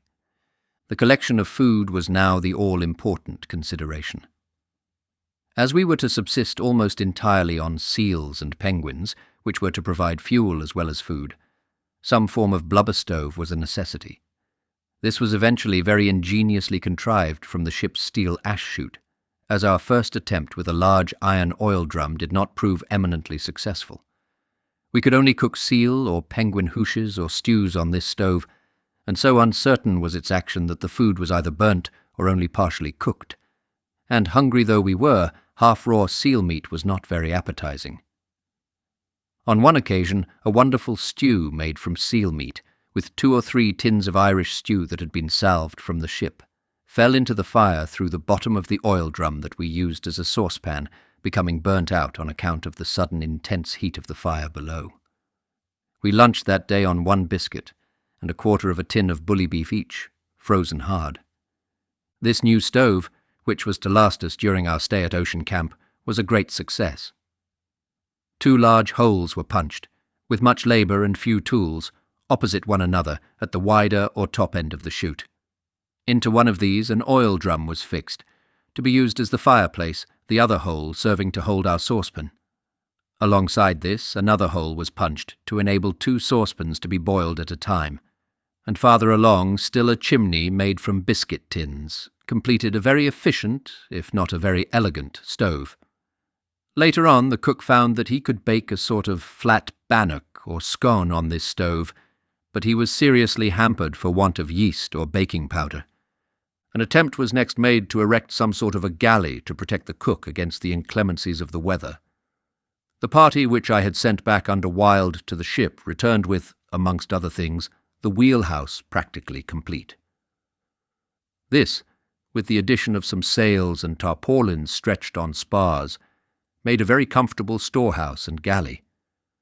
Pieces of planking from the deck were lashed across some spars stuck upright into the snow, and this, with the ship's binnacle, formed an excellent lookout from which to look for seals and penguins. On this platform, too, a mast was erected from which flew the King's flag and the Royal Clyde Yacht Club burgee. I made a strict inventory of all the food in our possession, weights being roughly determined with a simple balance made from a piece of wood and some string, the counterweight being a 60-pound box of provisions. The dog teams went off to the wreck early each morning under Wild, and the men made every effort to rescue as much as possible from the ship. This was an extremely difficult task, as the whole of the deck forward was under a foot of water on the port side and nearly 3 feet on the starboard side. However, they managed to collect large quantities of wood and ropes, and some few cases of provisions. Although the galley was under water, Bakewell managed to secure 3 or 4 saucepans, which later proved invaluable acquisitions. Quite a number of boxes of flour, etc., had been stowed in a cabin in the hold, and these we had been unable to get out before we left the ship. Having therefore determined as nearly as possible that portion of the deck immediately above these cases, we proceeded to cut a hole with large ice chisels through the 3-inch planking of which it was formed.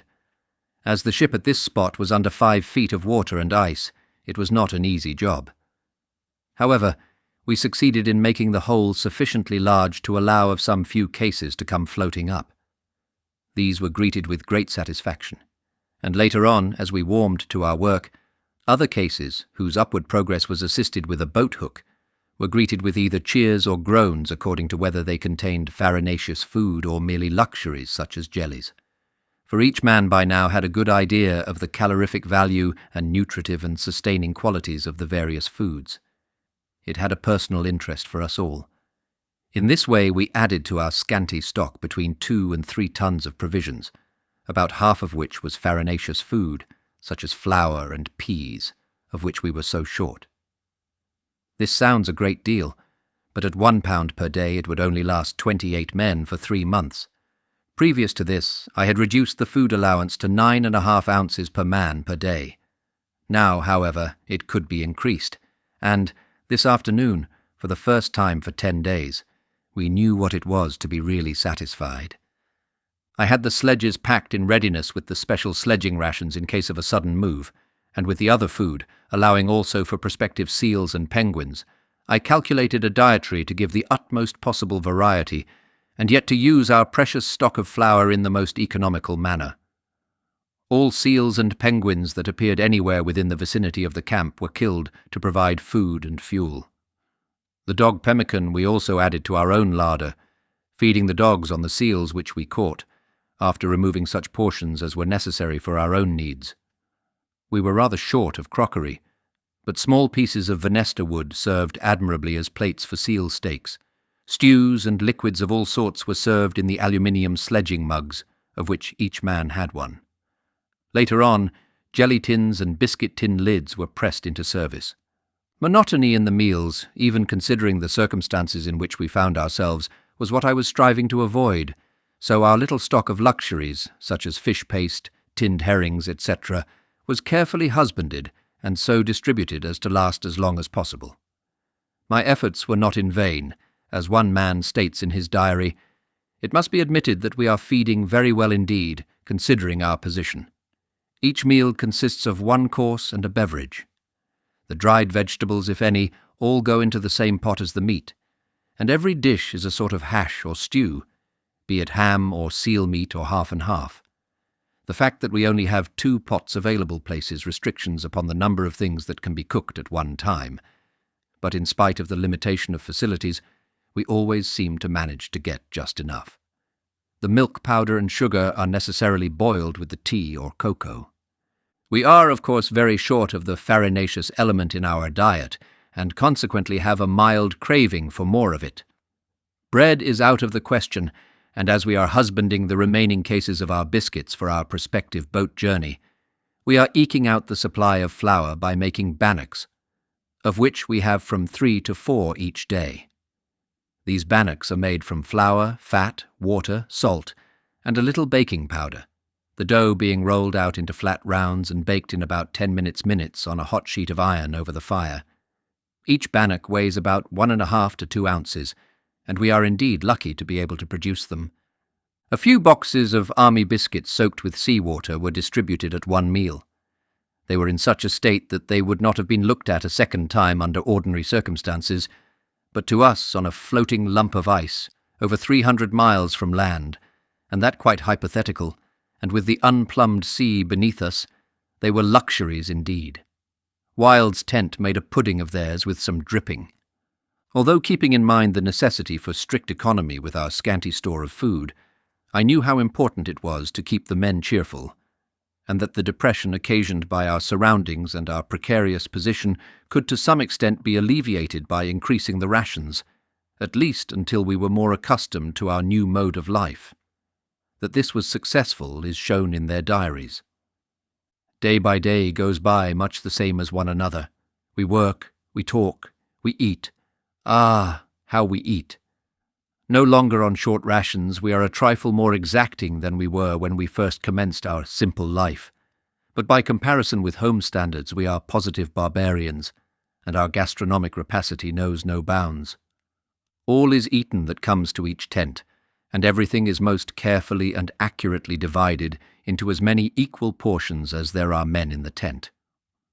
One member then closes his eyes or turns his head away and calls out the names at random as the cook for the day points to each portion, saying at the same time, "Whose?"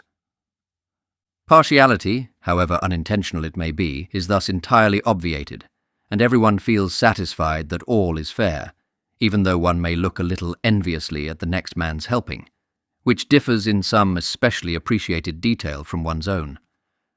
We break the 10th commandment energetically, but as we are all in the same boat in this respect, no one says a word. We understand each other's feelings quite sympathetically. It is just like school days over again, and very jolly it is too for the time being. Later on, As the prospect of wintering in the pack became more apparent, the rations had to be considerably reduced. By that time, however, everybody had become more accustomed to the idea, and took it quite as a matter of course. Our meals now consisted in the main of a fairly generous helping of seal or penguin, either boiled or fried. As one man wrote, "We are now having enough to eat, but not by any means too much, and everyone is always hungry enough to eat every scrap he can get. Meals are invariably taken very seriously, and little talking is done till the hoosh is finished." Our tents made somewhat cramped quarters, especially during meal times. Living in a tent without any furniture requires a little getting used to. For our meals we have to sit on the floor, and it is surprising how awkward it is to eat in such a position. It is better by far to kneel and sit back on one's heels, as do the Japanese. Each man took it in turn to be the tent cook for one day, and one writes, "The word cook is at present rather a misnomer, for whilst we have a permanent galley, no cooking need be done in the tent. Really, all that the tent cook has to do is to take his 2 hoosh pots over to the galley and convey the hoosh and the beverage to the tent, clearing up after each meal and washing up the 2 pots and the mugs. There are no spoons, etc. to wash, for we each keep our own spoon and pocket knife in our pockets. We just lick them as clean as possible and replace them in our pockets after each meal. Our spoons are one of our indispensable possessions here. To lose one's spoon would be almost as serious as it is for an edentate person to lose his set of false teeth. During all this time, the supply of seals and penguins, if not inexhaustible, was always sufficient for our needs. Seal and penguin hunting was our daily occupation, and parties were sent out in different directions to search among the hummocks and the pressure ridges for them. When one was found, a signal was hoisted, usually in the form of a scarf or a sock on a pole, and an answering signal was hoisted at the camp. Then Wilde went out with a dog team to shoot and bring in the game. To feed ourselves and the dogs, at least 1 seal a day was required. The seals were mostly crab-eaters, and emperor penguins were the general rule. On November 5th, however, an adelie was caught, and this was the cause of much discussion, as the following extract shows. The man on watch from 3 a.m. to 4 a.m. caught an adelie penguin. This is the first of its kind that we have seen since January last, and it may mean a lot. It may signify that there is land somewhere near us, or else that great leads are opening up, but it is impossible to form more than a mere conjecture at present. No skuas, Antarctic petrels, or sea leopards were seen during our 2-month stay at Ocean Camp. In addition to the daily hunt for food, our time was passed in reading the few books that we had managed to save from the ship. The greatest treasure in the library was a portion of the Encyclopaedia Britannica. This was being continually used to settle the inevitable arguments that would arise. The sailors were discovered one day engaged in a very heated discussion on the subject of money and exchange. They finally came to the conclusion that the encyclopedia, since it did not coincide with their views, must be wrong. For descriptions of every American town that ever has been, is, or ever will be, and for full and complete biographies of every American statesman, since the time of George Washington and long before, the encyclopedia would be hard to beat. Owing to our shortage of matches, we have been driven to use it for purposes other than the purely literary ones, though. And one genius having discovered that the paper used for its pages had been impregnated with saltpeter, we can now thoroughly recommend it as a very efficient pipe lighter. We also possessed a few books on Antarctic exploration, a copy of Browning and one of The Ancient Mariner. On reading the latter, we sympathized with him and wondered what he had done with the albatross. It would have made a very welcome addition to our larder. The 2 subjects of most interest to us were our rate of drift and the weather. Worsley took observations of the sun whenever possible, and his results showed conclusively that the drift of our flow was almost entirely dependent upon the winds and not much affected by currents. Our hope, of course, was to drift northwards to the edge of the pack, and then, when the ice was loose enough, to take to the boats and row to the nearest land. We started off in fine style, drifting north about 20 miles in 2 or 3 days in a howling southwesterly blizzard. Gradually, however, we slowed up, as successive observations showed, until we began to drift back to the south. An increasing northeasterly wind, which commenced on November 7th and lasted for 12 days, damped our spirits for a time, until we found that we had only drifted back to the south 3 miles, so that we were now 17 miles to the good. This tended to reassure us in our theories that the ice of the Weddell Sea was drifting round in a clockwise direction, and that if we could stay on our piece long enough, we must eventually be taken up to the north, where lay the open sea and the path to comparative safety. The ice was not moving fast enough to be noticeable. In fact, the only way in which we could prove that we were moving at all was by noting the change of relative positions of the bergs around us, and more definitely by fixing our absolute latitude and longitude by observations of the sun. Otherwise, as far as actual visible drift was concerned, we might have been on dry land. For the next few days we made good progress, drifting 7 miles to the north on November 24th and another 7 miles in the next 48 hours. We were all very pleased to know that although the wind was mainly southwest all this time, yet we had made very little easting. The land lay to the west, so had we drifted to the east we should have been taken right away to the centre of the entrance to the Weddell Sea, and our chances of finally reaching land would have been considerably lessened. Our average rate of drift was slow, and many and varied were the calculations as to when we should reach the pack edge. On December 12, 1915, one man wrote, "Once across the Antarctic Circle, it will seem as if we are practically halfway home again, and it is just possible that with favourable winds we may cross the circle before the new year. A drift of only 3 miles a day would do it, and we have often done that and more for periods of 3 or 4 weeks. We are now only 250 miles from Paulet Island, but too much to the east of it. We are approaching the latitudes in which we were at this time last year on our way down. The ship left South Georgia just a year and a week ago, and reached this latitude 4 or 5 miles to the eastward of our present position on January 3rd, 1915, crossing the circle on New Year's Eve. Thus, after a year's incessant battle with the ice, we had returned, by many strange turns of fortune's wheel, to almost identically the same latitude that we had left with such high hopes and aspirations 12 months previously, but under what different conditions now, our ship crushed and lost, and we ourselves drifting on a piece of ice at the mercy of the winds. However, in spite of occasional setbacks due to unfavourable winds, our drift was in the main very satisfactory, and this went a long way towards keeping the men cheerful. As the drift was mostly affected by the winds, the weather was closely watched by all, and Hussey, the meteorologist, was called upon to make forecasts every 4 hours, and sometimes more frequently than that. A meteorological screen, containing thermometers and a barograph, had been erected on a post frozen into the ice, and observations were taken every 4 hours.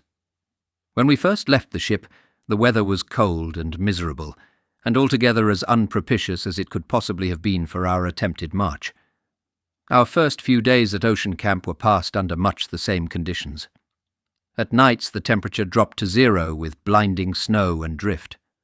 1-hour watches were instituted, all hands taking their turn, and in such weather this job was no sinecure.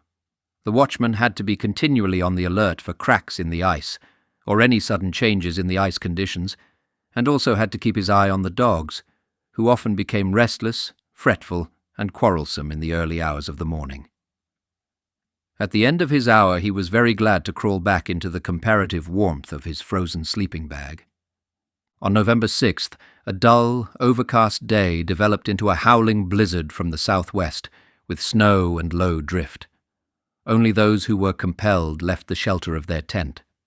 Deep drifts formed everywhere, burying sledges and provisions to a depth of 2 feet, and the snow piling up round the tents threatened to burst the thin fabric. The fine drift found its way in through the ventilator of the tent, which was accordingly plugged up with a spare sock. This lasted for 2 days, when one man wrote, "The blizzard continued through the morning but cleared towards noon, and it was a beautiful evening.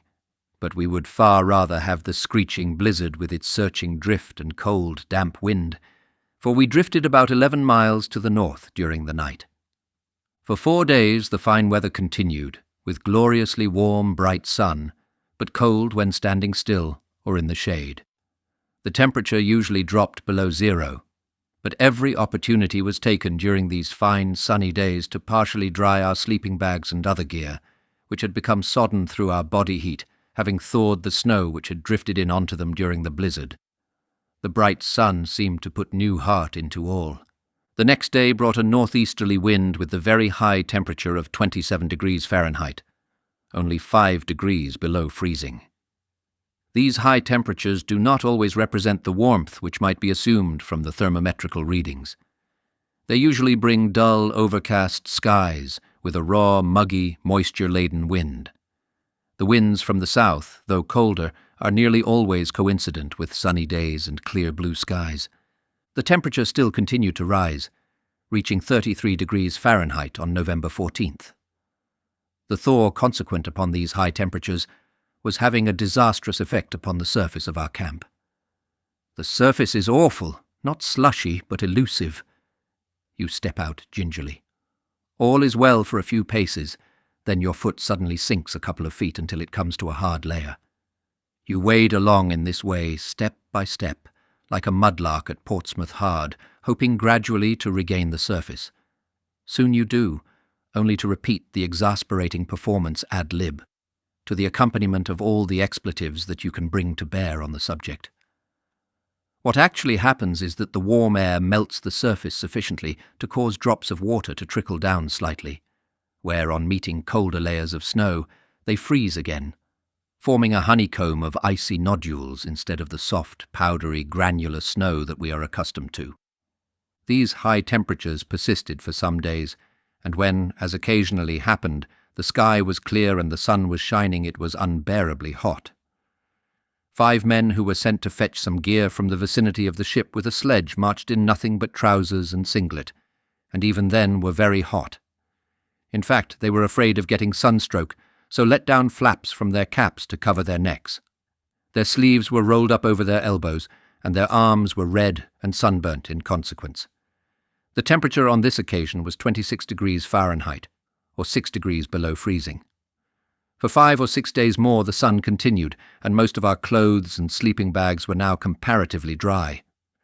A wretched day with rainy sleet set in on November 21st, but one could put up with this discomfort as the wind was now from the south. The wind veered later to the west, and the sun came out at 9 p.m. For at this time, near the end of November, we had the midnight sun. A thrice-blessed southerly wind soon arrived to cheer us all, occasioning the following remarks in one of the diaries. "Today is the most beautiful day we have had in the Antarctic. A clear sky, a gentle, warm breeze from the south, and the most brilliant sunshine. We all took advantage of it to strike tents, clean out and generally dry and air ground sheets and sleeping bags. I was up early, 4 a.m., to keep watch, and the sight was indeed magnificent. Spread out before one was an extensive panorama of ice fields, intersected here and there by small broken leads and dotted with numerous noble bergs, partly bathed in sunshine and partly tinged with the grey shadows of an overcast sky. As one watched, one observed a distinct line of demarcation between the sunshine and the shade, and this line gradually approached nearer and nearer, lighting up the hummocky relief of the ice field bit by bit, until at last it reached us, and threw the whole camp into a blaze of glorious sunshine which lasted nearly all day. This afternoon we were treated to 1 or 2 showers of hail-like snow. Yesterday we also had a rare form of snow, or rather precipitation of ice spicules, exactly like little hairs, about 1/3 of an inch longitude. The warmth in the tents at lunchtime was so great that we had all the side flaps up for ventilation, but it is a treat to get warm occasionally, and one can put up with a little stuffy atmosphere now and again for the sake of it.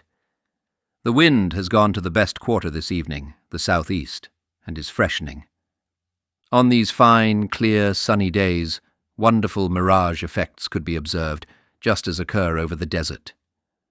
Huge bergs were apparently resting on nothing, with a distinct gap between their bases and the horizon. Others were curiously distorted into all sorts of weird and fantastic shapes, appearing to be many times their proper height. Added to this, the pure, glistening white of the snow and ice made a picture which it is impossible adequately to describe. Later on, the freshening southwesterly wind brought mild, overcast weather, probably due to the opening up of the pack in that direction. I had already made arrangements for a quick move in case of a sudden break-up of the ice. Emergency orders were issued. Each man had his post allotted and his duty detailed, and the whole was so organized that in less than 5 minutes from the sounding of the alarm on my whistle, tents were struck, gear and provisions packed, and the whole party was ready to move off. I now took a final survey of the men to note their condition, both mental and physical. For our time at Ocean Camp had not been one of unalloyed bliss. The loss of the ship meant more to us than we could ever put into words. After we had settled at Ocean Camp, she still remained nipped by the ice, only her stern showing and her bows overridden and buried by the relentless pack. The tangled mass of ropes, rigging and spars made the scene even more desolate and depressing. It was with a feeling almost of relief that the end came. November 21st, 1915. This evening, as we were lying in our tents, we heard the boss call out, "She's going, boys!" We were out in a second and up on the lookout station and other points of vantage, and, sure enough, there was our poor ship 1.5 miles away struggling in her death agony. She went down bows first, her stern raised in the air. She then gave one quick dive and the ice closed over her forever. It gave one a sickening sensation to see it, for mastless and useless as she was, she seemed to be a link with the outer world. Without her our destitution seems more emphasized, our desolation more complete. The loss of the ship sent a slight wave of depression over the camp. No one said much, but we cannot be blamed for feeling it in a sentimental way. It seemed as if the moment of severance from many cherished associations, many happy moments, even stirring incidents, had come as she silently upended to find a last resting place beneath the ice on which we now stand. When one knows every little nook and corner of one's ship as we did, and has helped her time and again in the fight that she made so well, the actual parting was not without its pathos, quite apart from one's own desolation, and I doubt if there was one amongst us who did not feel some personal emotion when Sir Ernest, standing on the top of the lookout, said somewhat sadly and quietly, "She's gone, boys." It must, however, be said that we did not give way to depression for long, for soon everyone was as cheery as usual. Laughter rang out from the tents, and even the boss had a passage at arms with the storekeeper over the inadequacy of the sausage ration, insisting that there should be 2 each, because they were such little ones, instead of the 1.5 that the latter proposed. The psychological effect of a slight increase in the rations soon neutralized any tendency to downheartedness, but with the high temperatures surface thaw set in, and our bags and clothes were soaked and sodden.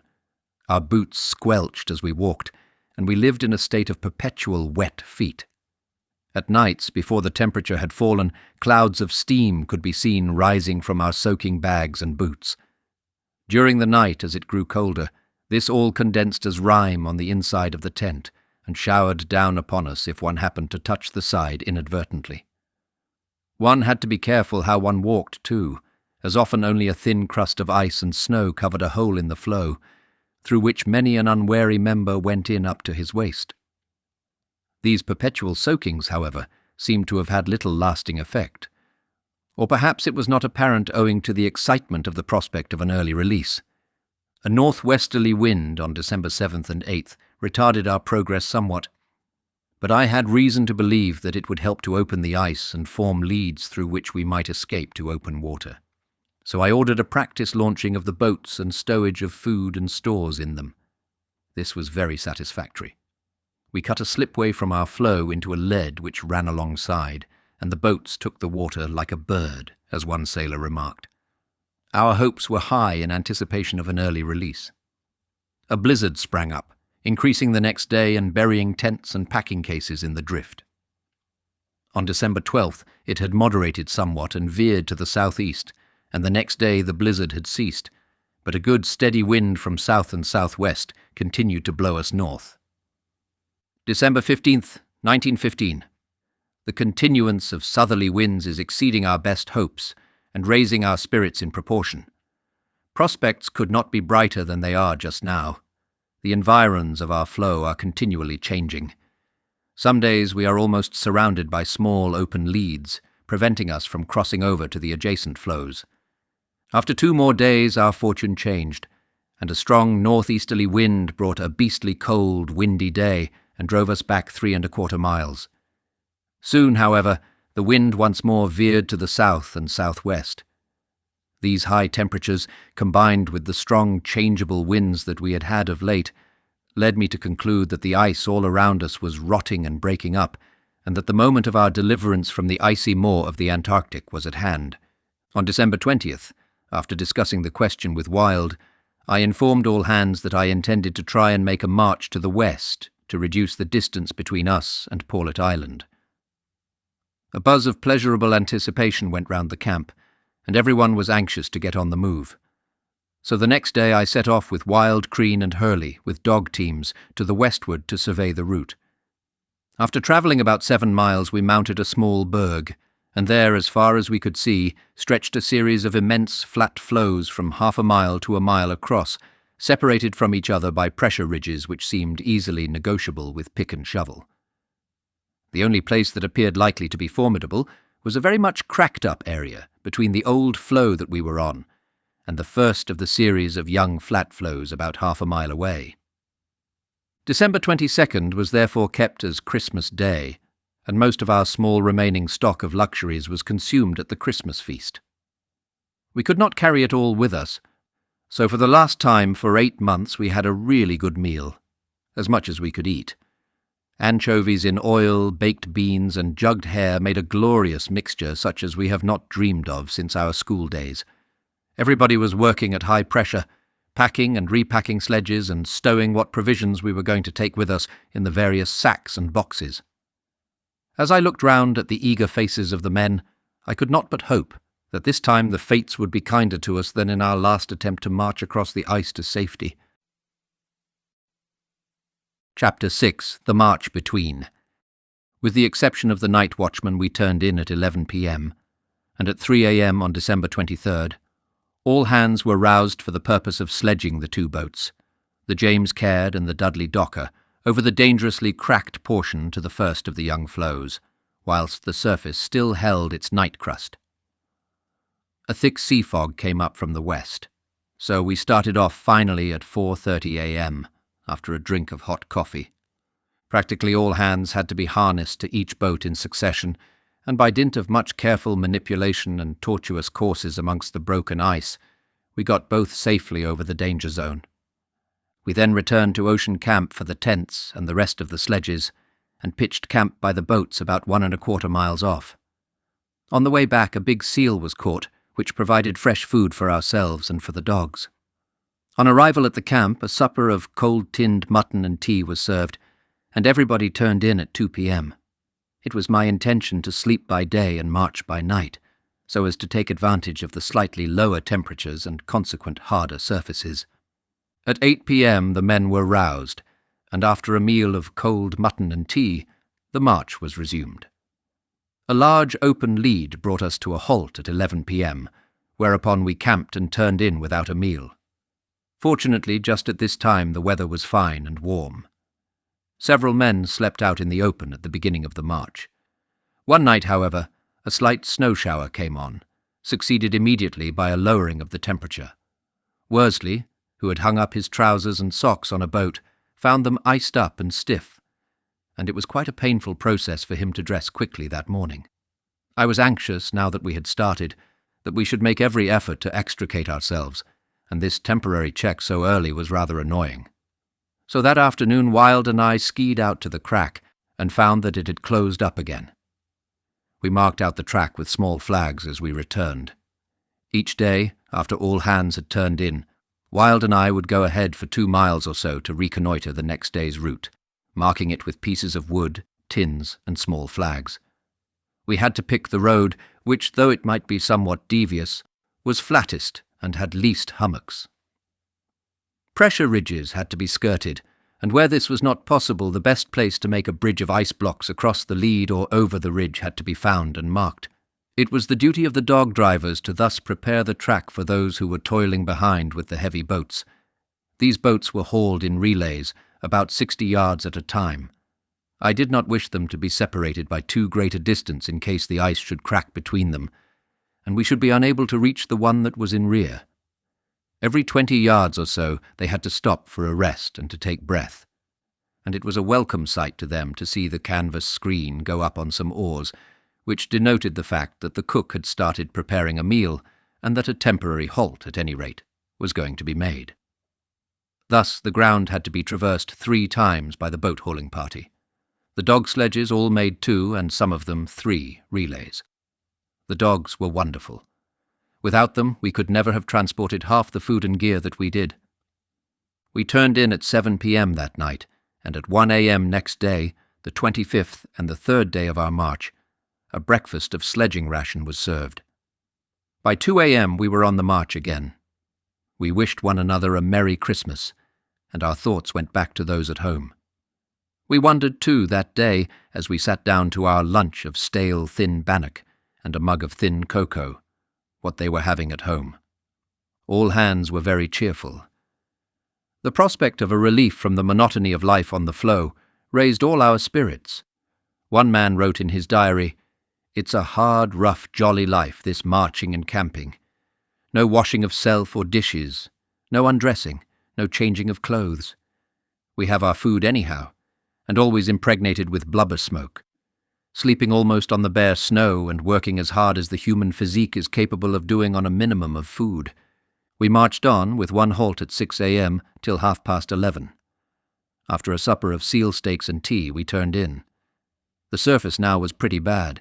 High temperatures during the day made the upper layers of snow very soft, and the thin crust which formed at night was not sufficient to support a man. Consequently, at each step we went in over our knees in the soft, wet snow. Sometimes a man would step into a hole in the ice which was hidden by the covering of snow and be pulled up with a jerk by his harness. The sun was very hot and many were suffering from cracked lips. 2 seals were killed today.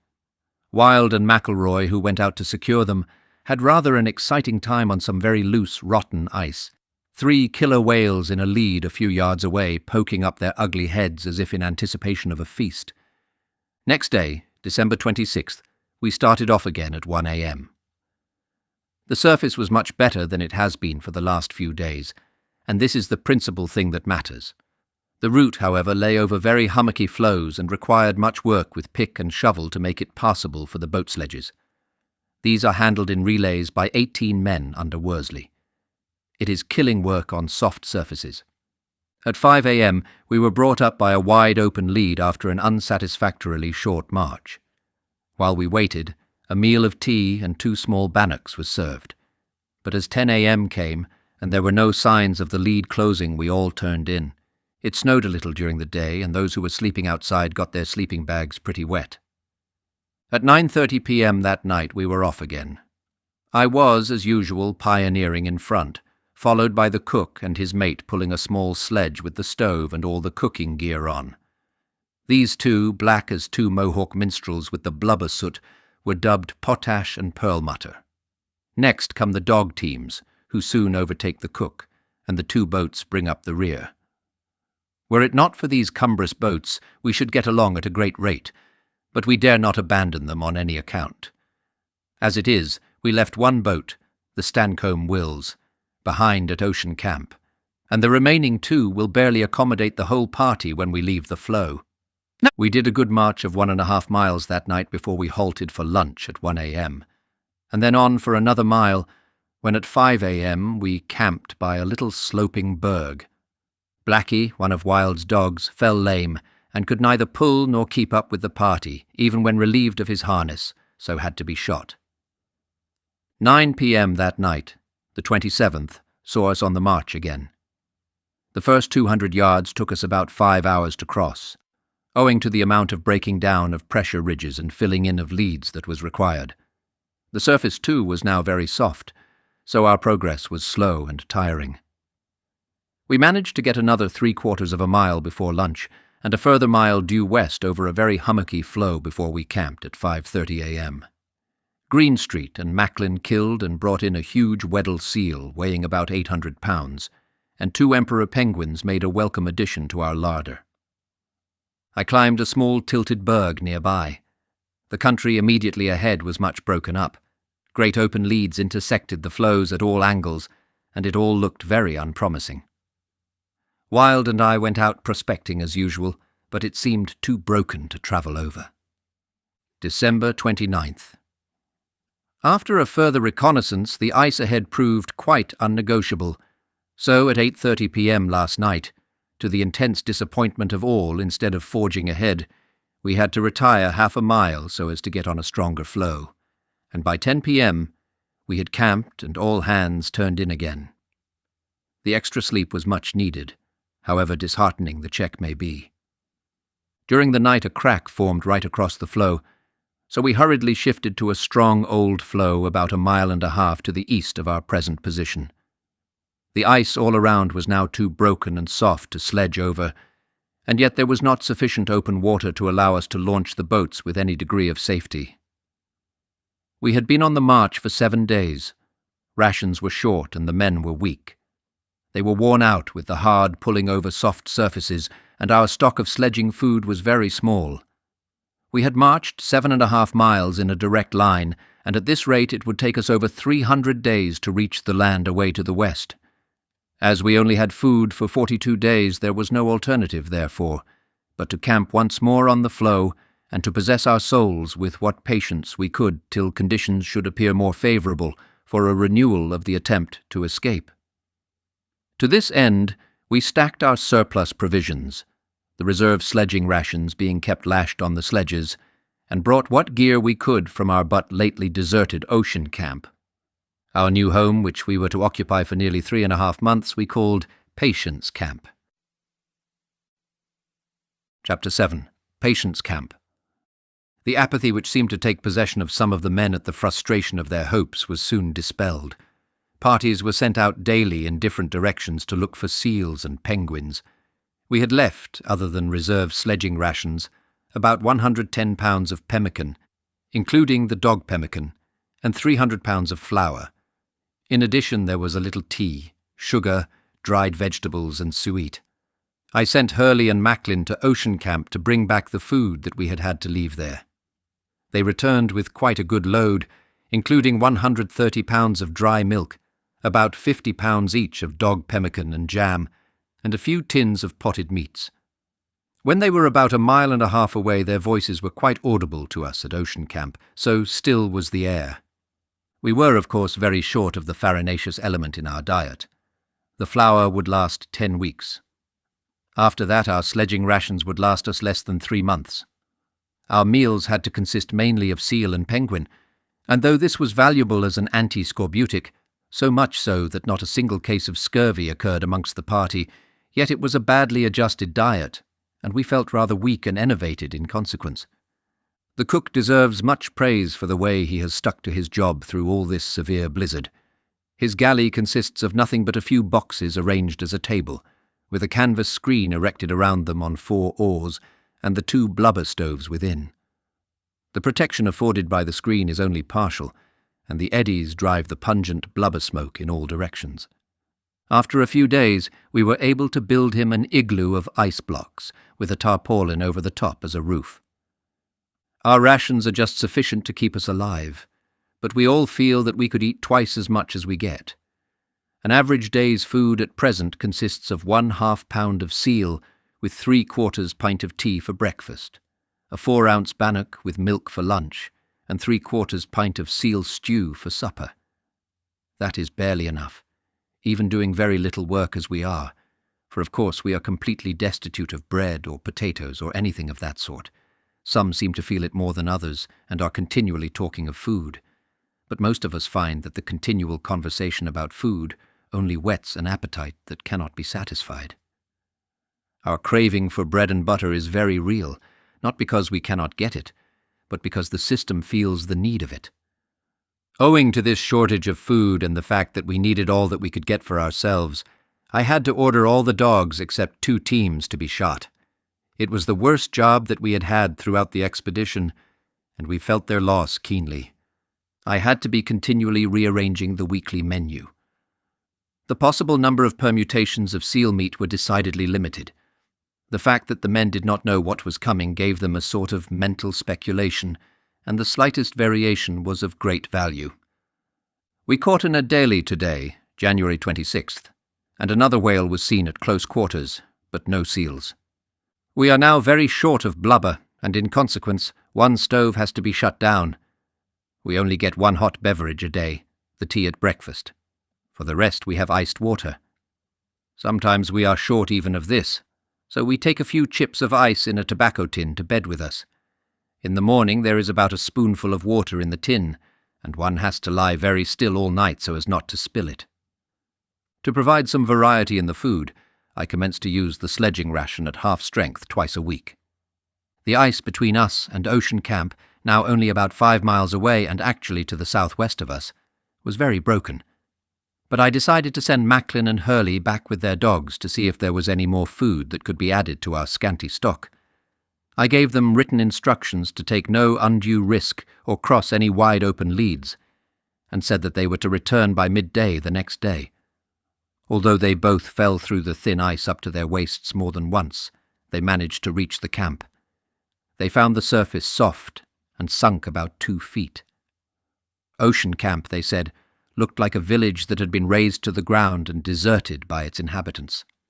The floorboards forming the old tent bottoms had prevented the sun from thawing the snow directly underneath them, and were in consequence raised about 2 feet above the level of the surrounding floe. The storehouse next the galley had taken on a list of several degrees to starboard, and pools of water had formed everywhere. They collected what food they could find, and packed a few books in a Venesta sledging case, returning to Patience Camp by about 8 p.m. I was pleased at their quick return, and as their report seemed to show that the road was favourable, on February 2nd I sent back 18 men under Wild to bring all the remainder of the food and the third boat, the Stancombe Wills. They started off at 1 a.m., towing the empty boat sledge on which the James Caird had rested, and reached Ocean Camp about 3:30 a.m. We stayed about 3 hours at the camp, mounting the boat on the sledge, collecting eatables, clothing, and books. We left at 6 a.m., arriving back at Patience Camp with the boat at 12:30 p.m., taking exactly 3 times as long to return with the boat as it did to pull in the empty sledge to fetch it. On the return journey we had numerous halts while the pioneer party of 4 were busy breaking down pressure ridges and filling in open cracks with ice blocks as the leads were opening up. The sun had softened the surface a good deal, and in places it was terribly hard pulling. Everyone was a bit exhausted by the time we got back, as we are not now in good training and are on short rations. Every now and then the heavy sledge broke through the ice altogether and was practically afloat. We had an awful job to extricate it, exhausted as we were. The longest distance which we managed to make without stopping for leads or pressure ridges was about 3/4 of a mile. About a mile from Patience Camp we had a welcome surprise. Sir Ernest and Hussey sledged out to meet us with dixies of hot tea, well wrapped up to keep them warm. 1 or 2 of the men left behind had cut a moderately good track for us into the camp, and they harnessed themselves up with us, and we got in fine style. One excellent result of our trip was the recovery of 2 cases of lentils weighing 42 pounds each. The next day I sent Macklin and Crean back to make a further selection of the gear, but they found that several leads had opened up during the night, and they had to return when within 1.5 miles of their destination. We were never able to reach Ocean Camp again. Still, there was very little left there that would have been of use to us. By the middle of February the blubber question was a serious one. I had all the discarded seals' heads and flippers dug up and stripped of every vestige of blubber. Meat was very short, too. We still had our 3 months' supply of sledging food practically untouched. We were only to use this as a last resort. We had a small supply of dog pemmican, the dogs that were left being fed on those parts of the seals that we could not use. This dog pemmican we fried in suet with a little flour and made excellent bannocks. Our meat supply was now very low indeed. We were reduced to just a few scraps. Fortunately, however, we caught 2 seals and 4 emperor penguins, and next day 40 adelies. We had now only 40 days' food left, and the lack of blubber was being keenly felt. All our sweat was used up, so we used seal blubber to fry the meat in. Once we were used to its fishy taste, we enjoyed it. In fact, like Oliver Twist, we wanted more. On Leap Year Day, February 29th, we held a special celebration, more to cheer the men up than for anything else. Some of the cynics of the party held that it was to celebrate their escape from woman's wiles for another 4 years. The last of our cocoa was used today. Henceforth water, with an occasional drink of weak milk, is to be our only beverage. 3 lumps of sugar were now issued to each man daily. One night one of the dogs broke loose and played havoc with our precious stock of bannocks. He ate 4 1/2 of a fifth before he could be stopped. The remaining half, with the marks of the dog's teeth on it, I gave to Worsley, who divided it up amongst his 7 tent mates. They each received about half a square inch. Lees, who was in charge of the food and responsible for its safe keeping, wrote in his diary, "The shorter the provisions, the more there is to do in the commissariat department, contriving to eke out our slender stores as the weeks pass by. No housewife ever had more to do than we have in making a little go a long way." Writing about the bannock that Peter bit makes one wish now that one could have many a meal that one has given to the dog at home.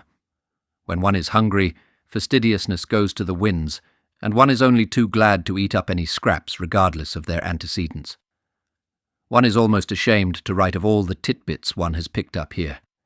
But it is enough to say that when the cook upset some pemmican onto an old sooty cloth and threw it outside his galley, one man subsequently made a point of acquiring it and scraping off the palatable but dirty compound.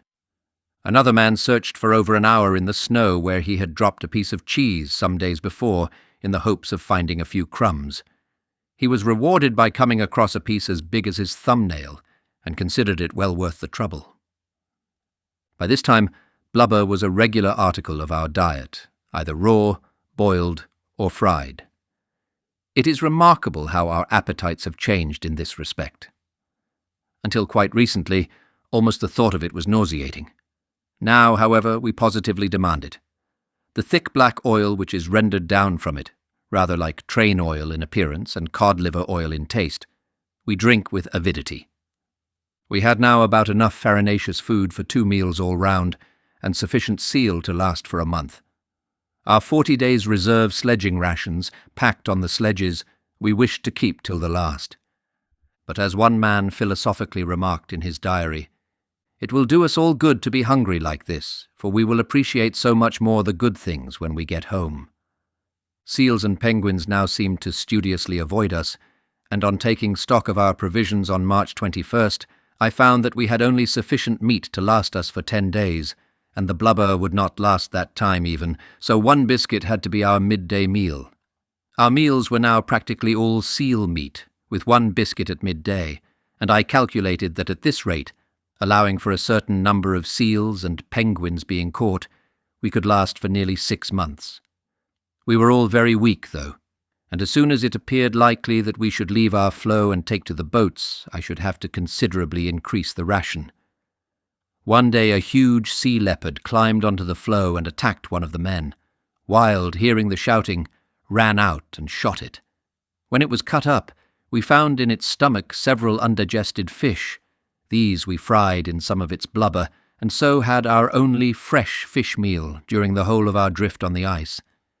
As fuel is so scarce, we have had to resort to melting ice for drinking water in tins against our bodies, and we treat the tins of dog pemmican for breakfast similarly by keeping them in our sleeping bags all night. The last 2 teams of dogs were shot today, April 2nd, the carcasses being dressed for food. We had some of the dog meat cooked, and it was not at all bad, just like beef, but of course very tough. On April 5th we killed 2 seals, and this, with the sea leopard of a few days before, enabled us to slightly increase our ration. Everybody now felt much happier. Such is the psychological effect of hunger appeased. On cold days, a few strips of raw blubber were served out to all hands, and it is wonderful how it fortified us against the cold. Our stock of 40 days' sledging rations remained practically untouched, but once in the boats they were used at full strength. When we first settled down at Patience Camp, the weather was very mild. New Year's Eve, however, was foggy and overcast, with some snow, and next day, though the temperature rose to 38 degrees Fahrenheit, it was abominably cold and wet underfoot. As a rule, during the first half of January, the weather was comparatively warm, so much so that we could dispense with our mitts and work outside for quite long periods with bare hands. Up till the 13th it was exasperatingly warm and calm. This meant that our drift northwards, which was almost entirely dependent on the wind, was checked. A light southerly breeze on the 16th raised all our hopes, and as the temperature was dropping, we were looking forward to a period of favourable winds and a long drift north. On the 18th it had developed into a howling southwesterly gale, rising next day to a regular blizzard with much drift. No one left the shelter of his tent except to feed the dogs, fetch the meals from the galley for his tent, or when his turn as watchman came round. For 6 days this lasted, when the drift subsided somewhat, though the southerly wind continued, and we were able to get a glimpse of the sun. This showed us to have drifted 84 miles north in 6 days, the longest drift we had made. For weeks we had remained on the 67th parallel, and it seemed as though some obstruction was preventing us from passing it. By this amazing leap, however, we had crossed the Antarctic Circle, and were now 146 miles from the nearest land to the west of us, Snow Hill, and 357 miles from the South Orkneys, the first land directly to the north of us. As if to make up for this, an equally strong northeasterly wind sprang up next day, and not only stopped our northward drift, but set us back 3 miles to the south. As usual, high temperatures and wet fog accompanied these northerly winds, though the fog disappeared on the afternoon of January 25th, and we had the unusual spectacle of bright hot sun with a northeasterly wind. It was as hot a day as we had ever had. The temperature was 36 degrees Fahrenheit in the shade and nearly 80 degrees Fahrenheit inside the tents. This had an awful effect on the surface, covering it with pools and making it very treacherous to walk upon. 10 days of northerly winds rather damped our spirits, but a strong southerly wind on February 4th, backing later to southeast, carried us north again. High temperatures and northerly winds soon succeeded this, so that our average rate of northerly drift was about a mile a day in February. Throughout the month, the diaries record alternately a wet day, overcast and mild, and bright and cold with light southerly winds. The wind was now the vital factor with us, and the one topic of any real interest. The beginning of March brought cold, damp, calm weather, with much wet snow and overcast skies. The effect of the weather on our mental state was very marked. All hands felt much more cheerful on a bright sunny day, and looked forward with much more hope to the future than when it was dull and overcast. This had a much greater effect than an increase in rations. A southeasterly gale on the 13th, lasting for 5 days, sent us 20 miles north, and from now our good fortune, as far as the wind was concerned, never left us for any length of time. On the 20th we experienced the worst blizzard we had had up to that time, though worse were to come after landing on Elephant Island. Thick snow fell, making it impossible to see the camp from 30 yards off. To go outside for a moment entailed getting covered all over with fine powdery snow, which required a great deal of brushing off before one could enter again. As the blizzard eased up, the temperature dropped, and it became bitterly cold. In our weak condition, with torn, greasy clothes, we felt these sudden variations in temperature much more than we otherwise would have done. A calm, clear, magnificently warm day followed, and next day came a strong southerly blizzard. Drifts 4 feet deep covered everything, and we had to be continually digging up our scanty stock of meat to prevent its being lost altogether. We had taken advantage of the previous fine day to attempt to thaw out our blankets, which were frozen stiff and could be held out like pieces of sheet iron. But on this day, and for the next 2 or 3 also, it was impossible to do anything but get right inside one's frozen sleeping bag to try and get warm. Too cold to read or sew, we had to keep our hands well inside and pass the time in conversation with each other. The temperature was not strikingly low as temperatures go down here, but the terrific winds penetrate the flimsy fabric of our fragile tents and create so much draught that it is impossible to keep warm within. At supper last night our drinking water froze over in the tin in the tent before we could drink it. It is curious how thirsty we all are. 2 days of brilliant warm sunshine succeeded these cold times, and on March 29th we experienced, to us, the most amazing weather. It began to rain hard, and it was the first rain that we had seen since we left South Georgia 16 months ago. We regarded it as our first touch with civilization, and many of the men longed for the rain and fogs of London. Strong south winds with dull, overcast skies and occasional high temperatures were now our lot till April 7th, when the mist lifted and we could make out what appeared to be land to the north. Although the general drift of our ice flow had indicated to us that we must eventually drift north, our progress in that direction was not by any means uninterrupted. We were at the mercy of the wind, and could no more control our drift than we could control the weather. A long spell of calm, still weather at the beginning of January caused us some anxiety by keeping us at about the latitude that we were in at the beginning of December. Towards the end of January, however, a long drift of 84 miles in a blizzard cheered us all up. This soon stopped, and we began a slight drift to the east. Our general drift now slowed up considerably, and by February 22nd we were still 80 miles from Paulet Island, which now was our objective. There was a hut there and some stores which had been taken down by the ship which went to the rescue of Nordenskjöld's expedition in 1904, and whose fitting out and equipment I had charge of. We remarked amongst ourselves what a strange turn of fate it would be if the very cases of provisions which I had ordered and sent out so many years before were now to support us during the coming winter. But this was not to be. March 5th found us about 40 miles south of the longitude of Paulet Island, but well to the east of it, and as the ice was still too much broken up to sledge over, it appeared as if we should be carried past it. By March 17th we were exactly on a level with Paulet Island, but 60 miles to the east. It might have been 600 for all the chance that we had of reaching it by sledging across the broken sea ice in its present condition.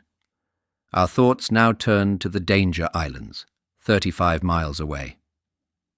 It seems that we are likely to drift up and down this coast from southwest to northeast and back again for some time, yet before we finally clear the point of Joinville Island.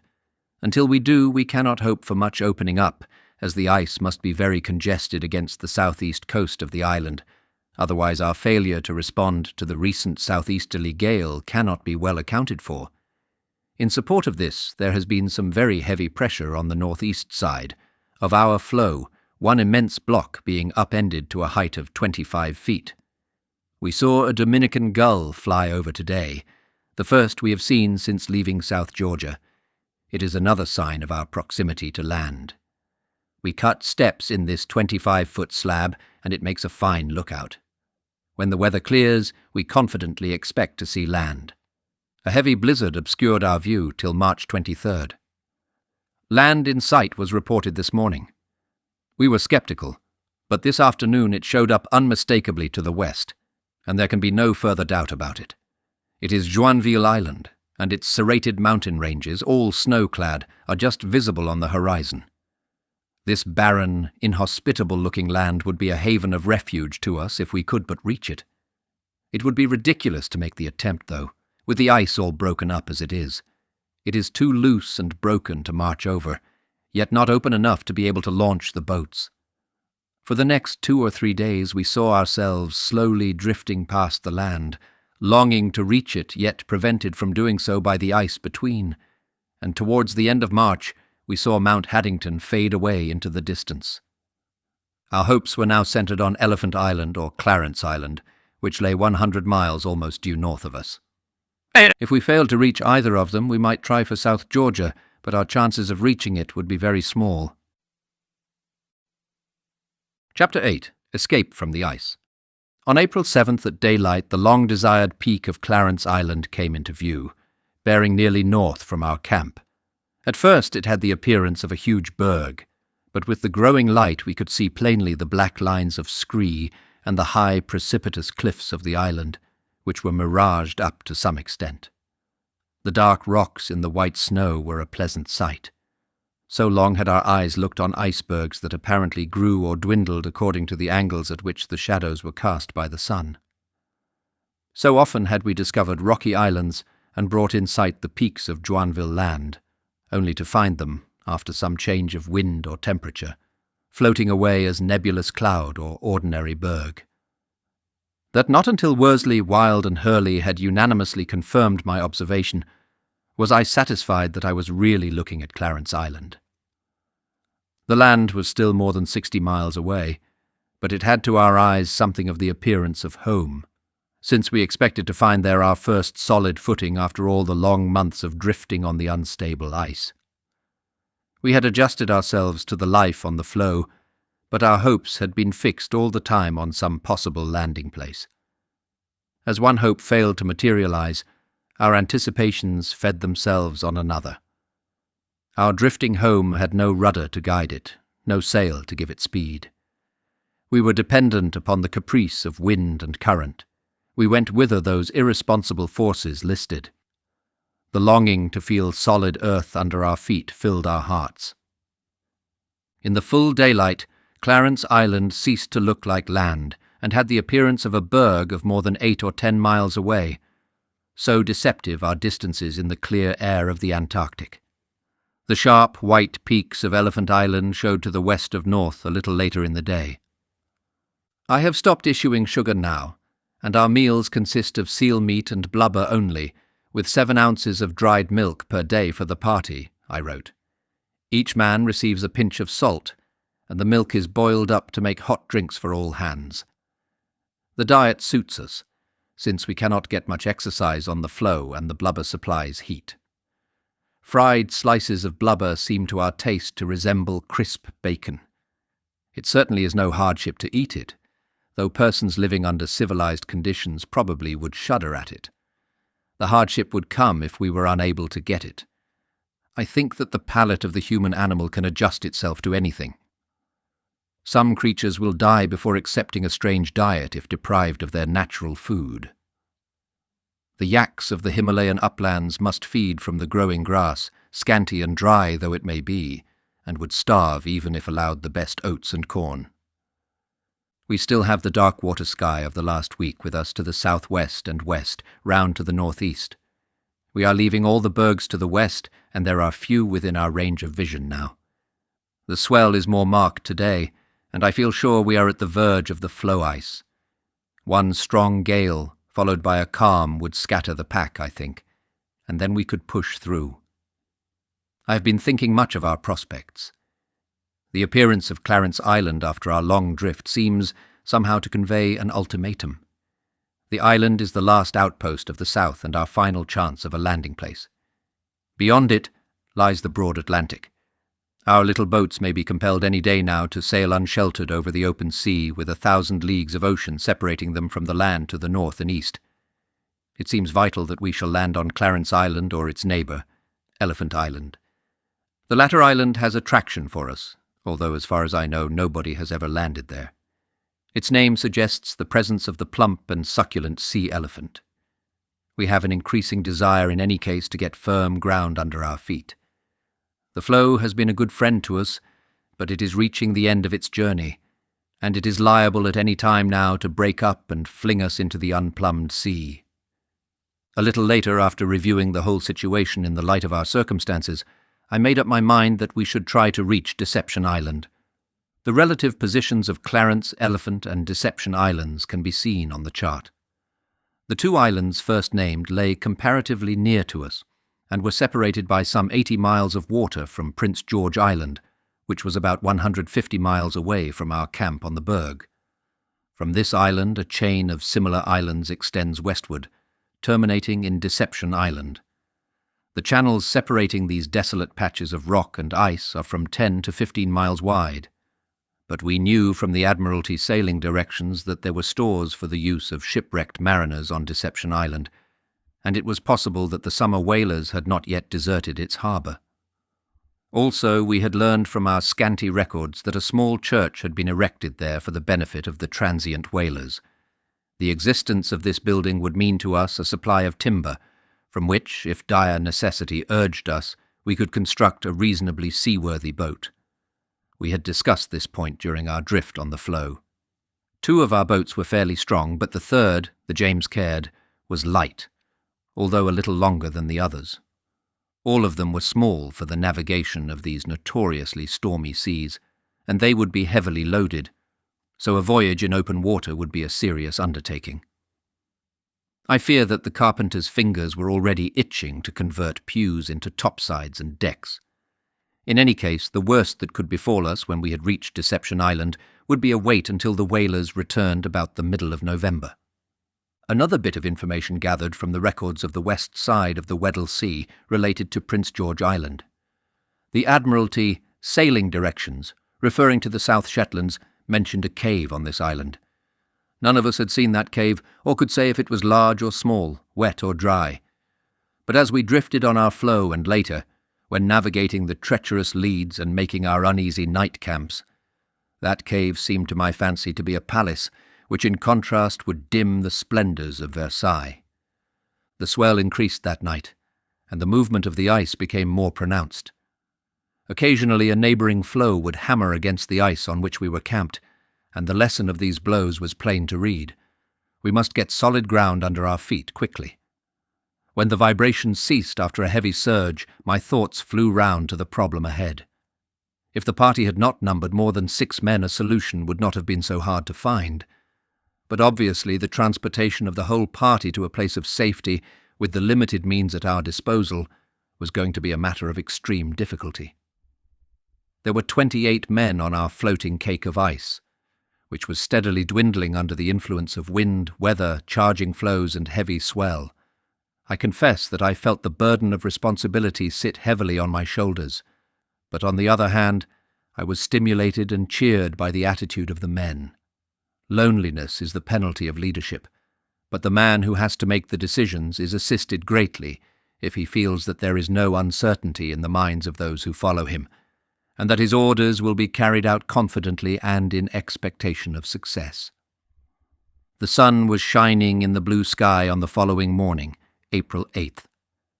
Clarence Island showed clearly on the horizon, and Elephant Island could also be distinguished.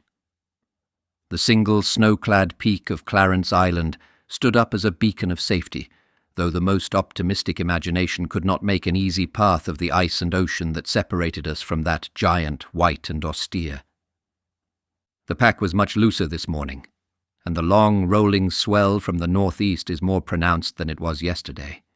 The floes rise and fall with the surge of the sea. We evidently are drifting with the surface current, for all the heavier masses of floe, bergs and hummocks are being left behind.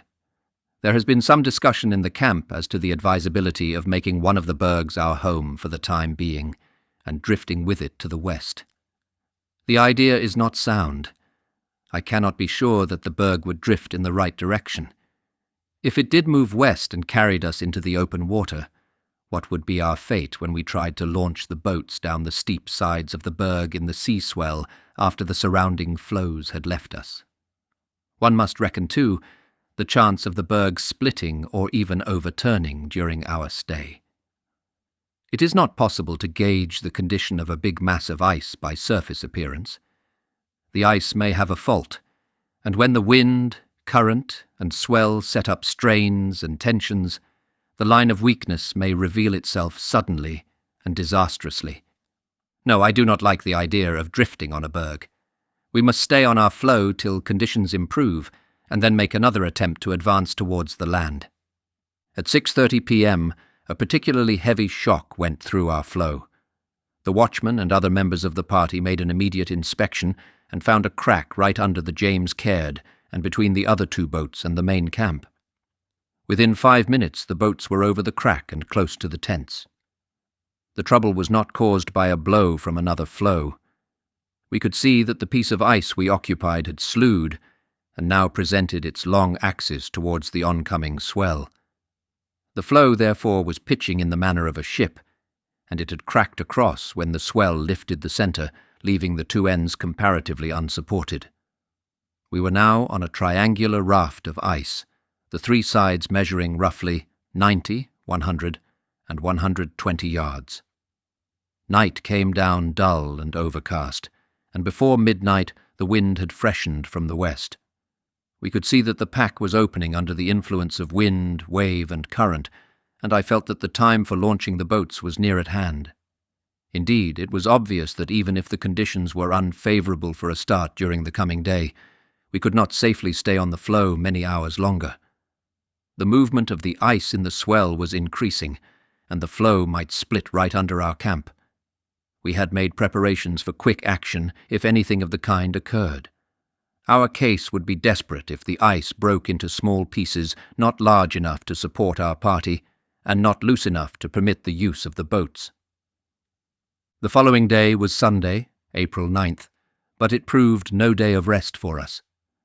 Many of the important events of our expedition occurred on Sundays, and this particular day was to see our forced departure from the floe on which we had lived for nearly 6 months, and the start of our journeyings in the boats. This has been an eventful day. The morning was fine, though somewhat overcast by stratus and cumulus clouds. Moderate south-southwesterly and southeasterly breezes. We hoped that with this wind the ice would drift nearer to Clarence Island. At 7 a.m. lanes of water and leads could be seen on the horizon to the west. The ice separating us from the lanes was loose, but did not appear to be workable for the boats. The long swell from the northwest was coming in more freely than on the previous day, and was driving the floes together in the utmost confusion. The loose brash between the masses of ice was being churned to mud-like consistency, and no boat could have lived in the channels that opened and closed around us. Our own floe was suffering in the general disturbance, and after breakfast I ordered the tents to be struck and everything prepared for an immediate start when the boats could be launched.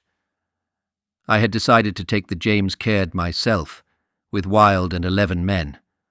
This was the largest of our boats, and in addition to her human complement, she carried the major portion of the stores.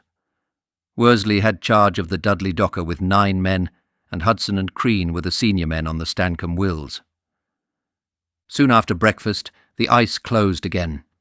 We were standing by with our preparations as complete as they could be made, when at 11 a.m. our floe suddenly split right across under the boats. We rushed our gear onto the larger of the 2 pieces, and watched with strained attention for the next development. The crack had cut through the side of my tent. I stood on the edge of the new fracture, and looking across the widening channel of water, could see the spot where for many months my head and shoulders had rested when I was in my sleeping bag.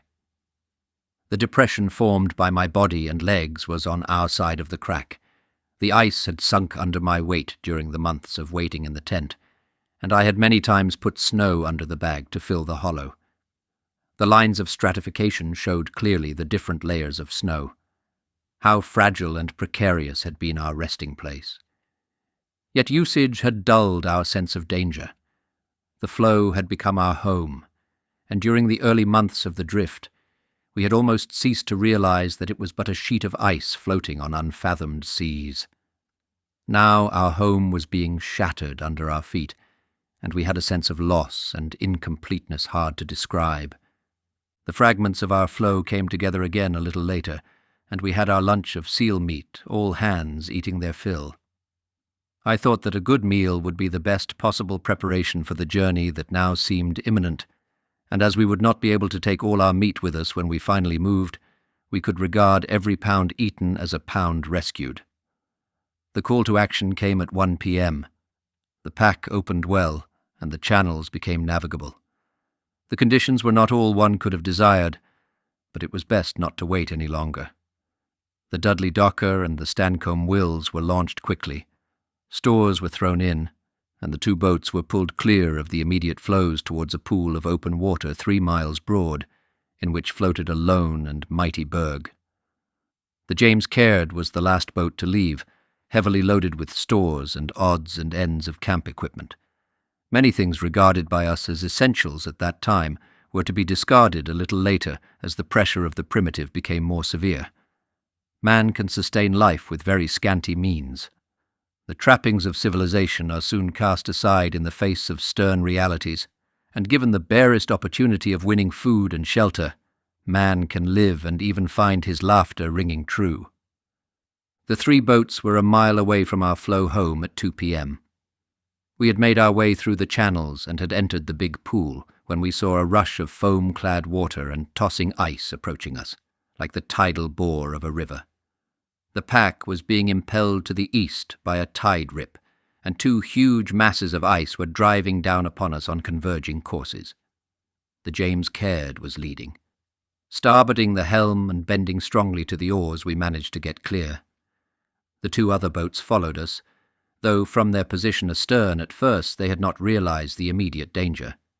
The Stancombe Wills was the last boat, and she was very nearly caught, but by great exertion she was kept just ahead of the driving ice. It was an unusual and startling experience. The effect of tidal action on ice is not often as marked as it was that day. The advancing ice, accompanied by a large wave, appeared to be travelling at about 3 knots, and if we had not succeeded in pulling clear, we would certainly have been swamped. We pulled hard for an hour to windward of the berg that lay in the open water. The swell was crashing on its perpendicular sides and throwing spray to a height of 60 feet. Evidently there was an ice foot at the east end, for the swell broke before it reached the berg face and flung its white spray onto the blue ice wall. We might have paused to have admired the spectacle under other conditions, but night was coming on apace, and we needed a camping place. As we steered northwest, still amid the ice floes, the Dudley Docker got jammed between two masses while attempting to make a shortcut.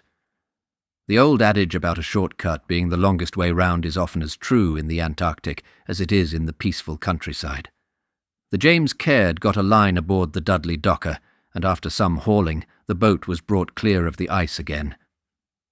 We hastened forward in the twilight in search of a flat old floe, and presently found a fairly large piece rocking in the swell. It was not an ideal camping place by any means, but darkness had overtaken us. We hauled the boats up, and by 8 p.m. had the tents pitched and the blubber stove burning cheerily. Soon all hands were well fed and happy in their tents, and snatches of song came to me as I wrote up my log. Some intangible feeling of uneasiness made me leave my tent about 11 p.m. that night and glance around the quiet camp. The stars between the snow flurries showed that the floe had swung round and was end onto the swell, a position exposing it to sudden strains. I started to walk across the floe in order to warn the watchman to look carefully for cracks. And as I was passing the men's tent, the floe lifted on the crest of a swell and cracked right under my feet. The men were in one of the dome-shaped tents, and it began to stretch apart as the ice opened. A muffled sound, suggestive of suffocation, came from beneath the stretching tent. I rushed forward, helped some emerging men from under the canvas, and called out, "Are you all right?" "There are 2 in the water," somebody answered. The crack had widened to about 4 feet, and as I threw myself down at the edge, I saw a whitish object floating in the water. It was a sleeping bag with a man inside. I was able to grasp it, and with a heave lifted man and bag onto the floe. A few seconds later, the ice edges came together again with tremendous force. Fortunately, there had been but 1 man in the water, or the incident might have been a tragedy. The rescued bag contained Wholeness, who was wet down to the waist but otherwise unscathed. The crack was now opening again. The James Caird and my tent were on one side of the opening, and the remaining 2 boats and the rest of the camp on the other side. With 2 or 3 men to help me, I struck my tent. Then all hands manned the painter and rushed the James Caird across the opening crack. We held to the rope while, one by one, the men left on our side of the floe jumped the channel or scrambled over by means of the boat. Finally I was left alone. The night had swallowed all the others, and the rapid movement of the ice forced me to let go the painter. For a moment I felt that my piece of rocking floe was the loneliest place in the world. Peering into the darkness, I could just see the dark figures on the other floe. I hailed Wilde, ordering him to launch the Stancombe Wills, but I need not have troubled. His quick brain had anticipated the order, and already the boat was being manned and hauled to the ice edge. 2 or 3 minutes later she reached me, and I was ferried across to the camp. We were now on a piece of flat ice about 200 feet long and 100 feet wide. There was no more sleep for any of us that night. The killers were blowing in the lanes around, and we waited for daylight and watched for signs of another crack in the ice. The hours passed with laggard feet as we stood huddled together or walked to and fro in the effort to keep some warmth in our bodies. We lit the blubber stove at 3 a.m., and with pipes going and a cup of hot milk for each man, we were able to discover some bright spots in our outlook. At any rate, we were on the move at last, and if dangers and difficulties lay ahead, we could meet and overcome them. No longer were we drifting helplessly at the mercy of wind and current. The first glimmerings of dawn came at 6 a.m., and I waited anxiously for the full daylight. The swell was growing, and at times our ice was surrounded closely by similar pieces. At 6:30 a.m. we had hot hoosh, and then stood by waiting for the pack to open. Our chance came at 8, when we launched the boats, loaded them, and started to make our way through the lanes in a northerly direction. The James Caird was in the lead, with the Stancombe Wills next and the Dudley Docker bringing up the rear. In order to make the boats more seaworthy, we had left some of our shovels, picks, and dried vegetables on the floe, and for a long time we could see the abandoned stores forming a dark spot on the ice.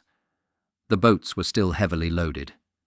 We got out of the lanes and entered a stretch of open water at 11 a.m.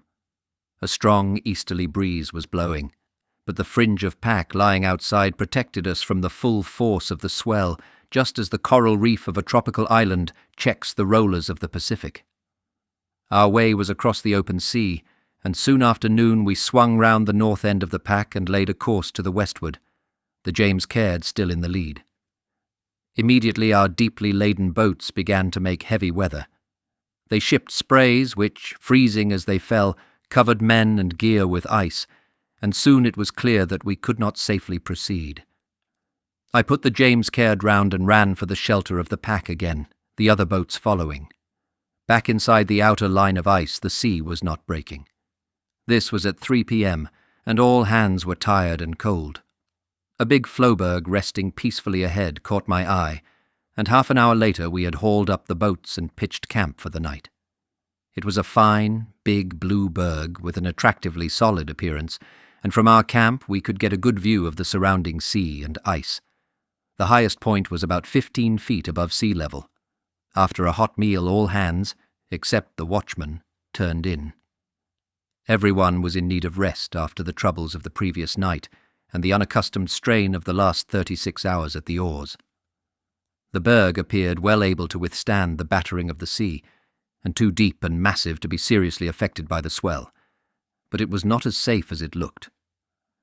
About midnight, the watchman called me and showed me that the heavy northwesterly swell was undermining the ice. A great piece had broken off within 8 feet of my tent. We made what inspection was possible in the darkness, and found that on the westward side of the berg, the thick snow covering was yielding rapidly to the attacks of the sea. An ice foot had formed just under the surface of the water. I decided that there was no immediate danger and did not call the men. The northwesterly wind strengthened during the night. The morning of April 11th was overcast and misty. There was a haze on the horizon, and daylight showed that the pack had closed round our berg, making it impossible in the heavy swell to launch the boats. We could see no sign of the water. Numerous whales and killers were blowing between the floes, and Cape pigeons, petrels, and fulmars were circling round our berg. The scene from our camp as the daylight brightened was magnificent beyond description, though I must admit that we viewed it with anxiety. Heaving hills of pack and floe were sweeping towards us in long undulations, later to be broken here and there by the dark lines that indicated open water. As each swell lifted around our rapidly dissolving berg, it drove floe ice onto the ice foot, shearing off more of the top snow covering and reducing the size of our camp. When the floes retreated to attack again, the water swirled over the ice foot, which was rapidly increasing in width. The launching of the boats under such conditions would be difficult. Time after time, so often that a track was formed, Worsley, Wild, and I climbed to the highest point of the berg and stared out to the horizon in search of a break in the pack. After long hours had dragged past, far away on the lift of the swell, there appeared a dark break in the tossing field of ice. Aeons seemed to pass, so slowly it approached. I noticed enviously the calm, peaceful attitudes of 2 seals which lolled lazily on a rocking floe. They were at home and had no reason for worry or cause for fear. If they thought at all, I suppose they counted it an ideal day for a joyous journey on the tumbling ice. To us it was a day that seemed likely to lead to no more days. I do not think I had ever before felt the anxiety that belongs to leadership quite so keenly. When I looked down at the camp to rest my eyes from the strain of watching the wide white expanse broken by that one black ribbon of open water, I could see that my companions were waiting with more than ordinary interest to learn what I thought about it all. After one particularly heavy collision, somebody shouted sharply, "She has cracked in the middle!" I jumped off the lookout station and ran to the place the men were examining. There was a crack, but investigation showed it to be a mere surface break in the snow, with no indication of a split in the berg itself. The carpenter mentioned calmly that earlier in the day he had actually gone adrift on a fragment of ice.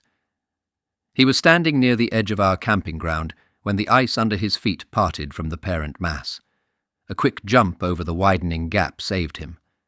The hours dragged on. One of the anxieties in my mind was the possibility that we would be driven by the current through the 80-mile gap between Clarence Island and Prince George Island into the open Atlantic. But slowly the open water came nearer, and at noon it had almost reached us. A long lane, narrow but navigable, stretched out to the southwest horizon. Our chance came a little later. We rushed our boats over the edge of the reeling berg and swung them clear of the ice-foot as it rose beneath them. The James Caird was nearly capsized by a blow from below as the berg rolled away, but she got into deep water. We flung stores and gear aboard and within a few minutes were away. The James Caird and Dudley Docker had good sails, and with a favourable breeze could make progress along the lane, with the rolling fields of ice on either side. The swell was heavy and spray was breaking over the ice floes. An attempt to set a little rag of sail on the Stancombe Wills resulted in serious delay.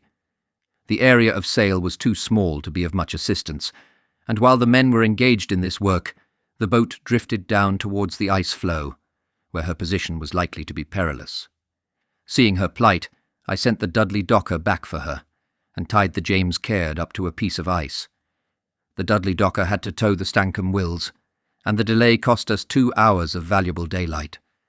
When I had the 3 boats together again, we continued down the lane, and soon saw a wider stretch of water to the west. It appeared to offer us release from the grip of the pack. At the head of an ice tongue that nearly closed the gap through which we might enter the open space was a wave-worn berg shaped like some curious antediluvian monster, an icy Cerberus guarding the way.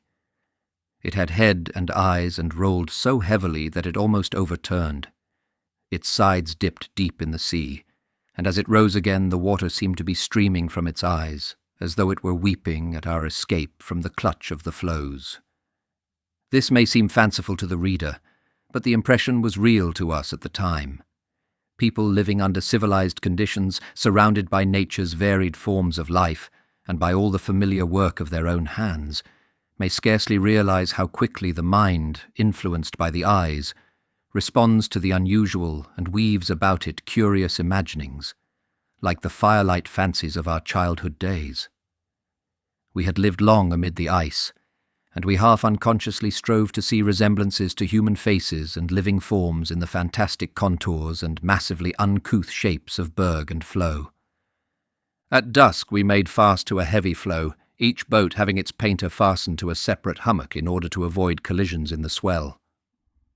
We landed the blubber stove, boiled some water in order to provide hot milk, and served cold rations. I also landed the dome tents and stripped the coverings from the hoops. Our experience of the previous day in the open sea had shown us that the tents must be packed tightly. The spray had dashed over the bows and turned to ice on the cloth, which had soon grown dangerously heavy. Other articles off our scanty equipment had to go that night. We were carrying only the things that had seemed essential, but we stripped now to the barest limit of safety. We had hoped for a quiet night, but presently we were forced to cast off, since pieces of loose ice began to work round the floe. Drift ice is always attracted to the lee side of a heavy floe, where it bumps and presses under the influence of the current. I had determined not to risk a repetition of the last night's experience, and so had not pulled the boats up. We spent the hours of darkness keeping an offing from the main line of pack under the lee of the smaller pieces. Constant rain and snow squalls blotted out the stars and soaked us through, and at times it was only by shouting to each other that we managed to keep the boats together. There was no sleep for anybody owing to the severe cold, and we dare not pull fast enough to keep ourselves warm, since we were unable to see more than a few yards ahead. Occasionally the ghostly shadows of silver, snow, and fulmar petrels flashed close to us, and all around we could hear the killers blowing, their short, sharp hisses sounding like sudden escapes of steam. The killers were a source of anxiety, for a boat could easily have been capsized by one of them coming up to blow.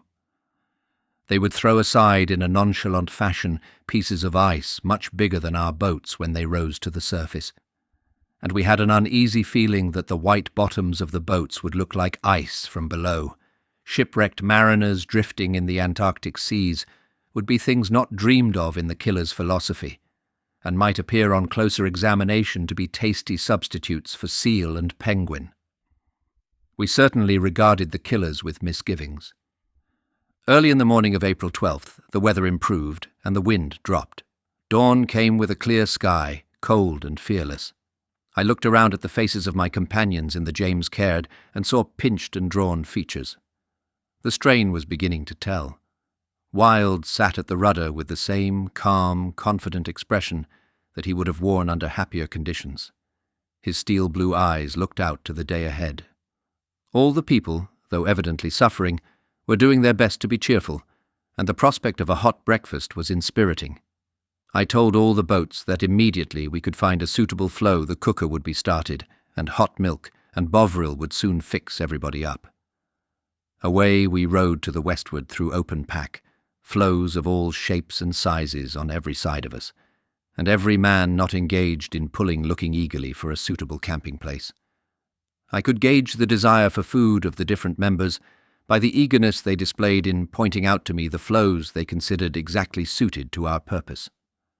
The temperature was about 10 degrees Fahrenheit, and the Burberry suits of the rowers crackled as the men bent to the oars.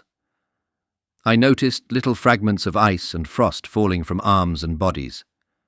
At 8 o'clock a decent floe appeared ahead and we pulled up to it. The galley was landed, and soon the welcome steam rose from the cooking food as the blubber stove flared and smoked. Never did a cook work under more anxious scrutiny. Worsley, Crean, and I stayed in our respective boats to keep them steady and prevent collisions with the floe, since the swell was still running strong, but the other men were able to stretch their cramped limbs and run to and fro in the kitchen, as somebody put it. The sun was now rising gloriously. The Burberry suits were drying, and the ice was melting off our beards. The steaming food gave us new vigour, and within 3/4 of an hour we were off again to the west with all sails set. We had given an additional sail to the Stancombe Wills, and she was able to keep up pretty well. We could see that we were on the true pack edge, with the blue rolling sea just outside the fringe of ice to the north. White-capped waves vied with the glittering floes in the setting of blue water, and countless seals basked and rolled on every piece of ice big enough to form a raft. We had been making westward with oars and sails since April 9th, and fair easterly winds had prevailed. Hopes were running high as to the noon observation for position. The optimists thought that we had done 60 miles towards our goal, and the most cautious guess gave us at least 30 miles. The bright sunshine and the brilliant scene around us may have influenced our anticipations. As noon approached, I saw Worsley, as navigating officer, balancing himself on the gunwale of the Dudley Docker with his arm around the mast, ready to snap the sun. He got his observation, and we waited eagerly while he worked out the sight. Then the Dudley Docker ranged up alongside the James Caird, and I jumped into Worsley's boat in order to see the result. It was a grievous disappointment. Instead of making a good run to the westward, we had made a big drift to the southeast. We were actually 30 miles to the east of the position we had occupied when we left the floe on the 9th. It has been noted by sealers operating in this area that there are often heavy sets to the east in the Belgica Straits, and no doubt it was one of these sets that we had experienced. The originating cause would be a northwesterly gale off Cape Horn, producing the swell that had already caused us so much trouble.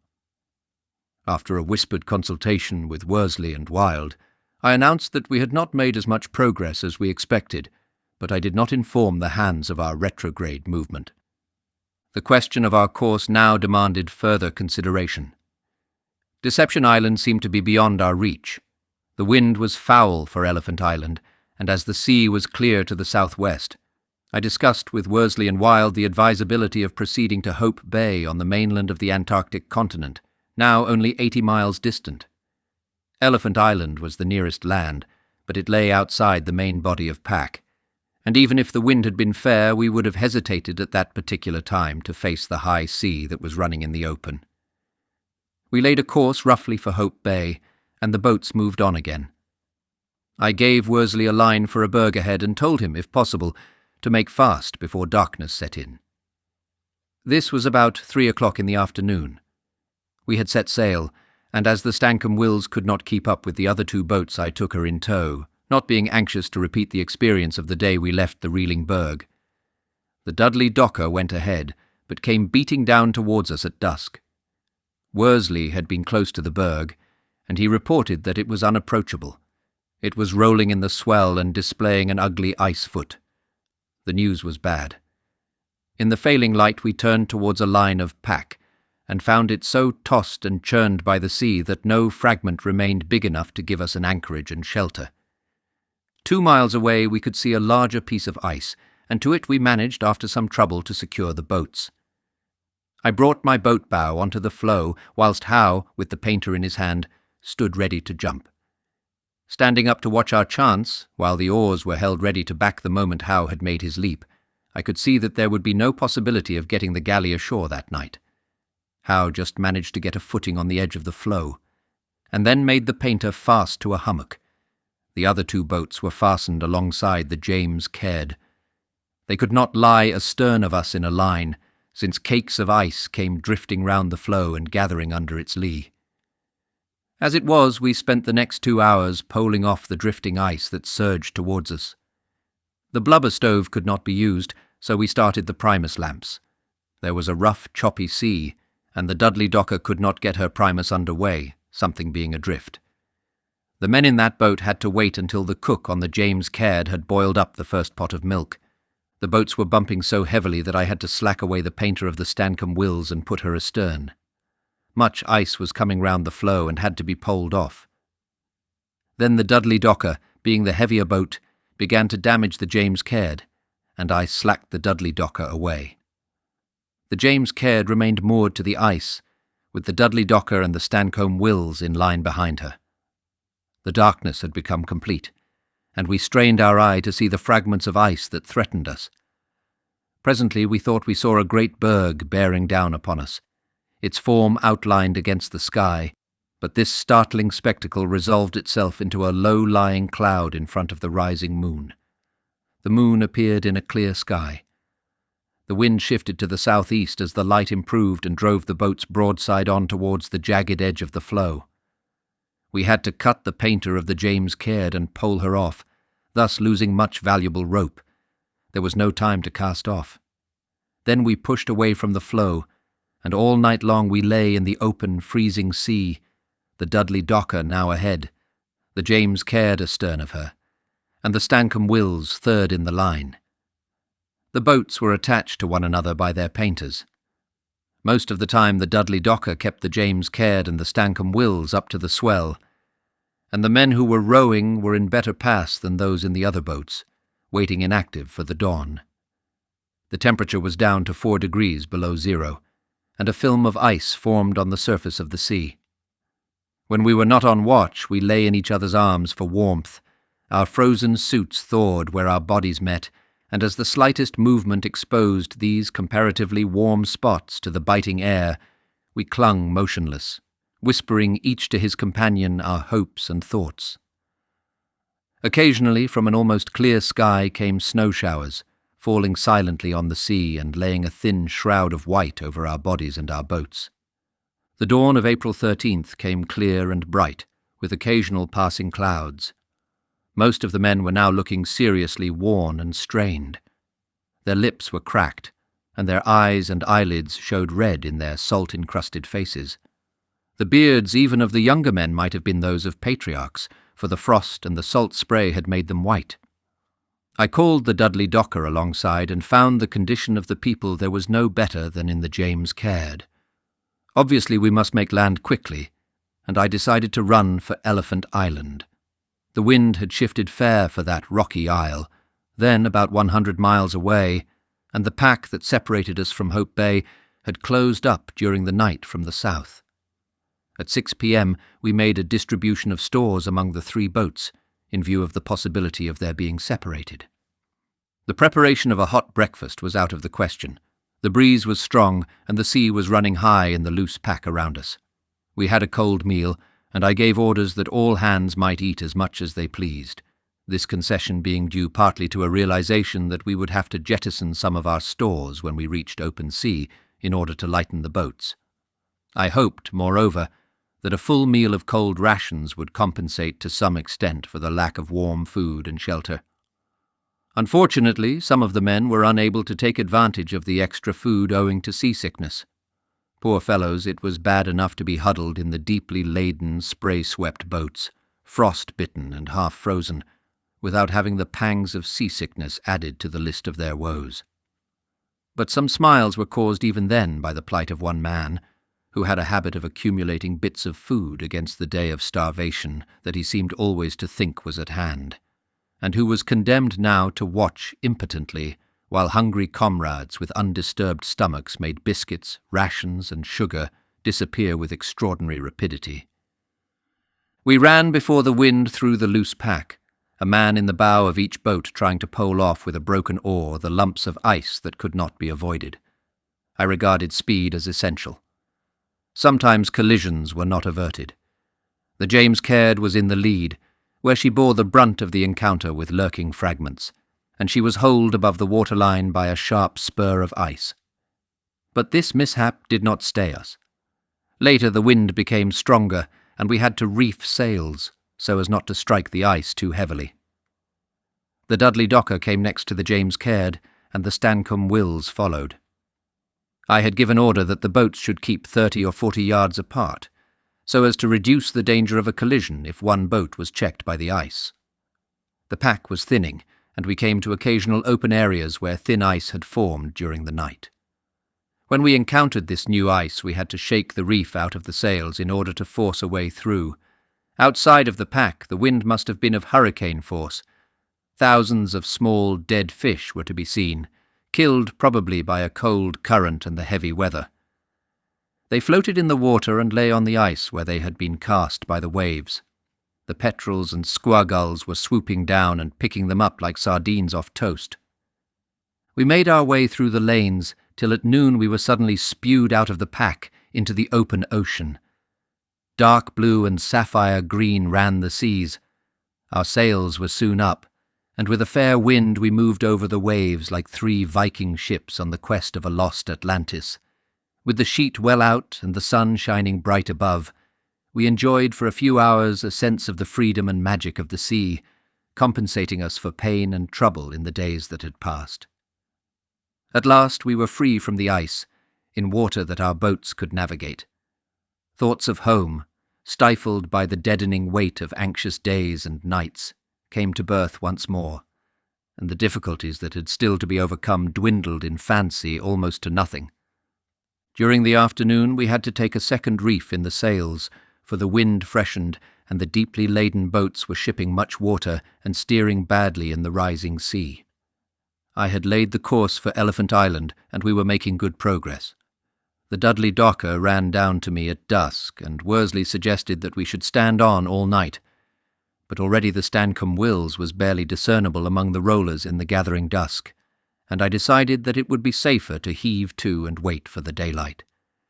It would never have done for the boats to have become separated from one another during the night. The party must be kept together, and moreover, I thought it possible that we might overrun our goal in the darkness and not be able to return. So we made a sea anchor of oars and hove to, the Dudley Docker in the lead, since she had the longest painter.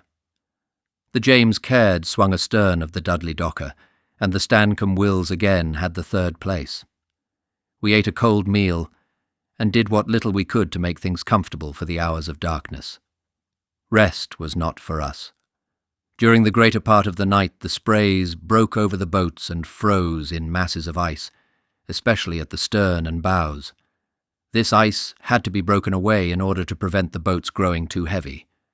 The temperature was below zero, and the wind penetrated our clothes and chilled us almost unbearably. I doubted if all the men would survive that night. One of our troubles was lack of water. We had emerged so suddenly from the pack into the open sea that we had not had time to take aboard ice for melting in the cookers, and without ice we could not have hot food.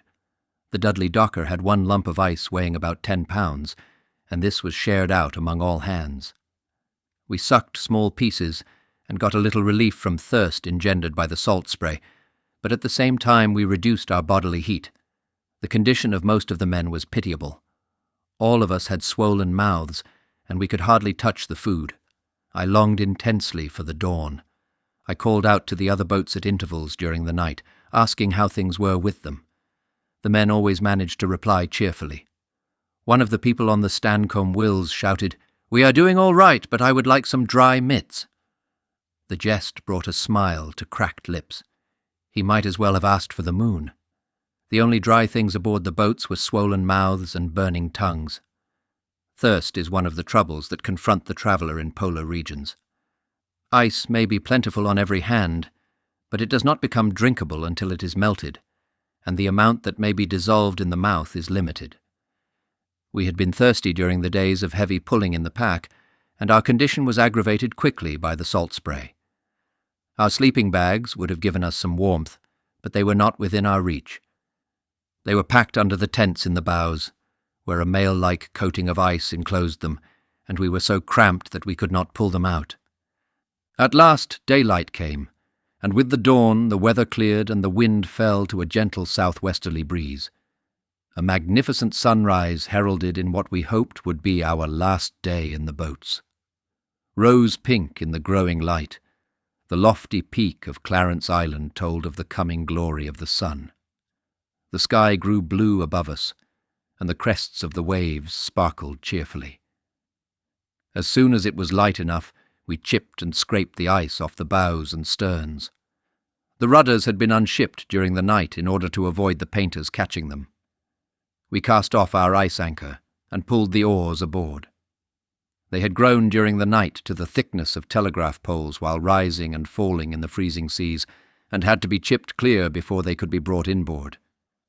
We were dreadfully thirsty now.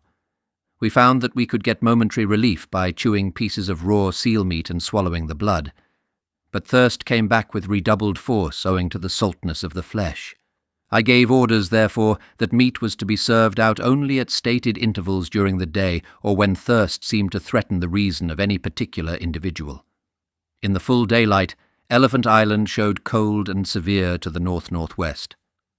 The island was on the bearings that Worsley had laid down, and I congratulated him on the accuracy of his navigation under difficult circumstances, with 2 days' dead reckoning while following a devious course through the pack ice, and after drifting during 2 nights at the mercy of wind and waves. The Stancombe Wills came up, and McElroy reported that Blackborrow's feet were very badly frostbitten. This was unfortunate, but nothing could be done. Most of the people were frostbitten to some extent, and it was interesting to notice that the old-timers, Wild, Crean, Hurley, and I, were all right. Apparently we were acclimatized to ordinary Antarctic temperature, though we learned later that we were not immune. All day, with a gentle breeze on our port bow, we sailed and pulled through a clear sea. We would have given all the tea in China for a lump of ice to melt into water, but no ice was within our reach. 3 bergs were in sight, and we pulled towards them, hoping that a trail of brash would be floating on the sea to leeward, but they were hard and blue, devoid of any sign of cleavage, and the swell that surged around them as they rose and fell made it impossible for us to approach closely. The wind was gradually hauling ahead, and as the day wore on, The rays of the sun beat fiercely down from a cloudless sky on pain-racked men. Progress was slow, but gradually Elephant Island came nearer. Always while I attended to the other boats, signalling and ordering, Wilde sat at the tiller of the James Caird. He seemed unmoved by fatigue and unshaken by privation. About 4 o'clock in the afternoon, a stiff breeze came up ahead, and, blowing against the current, soon produced a choppy sea. During the next hour of hard pulling, we seemed to make no progress at all. The James Caird and the Dudley Docker had been towing the Stancombe Wills in turn. But my boat now took the Stancombe Wills in tow permanently, as the James Caird could carry more sail than the Dudley Docker in the freshening wind. We were making up for the southeast side of Elephant Island, the wind being between northwest and west. The boats, held as close to the wind as possible, moved slowly, and when darkness set in, our goal was still some miles away. A heavy sea was running. We soon lost sight of the Stancombe Wills, astern of the James Caird at the length of the painter, but occasionally the white gleam of broken water revealed her presence. When the darkness was complete, I sat in the stern with my hand on the painter, so that I might know if the other boat broke away, and I kept that position during the night. The rope grew heavy with the ice as the unseen seas surged past us, and our little craft tossed to the motion of the waters. Just at dusk I had told the men on the Stancombe Wills that if their boat broke away during the night and they were unable to pull against the wind, they could run for the east side of Clarence Island and await our coming there. Even though we could not land on Elephant Island, it would not do to have the third boat adrift. It was a stern night. The men, except the watch, crouched and huddled in the bottom of the boat, getting what little warmth they could from the soaking sleeping bags and each other's bodies. Harder and harder blew the wind, and fiercer grew the sea. The boat plunged heavily through the squalls and came up to the wind, the sails shaking in the stiffest gusts. Every now and then, as the night wore on, the moon would shine down through a rift in the driving clouds, and in the momentary light I could see the ghostly faces of men, sitting up to trim the boat as she heeled over to the wind.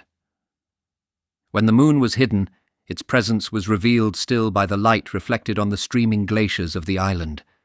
The temperature had fallen very low, and it seemed that the general discomfort of our situation could scarcely have been increased, but the land looming ahead was a beacon of safety, and I think we were all buoyed up by the hope that the coming day would see the end of our immediate troubles.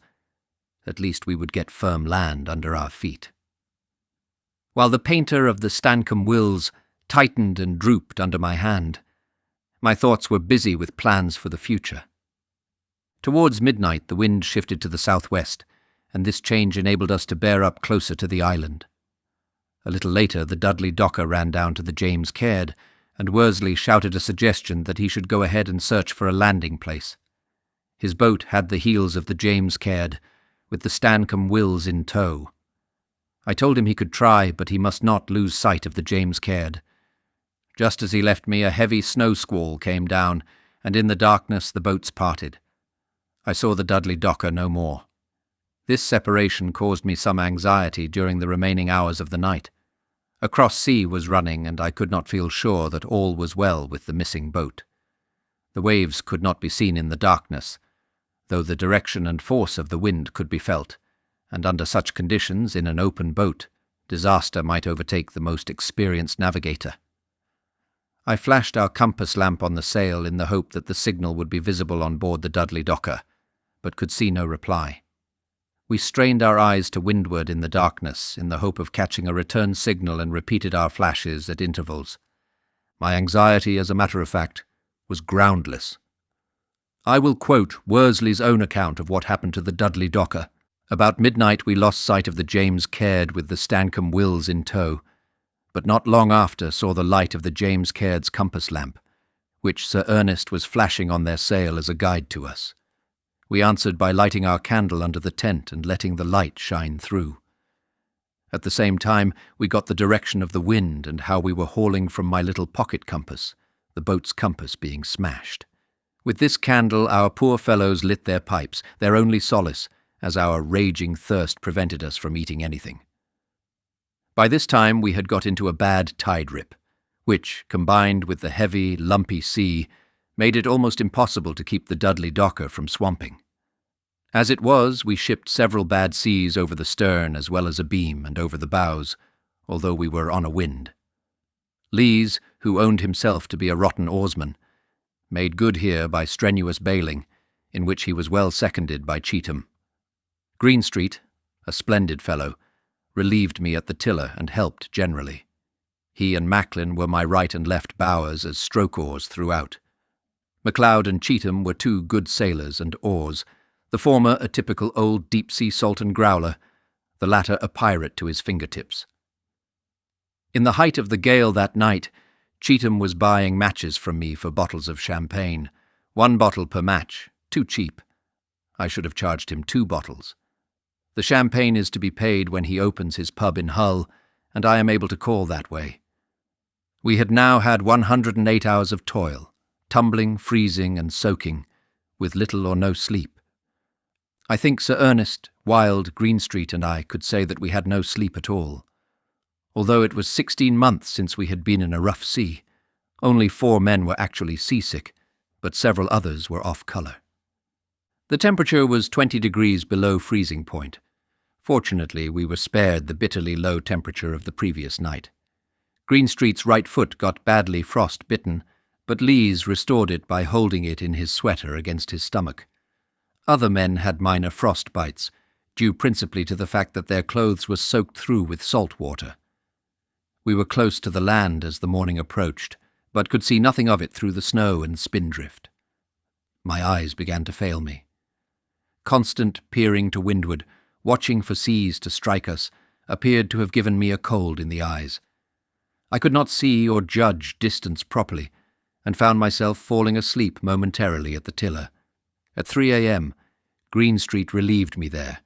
I was so cramped from long hours, cold and wet, in the constrained position one was forced to assume on top of the gear and stores at the tiller, that the other men had to pull me amidships and straighten me out like a jackknife, first rubbing my thighs, groin, and stomach. At daylight we found ourselves close alongside the land, but the weather was so thick that we could not see where to make for a landing. Having taken the tiller again after an hour's rest under the shelter, save the mark, of the dripping tent, I ran the Dudley Docker off before the gale, following the coast around to the north. This course for the first hour was fairly risky, the heavy sea before which we were running threatening to swamp the boat, but by 8 a.m. we had obtained a slight lee from the land. Then I was able to keep her very close in, along a glacier front, with the object of picking up lumps of freshwater ice as we sailed through them. Our thirst was intense. We soon had some ice aboard, and for the next hour and a half we sucked and chewed fragments of ice with greedy relish. All this time we were coasting along beneath towering rocky cliffs and sheer glacier faces, which offered not the slightest possibility of landing anywhere. At 9:30 a.m. we spied a narrow rocky beach at the base of some very high crags and cliff, and made for it. To our joy, we sighted the James Caird and the Stancombe Wills sailing into the same haven just ahead of us. We were so delighted that we gave 3 cheers, which were not heard aboard the other boats owing to the roar of the surf. However, we soon joined them and were able to exchange experiences on the beach. Our experiences on the James Caird had been similar, although we had not been able to keep up to windward as well as the Dudley Docker had done. This was fortunate as events proved, for the James Caird and Stancombe Wills went to leeward of the big bight the Dudley Docker entered, and from which she had to turn out with the sea astern. We thus avoided the risk of having the Stancombe Wills swamped in the following sea. The weather was very thick in the morning. Indeed, at 7 a.m. we were right under the cliffs, which plunged sheer into the sea before we saw them. We followed the coast towards the north, and ever the precipitous cliffs and glacier faces presented themselves to our searching eyes. The sea broke heavily against these walls, and a landing would have been impossible under any conditions. We picked up pieces of ice and sucked them eagerly. At 9 a.m. at the northwest end of the island we saw a narrow beach at the foot of the cliffs. Outside lay a fringe of rocks, heavily beaten by the surf, but with a narrow channel showing as a break in the foaming water. I decided that we must face the hazards of this unattractive landing place. 2 days and nights without drink or hot food had played havoc with most of the men, and we could not assume that any safer haven lay within our reach. The Stancombe Wills was the lighter and handier boat, and I called her alongside with the intention of taking her through the gap first and ascertaining the possibilities of a landing before the James Caird made the venture. I was just climbing into the Stancombe Wills when I saw the Dudley Docker coming up astern under sail. The sight took a great load off my mind. Rowing carefully and avoiding the blind rollers which showed where sunken rocks lay, we brought the Stancombe Wills towards the opening in the reef. Then, with a few strong strokes, we shot through on the top of a swell and ran the boat onto a stony beach. The next swell lifted her a little farther. This was the first landing ever made on Elephant Island, and a thought came to me that the honour should belong to the youngest member of the expedition, so I told Blackborrow to jump over. He seemed to be in a state almost of coma, and in order to avoid delay I helped him, perhaps a little roughly, over the side of the boat. He promptly sat down in the surf and did not move. Then I suddenly realized what I had forgotten, that both his feet were frostbitten badly. Some of us jumped over and pulled him into a dry place. It was a rather rough experience for Blackborrow, but anyhow, he is now able to say that he was the first man to sit on Elephant Island. Possibly at the time he would have been willing to forego any distinction of the kind. We landed the cook with his blubber stove, a supply of fuel and some packets of dried milk, and also several of the men. Then the rest of us pulled out again to pilot the other boats through the channel. The James Caird was too heavy to be beached directly, so after landing most of the men from the Dudley Docker and the Stancombe Wills, I superintended the transshipment of the James Caird's gear outside the reef. Then we all made the passage, and within a few minutes the 3 boats were aground. A curious spectacle met my eyes when I landed the second time. Some of the men were reeling about the beach, as if they had found an unlimited supply of alcoholic liquor on the desolate shore. They were laughing uproariously, picking up stones and letting handfuls of pebbles trickle between their fingers like misers gloating over hoarded gold. The smiles and laughter, which caused cracked lips to bleed afresh, and the gleeful exclamations at the sight of 2 live seals on the beach, made me think for a moment of that glittering hour of childhood, when the door is open at last, and the Christmas tree in all its wonder bursts upon the vision. I remember that Wilde, who always rose superior to fortune bad and good, came ashore as I was looking at the men, and stood beside me as easy and unconcerned, as if he had stepped out of his car for a stroll in the park. Soon 6 of us had the stores ashore. Our strength was nearly exhausted, and it was heavy work carrying our goods over the rough pebbles and rocks to the foot of the cliff. But we dare not leave anything within reach of the tide. We had to wade knee-deep in the icy water in order to lift the gear from the boats. When the work was done, we pulled the 3 boats a little higher on the beach and turned gratefully to enjoy the hot drink the cook had prepared. Those of us who were comparatively fit had to wait until the weaker members of the party had been supplied. But every man had his pannikin of hot milk in the end, and never did anything taste better. Seal, steak, and blubber followed, for the seals that had been careless enough to await our arrival on the beach had already given up their lives. There was no rest for the cook. The blubber stove flared and spluttered fiercely as he cooked, not one meal but many meals, which merged into a day-long bout of eating. We drank water and ate seal meat until every man had reached the limit of his capacity. The tents were pitched with oars for supports, and by 3 p.m. our camp was in order. The original framework of the tents had been cast adrift on one of the floes in order to save weight. Most of the men turned in early for a safe and glorious sleep, to be broken only by the call to take a turn on watch. The chief duty of the watchman was to keep the blubber stove alight, and each man on duty appeared to find it necessary to cook himself a meal during his watch and a supper before he turned in again. Wilde, Worsley, and Hurley accompanied me on an inspection of our beach before getting into the tents. I almost wished then that I had postponed the examination until after sleep, but the sense of caution that the uncertainties of polar travel implant in one's mind had made me uneasy. The outlook we found to be anything but cheering. Obvious signs showed that at spring tides the little beach would be covered by the water right up to the foot of the cliffs.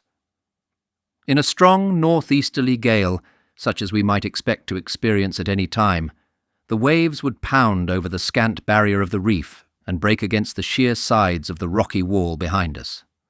Well-marked terraces showed the effect of other gales, and right at the back of the beach was a small bit of wreckage not more than 3 feet long, rounded by the constant chafing it had endured.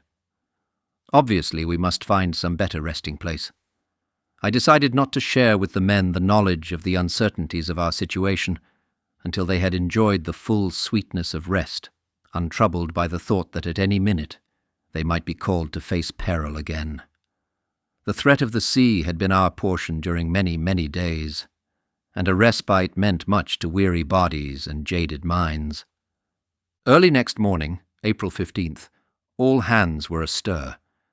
The sun soon shone brightly, and we spread out our wet gear to dry, till the beach looked like a particularly disreputable gypsy camp. The boots and clothing had suffered considerably during our travels. I had decided to send Wild along the coast in the Stancombe Wills to look for a new camping ground, and he and I discussed the details of the journey while eating our breakfast of hot seal steak and blubber. The camp I wished to find was one where the party could live for weeks or even months in safety, without danger from sea or wind in the heaviest winter gale. Wild was to proceed westwards along the coast, and was to take with him 4 of the fittest men, Marston, Crean, Vincent, and McCarthy. If he did not return before dark, we were to light a flare, which would serve him as a guide to the entrance of the channel. The Stancombe Wills pushed off at 11 a.m., and quickly passed out of sight around the island. Then Hurley and I walked along the beach towards the west, climbing through a gap between the cliff and a great detached pillar of basalt. The narrow strip of beach was cumbered with masses of rock that had fallen from the cliffs. We struggled along for 2 miles or more in the search for a place where we could get the boats ashore and make a permanent camp in the event of Wild's search proving fruitless. But after 3 hours' vain toil, we had to turn back. We had found on the far side of the pillar of basalt a crevice in the rocks beyond the reach of all but the heaviest gales. Rounded pebbles showed that the seas reached the spot on occasions. Here I decided to depot 10 cases of Bovril sledging ration in case of our having to move away quickly. We could come back for the food at a later date if opportunity offered. Returning to the camp, we found the men resting or attending to their gear. Clark had tried angling in the shallows off the rocks and had secured 1 or 2 small fish. The day passed quietly. Rusty needles were rubbed bright on the rocks and clothes were mended and darned. A feeling of tiredness, due I suppose to reaction after the strain of the preceding days, overtook us, but the rising tide coming farther up the beach than it had done on the day before forced us to labour at the boats, which we hauled slowly to a higher ledge. We found it necessary to move our makeshift camp nearer the cliff. I portioned out the available ground for the tents, the galley, and other purposes, as every foot was of value. When night arrived, the Stancombe Wills was still away, so I had a blubber flare lit at the head of the channel. About 8 p.m., we heard a hail in the distance.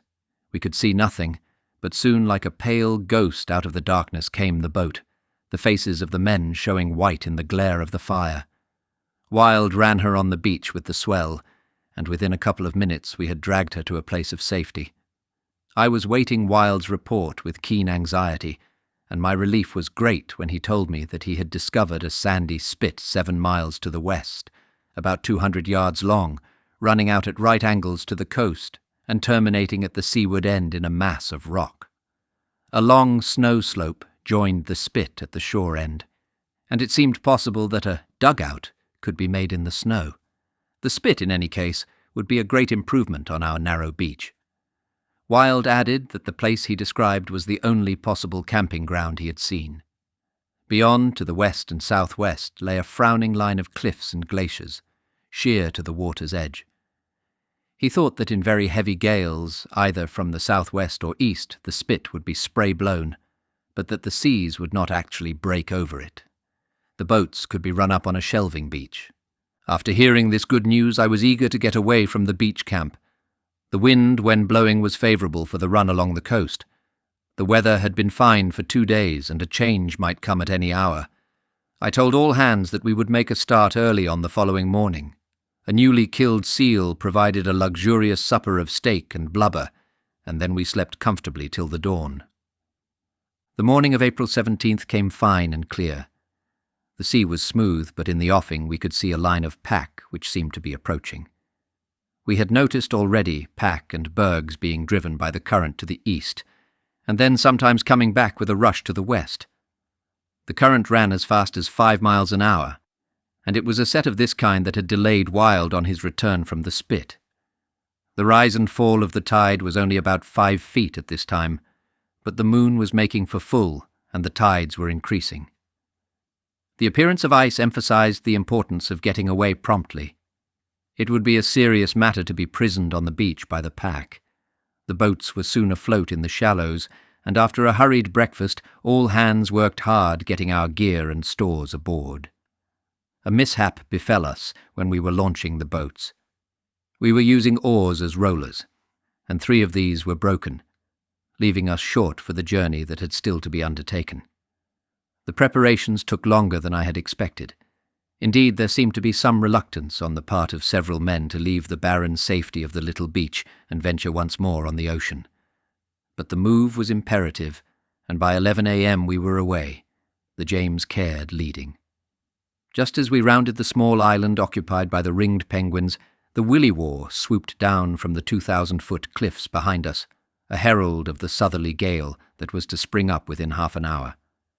Soon we were straining at the oars with the gale on our bows. Never had we found a more severe task. The wind shifted from the south to the southwest, and the shortage of oars became a serious matter. The James Caird, being the heaviest boat, had to keep a full complement of rowers, while the Dudley Docker and the Stancomb Wills went short and took turns using the odd oar. A big swell was thundering against the cliffs, and at times we were almost driven onto the rocks by swirling green waters.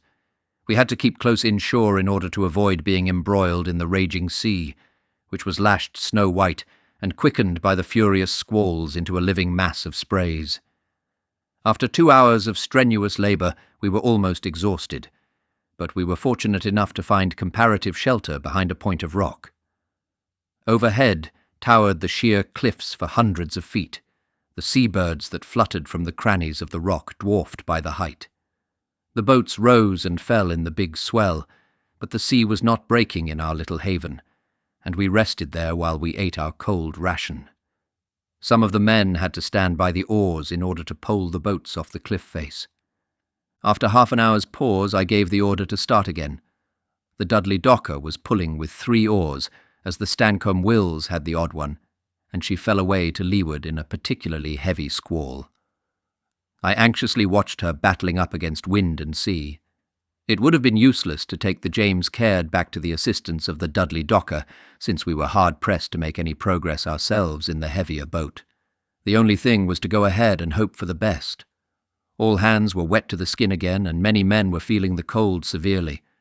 We forged on slowly and passed inside a great pillar of rock standing out to sea and towering to a height of about 2,400 feet.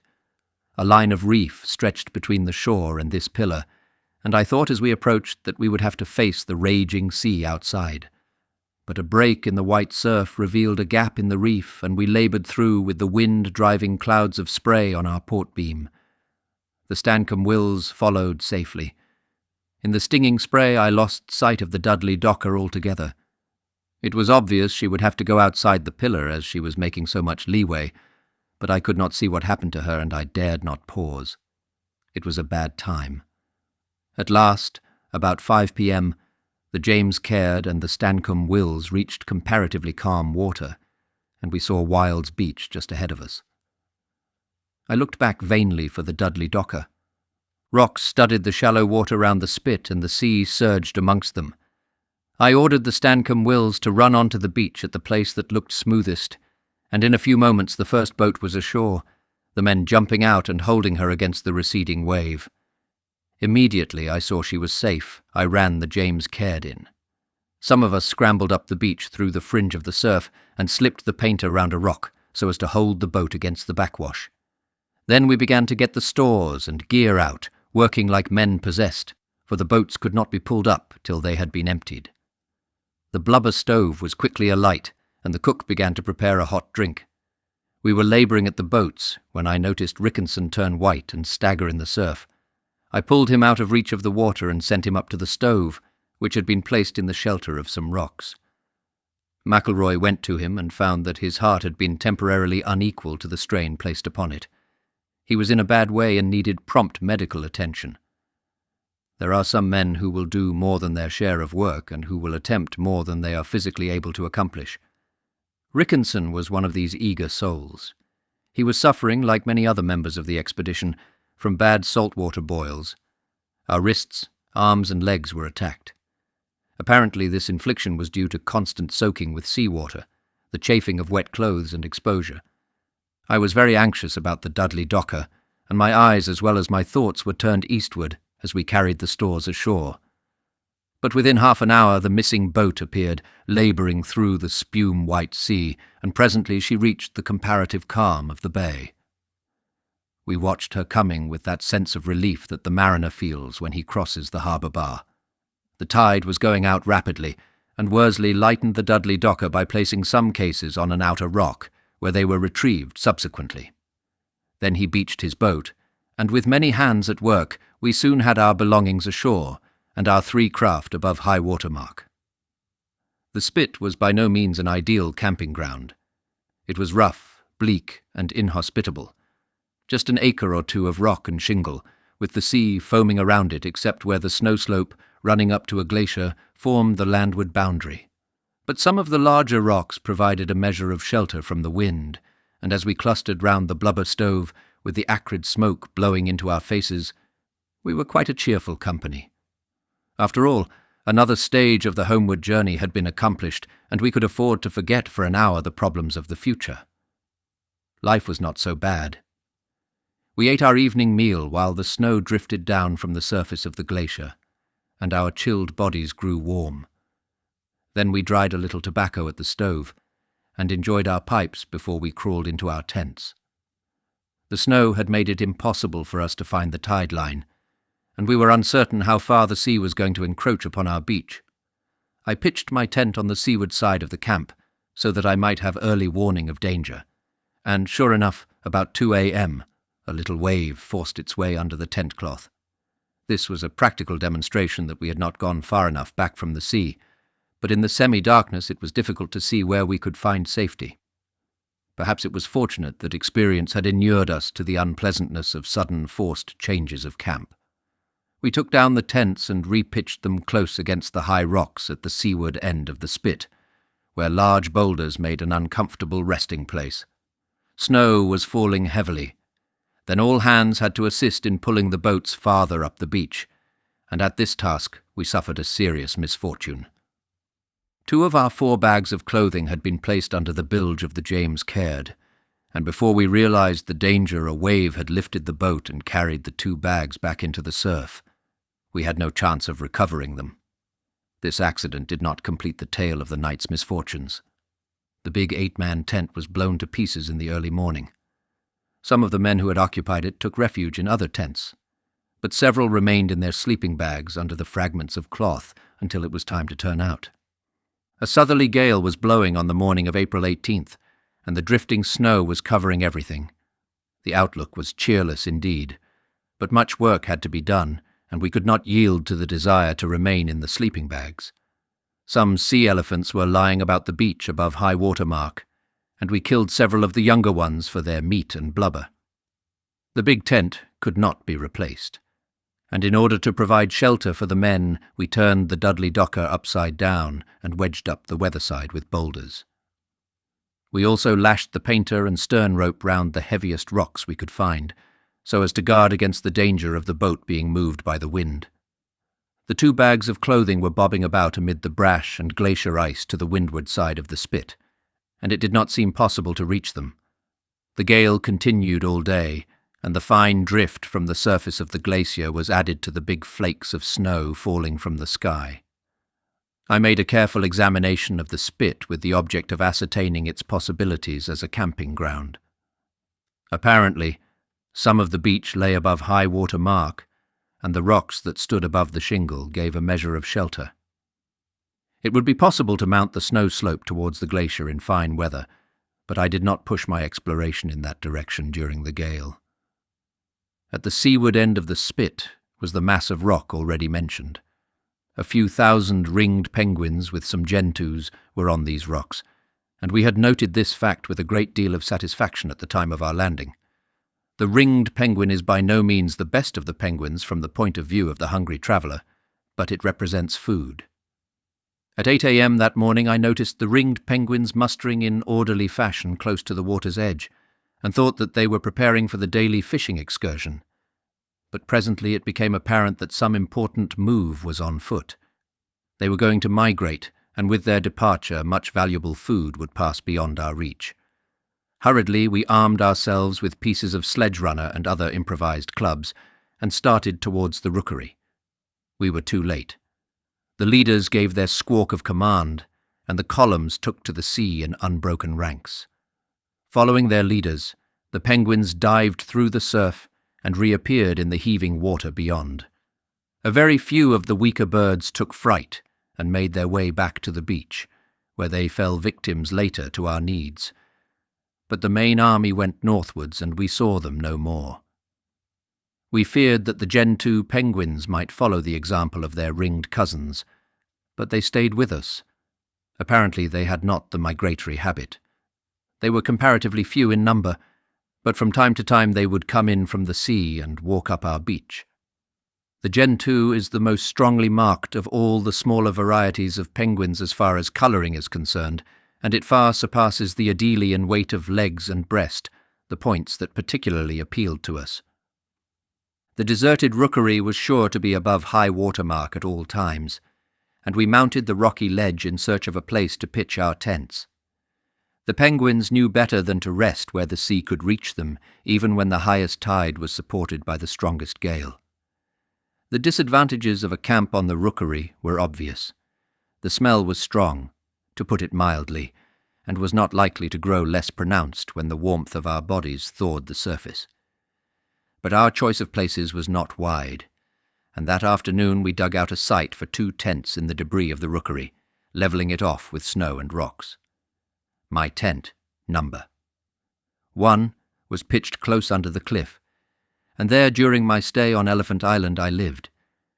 Crean's tent was close by, and the other 3 tents, which had fairly clean snow under them, were some yards away. The 5th tent was a ramshackle affair. The material of the torn 8-man tent had been drawn over a rough framework of oars, and shelter of a kind provided for the men who occupied it. The arrangement of our camp, the checking of our gear, the killing and skinning of seals and sea elephants occupied us during the day, and we took to our sleeping bags early. I and my companions in number. 1 tent were not destined to spend a pleasant night. The heat of our bodies soon melted the snow and refuse beneath us, and the floor of the tent became an evil-smelling yellow mud. The snow drifting from the cliff above us weighted the sides of the tent, and during the night a particularly stormy gust brought our little home down on top of us. We stayed underneath the snow-laden cloth till the morning, for it seemed a hopeless business to set about re-pitching the tent amid the storm that was raging in the darkness of the night.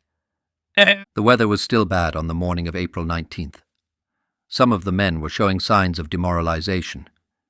They were disinclined to leave the tents when the hour came for turning out, and it was apparent they were thinking more of the discomforts of the moment than of the good fortune that had brought us to sound ground and comparative safety. The condition of the gloves and headgear shown me by some discouraged men illustrated the proverbial carelessness of the sailor. The articles had frozen stiff during the night, and the owners considered, it appeared, that this state of affairs provided them with a grievance, or at any rate gave them the right to grumble.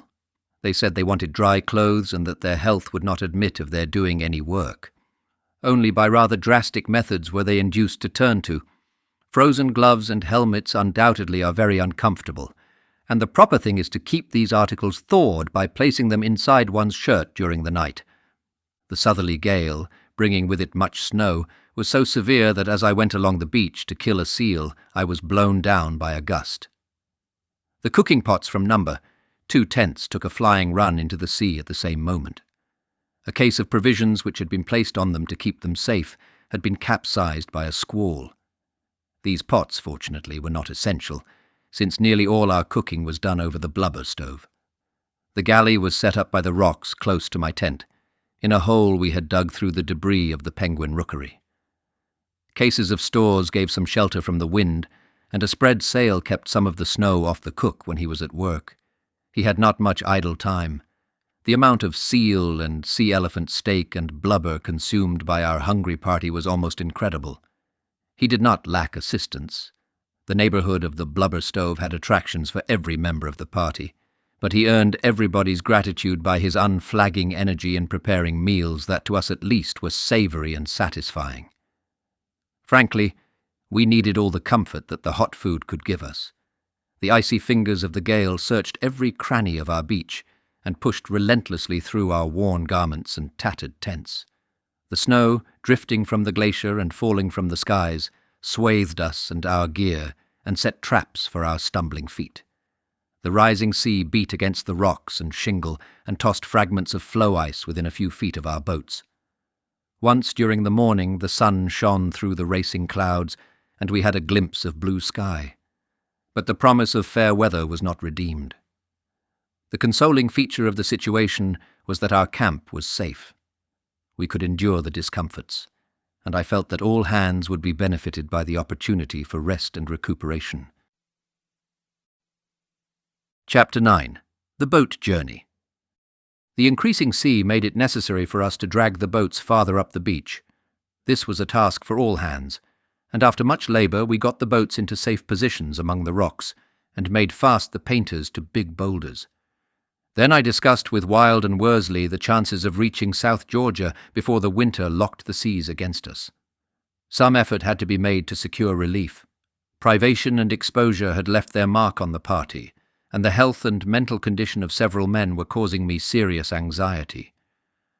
Blackborrow's feet, which had been frostbitten during the boat journey, were in a bad way, and the 2 doctors feared that an operation would be necessary. They told me that the toes would have to be amputated unless animation could be restored within a short period. Then the food supply was a vital consideration. We had left 10 cases of provisions in the crevice of the rocks at our first camping place on the island. An examination of our stores showed that we had full rations for the whole party for a period of 5 weeks. The rations could be spread over 3 months on a reduced allowance and probably would be supplemented by seals and sea elephants to some extent. I did not dare to count with full confidence on supplies of meat and blubber, for the animals seemed to have deserted the beach and the winter was near. Our stocks included 3 seals and 2.5 skins, with blubber attached. We were mainly dependent on the blubber for fuel, and after making a preliminary survey of the situation, I decided that the party must be limited to 1 hot meal a day. A boat journey in search of relief was necessary and must not be delayed. That conclusion was forced upon me. The nearest port where assistance could certainly be secured was Port Stanley, in the Falkland Islands, 540 miles away. But we could scarcely hope to beat up against the prevailing northwesterly wind in a frail and weakened boat with a small sail area. South Georgia was over 800 miles away, but lay in the area of the west winds, and I could count upon finding whalers at any of the whaling stations on the east coast. A boat party might make the voyage and be back with relief within a month, provided that the sea was clear of ice and the boat survived the great seas. It was not difficult to decide that South Georgia must be the objective, and I proceeded to plan ways and means. The hazards of a boat journey across 800 miles of stormy sub-Antarctic ocean were obvious, but I calculated that at worst the venture would add nothing to the risks of the men left on the island. There would be fewer mouths to feed during the winter, and the boat would not require to take more than 1 month's provisions for 6 men, for if we did not make South Georgia in that time, we were sure to go under.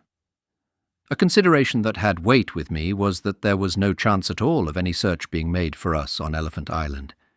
The case required to be argued in some detail, since all hands knew that the perils of the proposed journey were extreme. The risk was justified solely by our urgent need of assistance. The ocean south of Cape Horn in the middle of May is known to be the most tempestuous storm-swept area of water in the world. The weather then is unsettled, the skies are dull and overcast, and the gales are almost unceasing. We had to face these conditions in a small and weather-beaten boat, already strained by the work of the months that had passed. Worsley and Wilde realized that the attempt must be made, and they both asked to be allowed to accompany me on the voyage. I told Wilde at once that he would have to stay behind. I relied upon him to hold the party together while I was away, and to make the best of his way to Deception Island with the men in the spring in the event of our failure to bring help. Worsley I would take with me, for I had a very high opinion of his accuracy and quickness as a navigator, and especially in the snapping and working out of positions in difficult circumstances, an opinion that was only enhanced during the actual journey. 4 other men would be required, and I decided to call for volunteers, although, as a matter of fact, I pretty well knew which of the people I would select. Crean I proposed to leave on the island as a right-hand man for Wilde, but he begged so hard to be allowed to come in the boat that, after consultation with Wilde, I promised to take him. I called the men together, explained my plan, and asked for volunteers. Many came forward at once. Some were not fit enough for the work that would have to be done, and others would not have been much use in the boat since they were not seasoned sailors, though the experiences of recent months entitled them to some consideration as seafaring men. McElroy and Macklin were both anxious to go, but realized that their duty lay on the island with the sick men. They suggested that I should take Blackborough in order that he might have shelter and warmth as quickly as possible, but I had to veto this idea. It would be hard enough for fit men to live in the boat. Indeed, I did not see how a sick man, lying helpless in the bottom of the boat, could possibly survive in the heavy weather we were sure to encounter. I finally selected McNeish, McCarthy and Vincent, in addition to Worsley and Crean. The crew seemed a strong one, and as I looked at the men I felt confidence increasing. The decision made, I walked through the blizzard with Worsley and Wilde to examine the James Caird. The 20-foot boat had never looked big. She appeared to have shrunk in some mysterious way when I viewed her in the light of our new undertaking. She was an ordinary ship's whaler, fairly strong, but showing signs of the strains she had endured since the crushing of the Endurance. Where she was holed in leaving the pack was, fortunately, about the waterline and easily patched. Standing beside her, we glanced at the fringe of the storm-swept, tumultuous sea that formed our path. Clearly, our voyage would be a big adventure. I called the carpenter and asked him if he could do anything to make the boat more seaworthy. He first inquired if he was to go with me, and seemed quite pleased when I said yes. He was over 50 years of age and not altogether fit, but he had a good knowledge of sailing boats and was very quick. McCarthy said that he could contrive some sort of covering for the James Caird if he might use the lids of the cases and the 4 sledge runners that we had lashed inside the boat for use in the event of a landing on Graham Land at Wilhelmina Bay. This bay, at one time the goal of our desire, had been left behind in the course of our drift, but we had retained the runners. The carpenter proposed to complete the covering with some of our canvas, and he set about making his plans at once. Noon had passed, and the gale was more severe than ever. We could not proceed with our preparations that day. The tents were suffering in the wind and the sea was rising. We made our way to the snow slope at the shoreward end of the spit, with the intention of digging a hole in the snow large enough to provide shelter for the party. I had an idea that Wilde and his men might camp there during my absence, since it seemed impossible that the tents could hold together for many more days against the attacks of the wind. But an examination of the spot indicated that any hole we could dig probably would be filled quickly by the drift. At dark, about 5 p.m., we all turned in, after a supper consisting of a pannikin of hot milk, one of our precious biscuits, and a cold penguin leg each. The gale was stronger than ever on the following morning, April 20th. No work could be done. Blizzard and snow, snow and blizzard, sudden lulls and fierce returns. During the lulls we could see on the far horizon to the northeast bergs of all shapes and sizes, driving along before the gale, and the sinister appearance of the swift-moving masses made us thankful indeed that, instead of battling with the storm amid the ice, we were required only to face the drift from the glaciers and the inland heights. The gusts might throw us off our feet, but at least we fell on solid ground and not on the rocking floes. 2 seals came up on the beach that day, one of them within 10 yards of my tent. So urgent was our need of food and blubber that I called all hands and organised a line of beaters instead of simply walking up to the seal and hitting it on the nose. We were prepared to fall upon this seal en masse if it attempted to escape. The kill was made with a pick handle, and in a few minutes 5 days' food and 6 days' fuel were stowed in a place of safety among the boulders above high water mark. During this day, the cook, who had worked well on the floe and throughout the boat journey, suddenly collapsed. I happened to be at the galley at the moment and saw him fall. I pulled him down the slope to his tent and pushed him into its shelter with orders to his tentmates to keep him in his sleeping bag until I allowed him to come out, or the doctors said he was fit enough. Then I took out to replace the cook, one of the men who had expressed a desire to lie down and die. The task of keeping the galley fire alight was both difficult and strenuous, and it took his thoughts away from the chances of immediate dissolution. In fact, I found him a little later gravely concerned over the drying of a naturally not over-clean pair of socks, which were hung up in close proximity to our evening milk. Occupation had brought his thoughts back to the ordinary cares of life. There was a lull in the bad weather on April 21st, and the carpenter started to collect material for the decking of the James Caird. He fitted the mast of the Stancombe Wills fore and aft inside the James Caird as a hogback, and thus strengthened the keel with the object of preventing our boat hogging, that is, buckling in heavy seas. He had not sufficient wood to provide a deck, but by using the sledge runners and box lids he made a framework extending from the forecastle aft to a well. It was a patched-up affair, but it provided a base for a canvas covering. We had a bolt of canvas frozen stiff, and this material had to be cut and then thawed out over the blubber stove, foot by foot, in order that it might be sewn into the form of a cover. When it had been nailed and screwed into position, it certainly gave an appearance of safety to the boat, though I had an uneasy feeling that it bore a strong likeness to stage scenery, which may look like a granite wall, and is in fact nothing better than canvas and lath.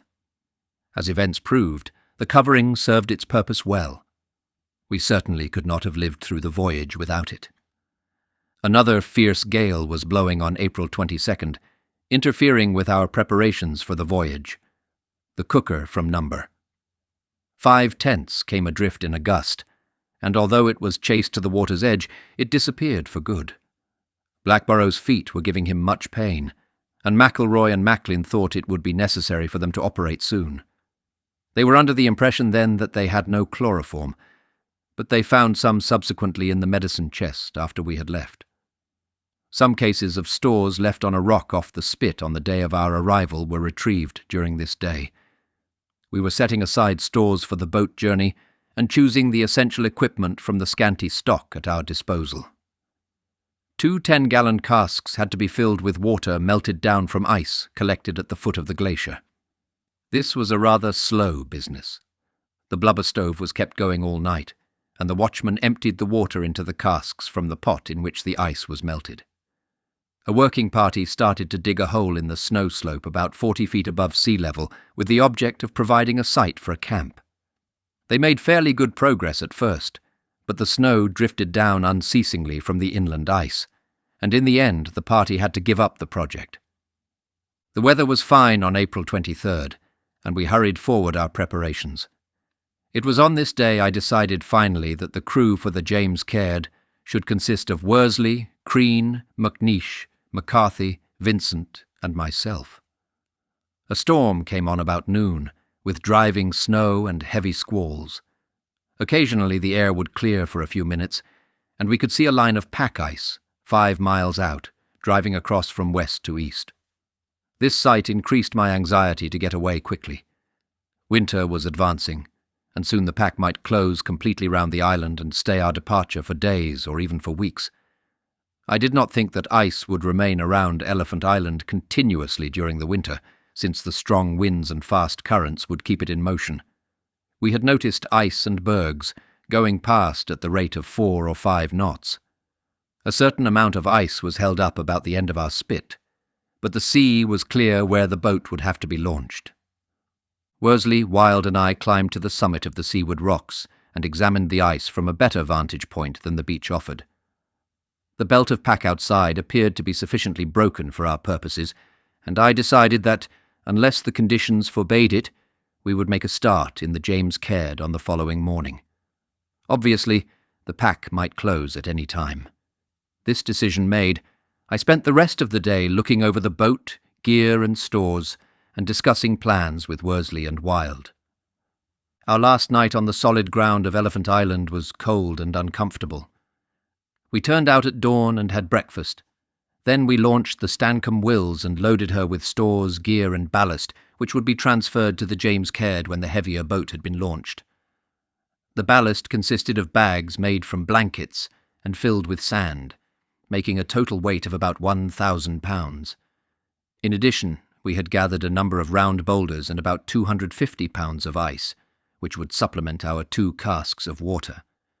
The stores taken in the James Caird, which would last 6 men for 1 month, were as follows: 30 boxes of matches, 6.5 gallons paraffin, 1 tin methylated spirit, 10 boxes of flamers, 1 box of blue lights, 2 Primus stoves with spare parts and prickers, 1 Nansen aluminium cooker, 6 sleeping bags, a few spare socks, a few candles and some blubber oil in an oil bag, food, 3 cases sledging rations equals 300 rations, 2 cases nut food equals 200 inches, 2 cases biscuits equals 600 biscuits, 1 case lump sugar, 30 packets of true milk, 1 tin of Bovril cubes, 1 tin of Cerebos salt, 36 gallons of water, 250 pounds of ice, instruments, sextant, sea anchor, binoculars, charts, prismatic compass, aneroid.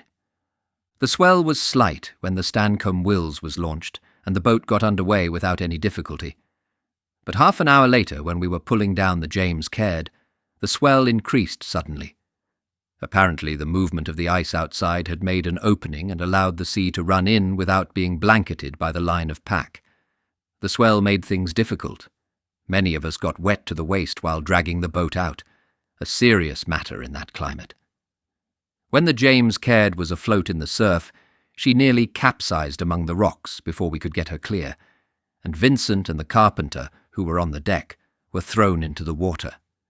This was really bad luck, for the 2 men would have small chance of drying their clothes after we had got under way.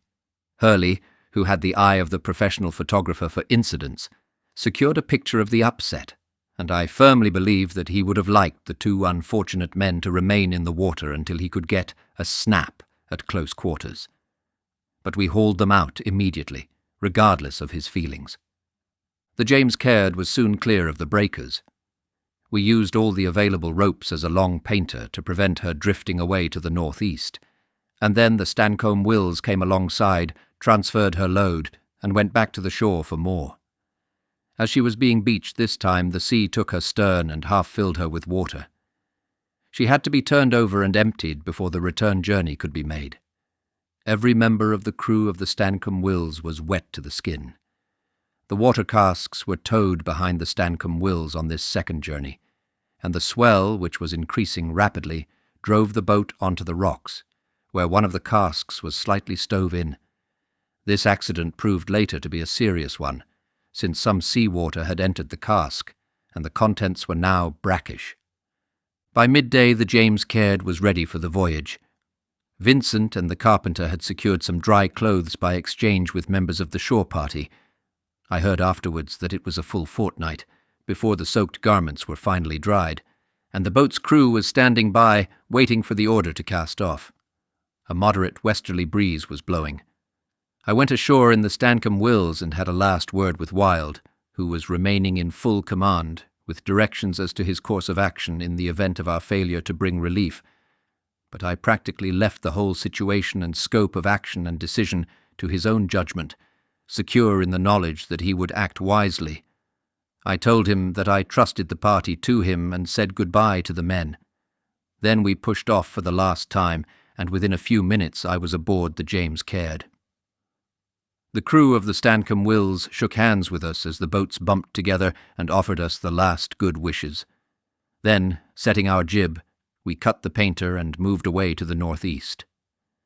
The men who were staying behind made a pathetic little group on the beach, with the grim heights of the island behind them and the sea seething at their feet. But they waved to us and gave 3 hearty cheers. There was hope in their hearts, and they trusted us to bring the help that they needed. I had all sails set, and the James Caird quickly dipped the beach and its line of dark figures. The westerly wind took us rapidly to the line of pack, and as we entered it I stood up with my arm around the mast, directing the steering so as to avoid the great lumps of ice that were flung about in the heave of the sea. The pack thickened, and we were forced to turn almost due east, running before the wind towards a gap I had seen in the morning from the high ground. I could not see the gap now, but we had come out on its bearing, and I was prepared to find that it had been influenced by the easterly drift. At 4 o'clock in the afternoon we found the channel, much narrower than it had seemed in the morning, but still navigable. Dropping sail, we rowed through without touching the ice anywhere, and by 5:30 p.m. we were clear of the pack with open water before us. We passed one more piece of ice in the darkness an hour later, but the pack lay behind, and with a fair wind swelling the sails we steered our little craft through the night, our hopes centred on our distant goal. The swell was very heavy now, and when the time came for our first evening meal we found great difficulty in keeping the primus lamp alight and preventing the hoosh splashing out of the pot. 3 men were needed to attend to the cooking, 1 man holding the lamp and 2 men guarding the aluminium cooking pot, which had to be lifted clear of the primus whenever the movement of the boat threatened to cause a disaster. Then the lamp had to be protected from water, for sprays were coming over the bows and our flimsy decking was by no means watertight.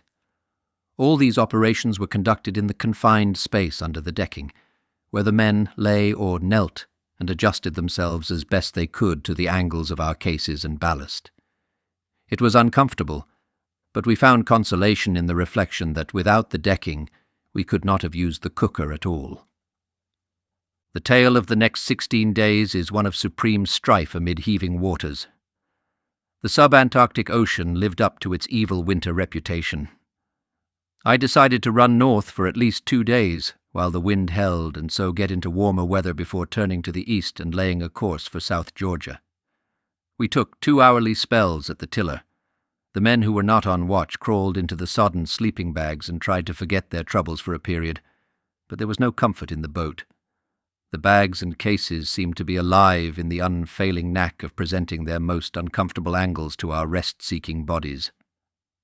A man might imagine for a moment that he had found a position of ease, but always discovered quickly that some unyielding point was impinging on muscle or bone.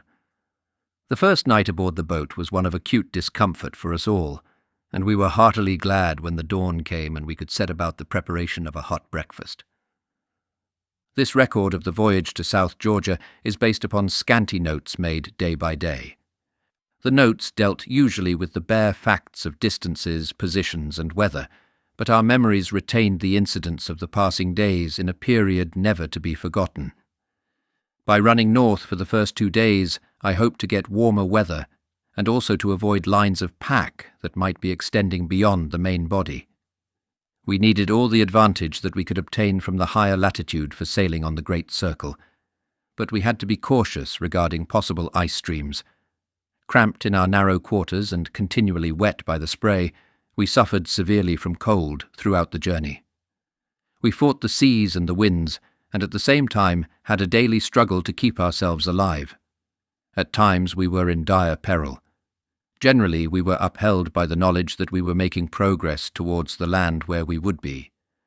But there were days and nights when we lay hove to, drifting across the storm-whitened seas and watching with eyes interested rather than apprehensive the uprearing masses of water, flung to and fro by nature in the pride of her strength.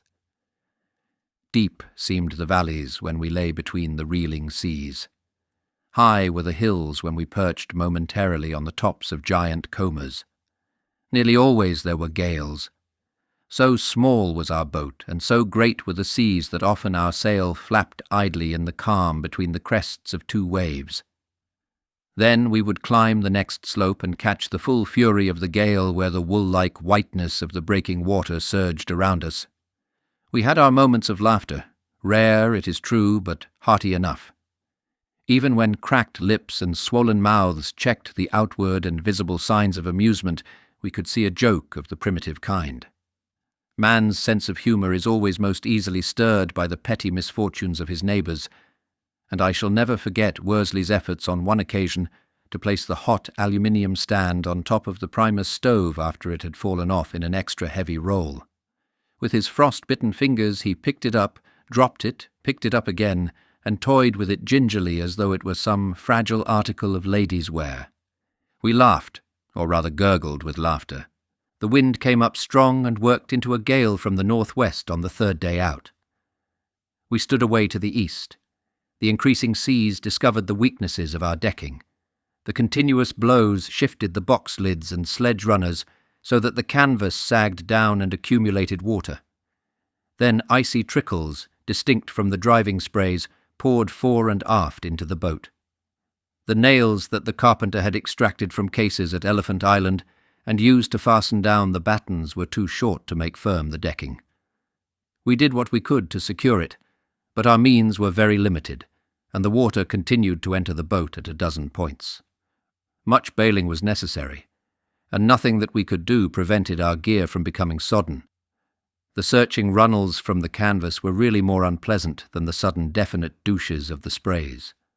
Lying under the thwarts during watches below, we tried vainly to avoid them. There were no dry places in the boat, and at last we simply covered our heads with our Burberrys and endured the all-pervading water. The bailing was work for the watch. Real rest we had none. The perpetual motion of the boat made repose impossible. We were cold, sore, and anxious. We moved on hands and knees in the semi-darkness of the day under the decking. The darkness was complete by 6 p.m., and not until 7 a.m. of the following day could we see one another under the thwarts. We had a few scraps of candle, and they were preserved carefully in order that we might have light at meal times. There was one fairly dry spot in the boat, under the solid original decking at the bows, and we managed to protect some of our biscuit from the salt water. But I do not think any of us got the taste of salt out of our mouths during the voyage. The difficulty of movement in the boat would have had its humorous side if it had not involved us in so many aches and pains. We had to crawl under the thwarts in order to move along the boat, and our knees suffered considerably. When watch turned out, it was necessary for me to direct each man by name when and where to move, since if all hands had crawled about at the same time, the result would have been dire confusion and many bruises. Then there was the trim of the boat to be considered. The order of the watch was 4 hours on and 4 hours off, 3 men to the watch. One man had the tiller ropes, the second man attended to the sail, and the third bailed for all he was worth. Sometimes when the water in the boat had been reduced to reasonable proportions, our pump could be used. This pump, which Hurley had made from the Flinders bar case of our ship's standard compass, was quite effective, though its capacity was not large. The man who was attending the sail could pump into the big outer cooker, which was lifted and emptied overboard when filled. We had a device by which the water could go direct from the pump into the sea through a hole in the gunwale, but this hole had to be blocked at an early stage of the voyage, since we found that it admitted water when the boat rolled. While a new watch was shivering in the wind and spray, the men who had been relieved groped hurriedly among the soaked sleeping bags and tried to steal a little of the warmth created by the last occupants. But it was not always possible for us to find even this comfort when we went off watch. The boulders that we had taken aboard for ballast had to be shifted continually in order to trim the boat and give access to the pump, which became choked with hairs from the molting sleeping bags and finneskoe. The 4 reindeer skin sleeping bags shed their hair freely owing to the continuous wetting, and soon became quite bald in appearance. The moving of the boulders was weary and painful work. We came to know every one of the stones by sight and touch, and I have vivid memories of their angular peculiarities even today. They might have been of considerable interest as geological specimens to a scientific man under happier conditions. As ballast, they were useful. As weights to be moved about in cramped quarters, they were simply appalling. They spared no portion of our poor bodies. Another of our troubles, worth mention here, was the chafing of our legs by our wet clothes, which had not been changed now for 7 months. The insides of our thighs were rubbed raw, and the 1 tube of hazeline cream in our medicine chest did not go far in alleviating our pain, which was increased by the bite of the salt water. We thought at the time that we never slept. The fact was that we would doze off uncomfortably, to be aroused quickly by some new ache or another call to effort. My own share of the general unpleasantness was accentuated by a finely developed bout of sciatica. I had become possessor of this originally on the floe several months earlier. Our meals were regular in spite of the gales. Attention to this point was essential, since the conditions of the voyage made increasing calls upon our vitality. Breakfast at 8 a.m. consisted of a pannikin of hot hoosh made from Bovril sledging ration, 2 biscuits, and some lumps of sugar. Lunch came at 1 p.m. and comprised Bovril sledging ration, eaten raw, and a pannikin of hot milk for each man. Tea, at 5 p.m., had the same menu. Then during the night we had a hot drink, generally of milk. The meals were the bright beacons in those cold and stormy days. The glow of warmth and comfort produced by the food and drink made optimists of us all. We had 2 tins of Virol, which we were keeping for an emergency. But, finding ourselves in need of an oil lamp to eke out our supply of candles, we emptied one of the tins in the manner that most appealed to us, and fitted it with a wick made by shredding a bit of canvas.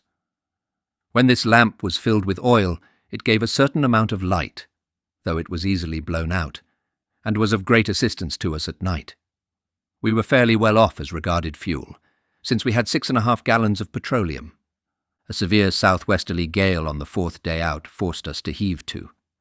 I would have liked to have run before the wind, but the sea was very high, and the James Caird was in danger of broaching to and swamping.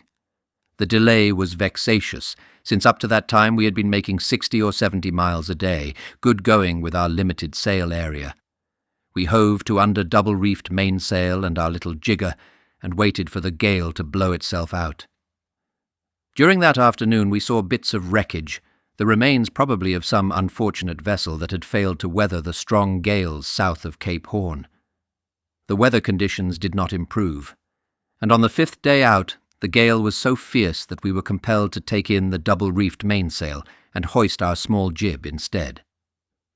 We put out a sea anchor to keep the James Caird's head up to the sea.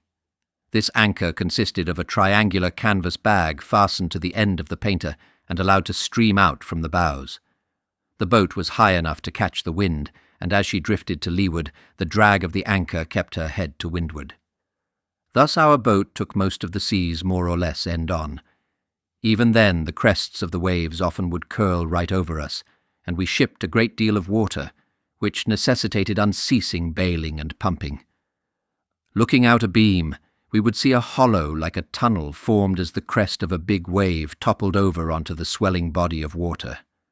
1,000 times it appeared as though the James Caird must be engulfed, but the boat lived. The southwesterly gale had its birthplace above the Antarctic continent, and its freezing breath lowered the temperature far towards 0. The sprays froze upon the boat and gave bows, sides, and decking a heavy coat of mail. This accumulation of ice reduced the buoyancy of the boat, and to that extent was an added peril, but it possessed a notable advantage from one point of view. The water ceased to drop and trickle from the canvas, and the spray came in solely at the well in the after part of the boat. We could not allow the load of ice to grow beyond a certain point, and in turns we crawled about the decking forward, chipping and picking at it with the available tools. When daylight came on the morning of the 6th day out, we saw and felt that the James Caird had lost her resiliency. She was not rising to the oncoming seas. The weight of the ice that had formed in her and upon her during the night was having its effect, and she was becoming more like a log than a boat. The situation called for immediate action. We first broke away the spare oars, which were encased in ice and frozen to the sides of the boat, and threw them overboard. We retained 2 oars for use when we got inshore. 2 of the fur sleeping bags went over the side. They were thoroughly wet, weighing probably 40 pounds each, and they had frozen stiff during the night. 3 men constituted the watch below, and when a man went down it was better to turn into the wet bag just vacated by another man than to thaw out a frozen bag with the heat of his unfortunate body. We now had 4 bags, 3 in use and 1 for emergency use in case a member of the party should break down permanently. The reduction of weight relieved the boat to some extent, and vigorous chipping and scraping did more. We had to be very careful not to put axe or knife through the frozen canvas of the decking as we crawled over it, but gradually we got rid of a lot of ice. The James Caird lifted to the endless waves as though she lived again. About 11 a.m., the boat suddenly fell off into the trough of the sea. The painter had parted and the sea anchor had gone. This was serious.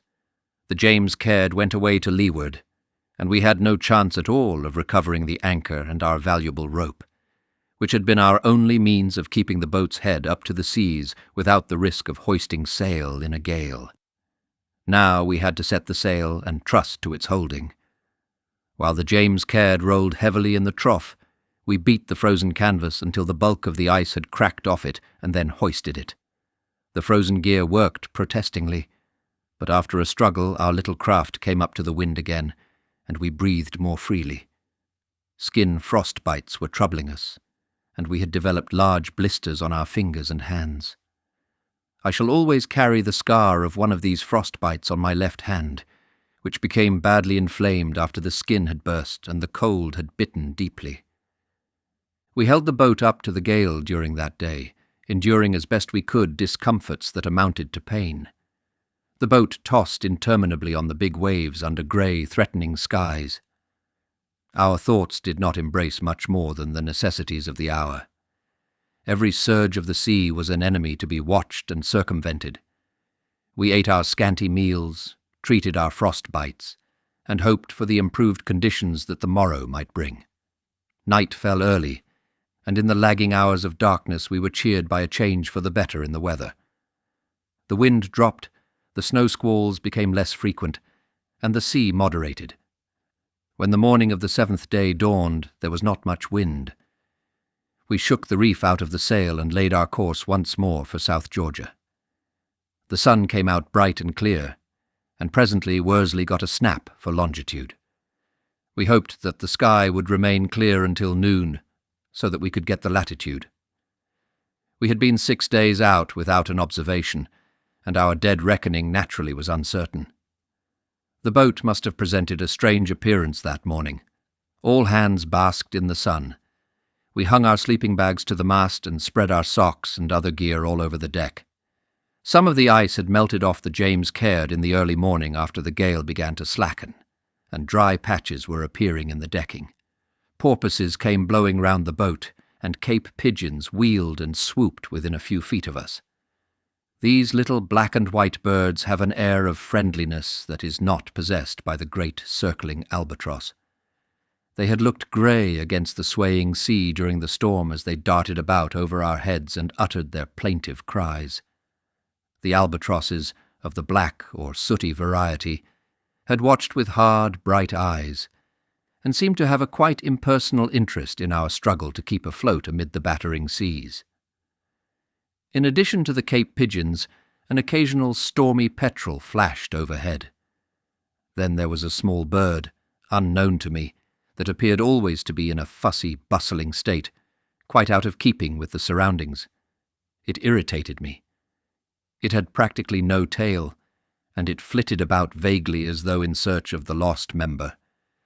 I used to find myself wishing it would find its tail and have done with the silly fluttering. We revelled in the warmth of the sun that day.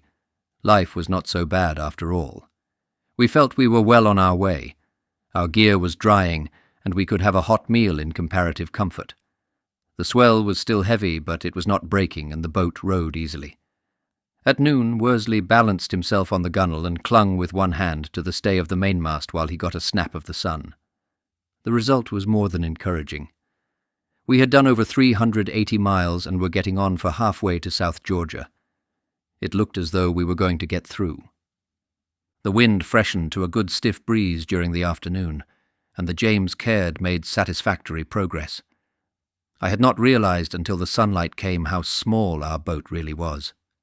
There was some influence in the light and warmth, some hint of happier days, that made us revive memories of other voyages, when we had stout decks beneath our feet, unlimited food at our command, and pleasant cabins for our ease.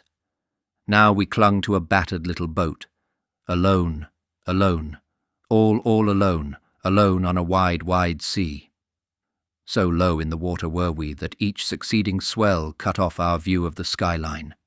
We were a tiny speck in the vast vista of the sea, the ocean that is open to all and merciful to none, that threatens even when it seems to yield, and that is pitiless always to weakness. For a moment, the consciousness of the forces arrayed against us would be almost overwhelming. Then hope and confidence would rise again as our boat rose to a wave and tossed aside the crest in a sparkling shower like the play of prismatic colours at the foot of a waterfall. My double-barrelled gun and some cartridges had been stowed aboard the boat as an emergency precaution against a shortage of food, but we were not disposed to destroy our little neighbours, the Cape pigeons, even for the sake of fresh meat.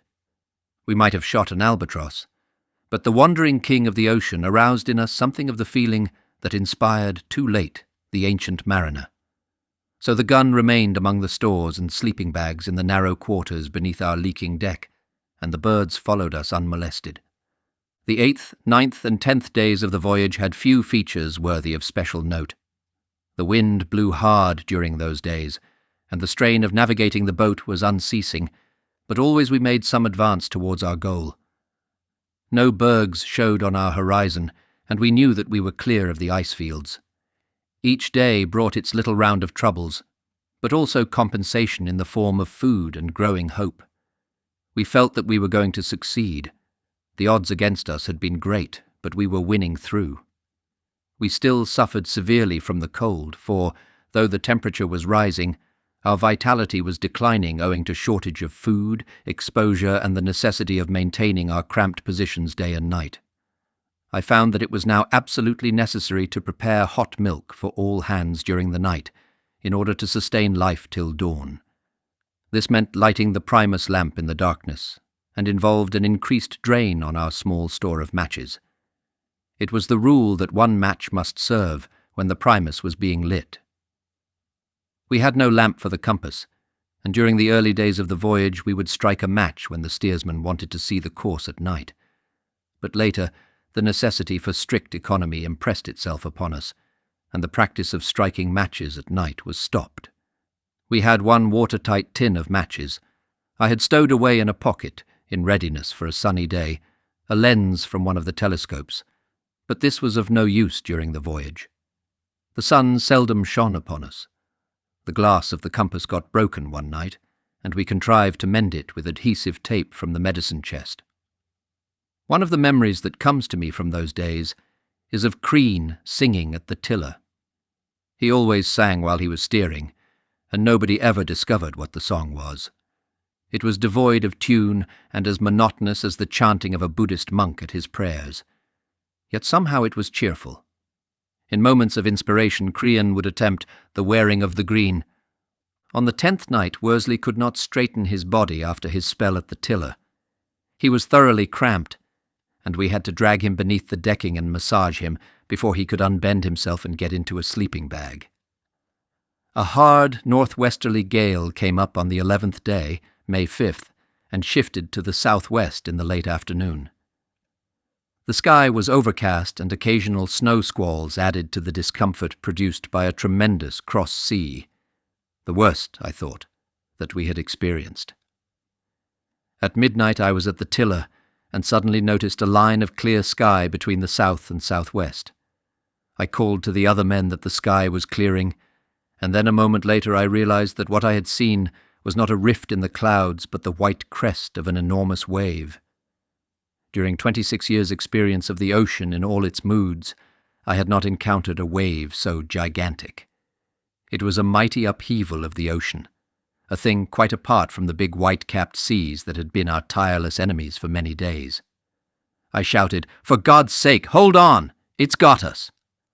Then came a moment of suspense that seemed drawn out into hours. White surged the foam of the breaking sea around us. We felt our boat lifted and flung forward like a cork in breaking surf. We were in a seething chaos of tortured water. But somehow the boat lived through it, half full of water, sagging to the dead weight and shuddering under the blow. We bailed with the energy of men fighting for life, flinging the water over the sides with every receptacle that came to our hands, and after 10 minutes of uncertainty, we felt the boat renew her life beneath us. She floated again and ceased to lurch drunkenly as though dazed by the attack of the sea.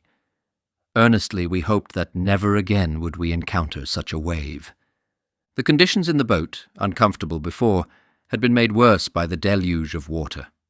All our gear was thoroughly wet again. Our cooking stove had been floating about in the bottom of the boat, and portions of our last hoosh seemed to have permeated everything. Not until 3 a.m., when we were all chilled almost to the limit of endurance, did we manage to get the stove alight and make ourselves hot drinks. The carpenter was suffering particularly, but he showed grit and spirit. Vincent had for the past week ceased to be an active member of the crew, and I could not easily account for his collapse. Physically, he was one of the strongest men in the boat. He was a young man. He had served on North Sea trawlers, and he should have been able to bear hardships better than McCarthy, who, not so strong, was always happy. The weather was better on the following day, May 6th, and we got a glimpse of the sun. Worsley's observation showed that we were not more than 100 miles from the northwest corner of South Georgia. 2 more days with a favourable wind, and we would sight the promised land. I hoped that there would be no delay, for our supply of water was running very low. The hot drink at night was essential, but I decided that the daily allowance of water must be cut down to half a pint per man. The lumps of ice we had taken aboard had gone long ago. We were dependent upon the water we had brought from Elephant Island, and our thirst was increased by the fact that we were now using the brackish water in the breaker that had been slightly stove in the surf when the boat was being loaded. Some seawater had entered at that time. Thirst took possession of us. I dared not permit the allowance of water to be increased, since an unfavourable wind might drive us away from the island and lengthen our voyage by many days. Lack of water is always the most severe privation that men can be condemned to endure, and we found, as during our earlier boat voyage, that the salt water in our clothing and the salt spray that lashed our faces made our thirst grow quickly to a burning pain. I had to be very firm in refusing to allow anyone to anticipate the morrow's allowance, which I was sometimes begged to do. We did the necessary work dully and hoped for the land. I had altered the course to the east so as to make sure of our striking the island, which would have been impossible to regain if we had run past the northern end. The course was laid on our scrap of chart for a point some 30 miles down the coast. That day and the following day passed for us in a sort of nightmare. Our mouths were dry and our tongues were swollen. The wind was still strong and the heavy sea forced us to navigate carefully, but any thought of our peril from the waves was buried beneath the consciousness of our raging thirst. The bright moments were those when we each received our 1 mug of hot milk during the long, bitter watches of the night. Things were bad for us in those days, but the end was coming. The morning of May 8th broke thick and stormy, with squalls from the northwest. We searched the waters ahead for a sign of land, and though we could see nothing more than had met our eyes for many days, we were cheered by a sense that the goal was near at hand. About 10 o'clock that morning we passed a little bit of kelp, a glad signal of the proximity of land. An hour later we saw 2 shags sitting on a big mass of kelp, and knew then that we must be within 10 or 15 miles of the shore. These birds are as sure an indication of the proximity of land as a lighthouse is, for they never venture far to sea. We gazed ahead with increasing eagerness, and at 12:30 p.m., through a rift in the clouds, McCarthy caught a glimpse of the black cliffs of South Georgia, just 14 days after our departure from Elephant Island. It was a glad moment. Thirst-ridden, chilled, and weak as we were, happiness irradiated us. The job was nearly done. We stood in towards the shore to look for a landing place, and presently we could see the green tussock grass on the ledges above the surf-beaten rocks. Ahead of us, and to the south, blind rollers showed the presence of uncharted reefs along the coast. Here and there the hungry rocks were close to the surface, and over them the great waves broke, swirling viciously and spouting 30 and 40 feet into the air. The rocky coast appeared to descend sheer to the sea. Our need of water and rest was well nigh desperate, but to have attempted a landing at that time would have been suicidal. Night was drawing near, and the weather indications were not favourable. There was nothing for it but to haul off till the following morning, so we stood away on the starboard tack until we had made what appeared to be a safe offing. Then we hove to in the high westerly swell. The hours passed slowly as we waited the dawn, which would herald, we fondly hoped, the last stage of our journey. Our thirst was a torment, and we could scarcely touch our food. The cold seemed to strike right through our weakened bodies. At 5 a.m. the wind shifted to the northwest and quickly increased to one of the worst hurricanes any of us had ever experienced. A great cross sea was running, and the wind simply shrieked as it tore the tops off the waves and converted the whole seascape into a haze of driving spray. Down into valleys, up to tossing heights, straining until her seams opened, swung our little boat, brave still but labouring heavily. We knew that the wind and set of the sea was driving us ashore, but we could do nothing. The dawn showed us a storm-torn ocean, and the morning passed without bringing us a sight of the land. But at 1 p.m., through a rift in the flying mists, we got a glimpse of the huge crags of the island, and realized that our position had become desperate. We were on a dead lee shore, and we could gauge our approach to the unseen cliffs by the roar of the breakers against the sheer walls of rock. I ordered the double-reefed mainsail to be set in the hope that we might claw off, and this attempt increased the strain upon the boat. The James Caird was bumping heavily, and the water was pouring in everywhere. Our thirst was forgotten in the realization of our imminent danger, as we bailed unceasingly and adjusted our weights from time to time. Occasional glimpses showed that the shore was nearer. I knew that Anukau Island lay to the south of us, but our small and badly marked chart showed uncertain reefs in the passage between the island and the mainland, and I dared not trust it, though, as a last resort, we could try to lie under the lee of the island. The afternoon wore away as we edged down the coast, with the thunder of the breakers in our ears. The approach of evening found us still some distance from Anukau Island, and dimly in the twilight we could see a snow-capped mountain looming above us. The chance of surviving the night, with the driving gale and the implacable sea forcing us onto the lee shore, seemed small. I think most of us had a feeling that the end was very near. Just after 6 p.m., in the dark, as the boat was in the yeasty backwash from the seas flung from this iron-bound coast, then, just when things looked their worst, they changed for the best. I have marvelled often at the thin line that divides success from failure, and the sudden turn that leads from apparently certain disaster to comparative safety. The wind suddenly shifted, and we were free once more to make an offing. Almost as soon as the gale eased, the pin that locked the mast to the thwart fell out. It must have been on the point of doing this throughout the hurricane, and if it had gone, nothing could have saved us. The mast would have snapped like a carrot. Our backstays had carried away once before when iced up and were not too strongly fastened now. We were thankful indeed for the mercy that had held that pin in its place throughout the hurricane. We stood offshore again, tired almost to the point of apathy. Our water had long been finished. The last was about a pint of hairy liquid, which we strained through a bit of gauze from the medicine chest. The pangs of thirst attacked us with redoubled intensity, and I felt that we must make a landing on the following day at almost any hazard. The night wore on. We were very tired. We longed for day. When at last the dawn came on the morning of May 10th, there was practically no wind, but a high cross sea was running. We made slow progress towards the shore. About 8 a.m. the wind backed to the northwest and threatened another blow. We had sighted in the meantime a big indentation which I thought must be King Haakon Bay, and I decided that we must land there. We set the bows of the boat towards the bay and ran before the freshening gale.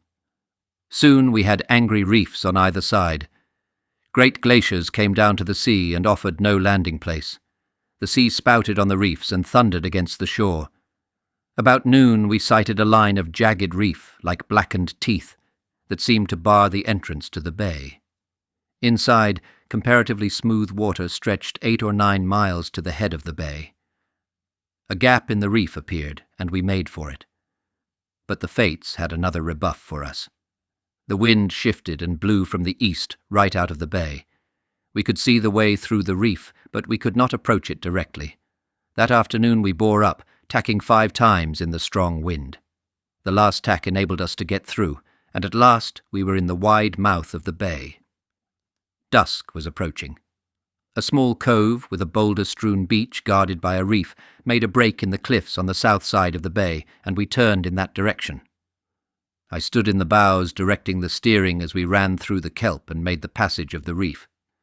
The entrance was so narrow that we had to take in the oars, and the swell was piling itself right over the reef into the cove. But in a minute or two we were inside, and in the gathering darkness the James Caird ran in on a swell and touched the beach. I sprang ashore with the short painter and held on when the boat went out with the backward surge.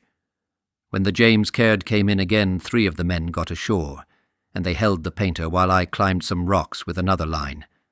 A slip on the wet rocks 20 feet up nearly closed my part of the story just at the moment when we were achieving safety. A jagged piece of rock held me, and at the same time bruised me sorely. However, I made fast the line, and in a few minutes we were all safe on the beach, with the boat floating in the surging water just off the shore.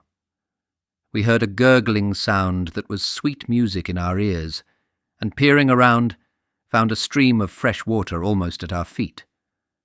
A moment later we were down on our knees drinking the pure, ice-cold water in long draughts that put new life into us. It was a splendid moment. The next thing was to get the stores and ballast out of the boat in order that we might secure her for the night. We carried the stores and gear above high water mark and threw out the bags of sand and the boulders that we knew so well. Then we attempted to pull the empty boat up the beach, and discovered by this effort how weak we had become. Our united strength was not sufficient to get the James Caird clear of the water. Time after time we pulled together, but without avail.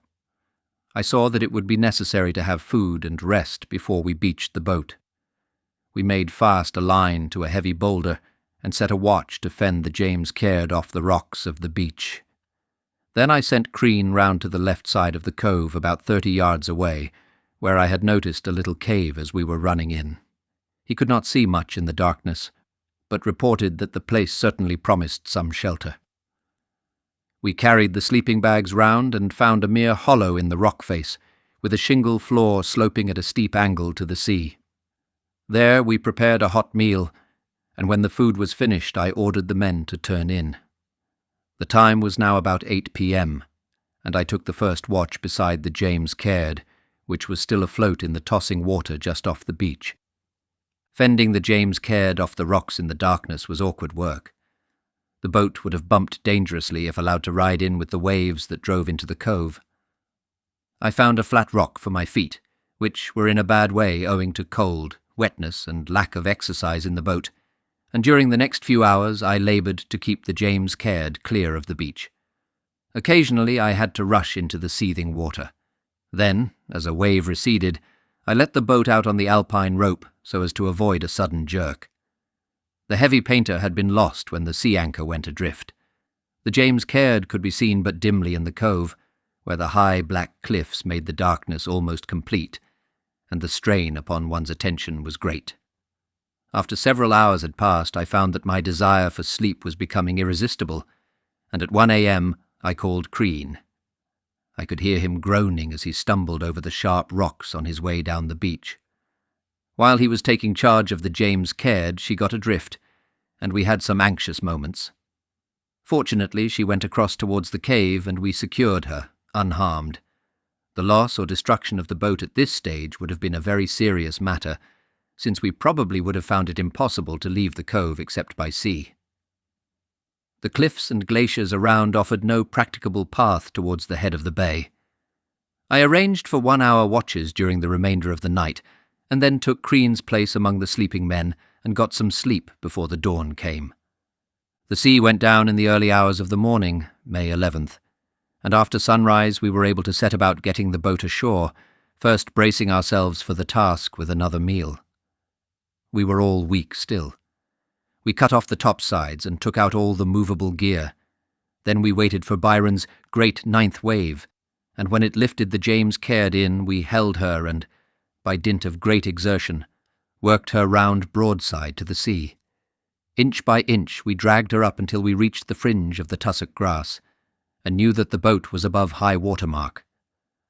The rise of the tide was about 5 feet, and at spring tide the water must have reached almost to the edge of the tussock grass.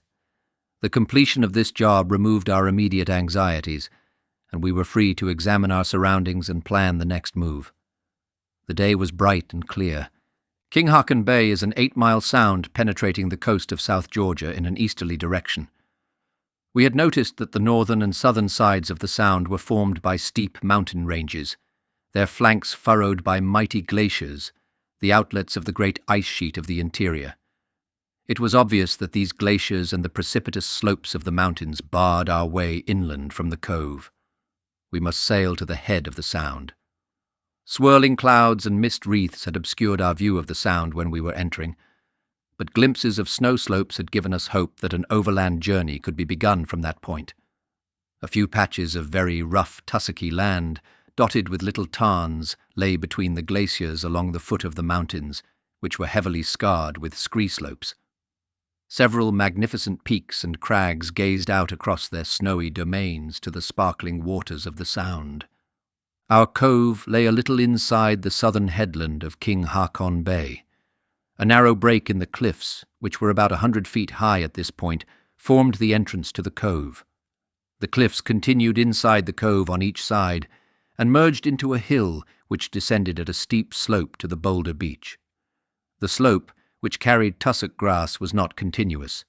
It eased at 2 points into little peaty swamp terraces, dotted with frozen pools and drained by 2 small streams. Our cave was a recess in the cliff on the left-hand end of the beach.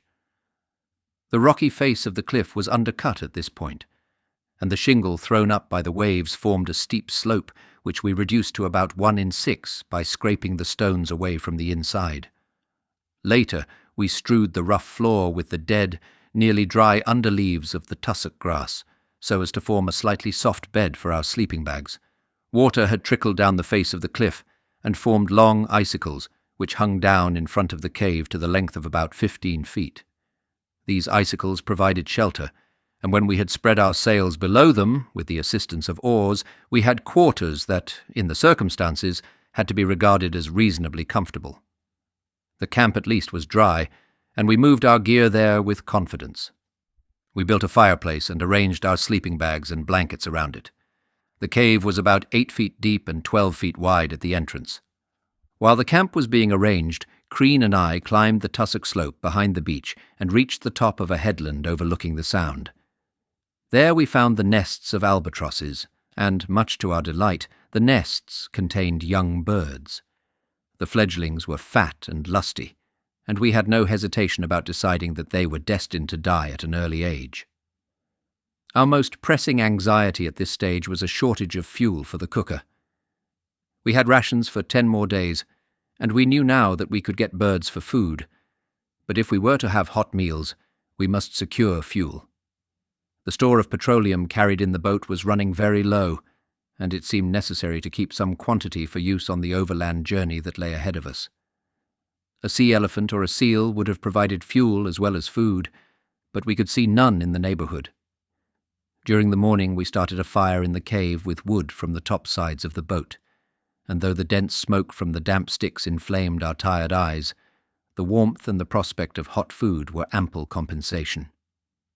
Crean was cook that day, and I suggested to him that he should wear his goggles, which he happened to have brought with him. The goggles helped him a great deal as he bent over the fire and tended the stew. And what a stew it was! The young albatrosses weighed about 14 pounds each fresh killed, and we estimated that they weighed at least 6 pounds each when cleaned and dressed for the pot. 4 birds went into the pot for 6 men, with a Bovril ration for thickening. The flesh was white and succulent, and the bones, not fully formed, almost melted in our mouths. That was a memorable meal. When we had eaten our fill, we dried our tobacco in the embers of the fire and smoked contentedly. We made an attempt to dry our clothes, which were soaked with salt water, but did not meet with much success. We could not afford to have a fire except for cooking purposes until blubber or driftwood had come our way. The final stage of the journey had still to be attempted. I realized that the condition of the party generally, and particularly of McNeish and Vincent, would prevent us putting to sea again, except under pressure of dire necessity. Our boat, moreover, had been weakened by the cutting away of the topsides, and I doubted if we could weather the island. We were still 150 miles away from Stromness whaling station by sea. The alternative was to attempt the crossing of the island. If we could not get over, then we must try to secure enough food and fuel to keep us alive through the winter, but this possibility was scarcely thinkable. Over on Elephant Island, 22 men were waiting for the relief that we alone could secure for them. Their plight was worse than ours. We must push on somehow.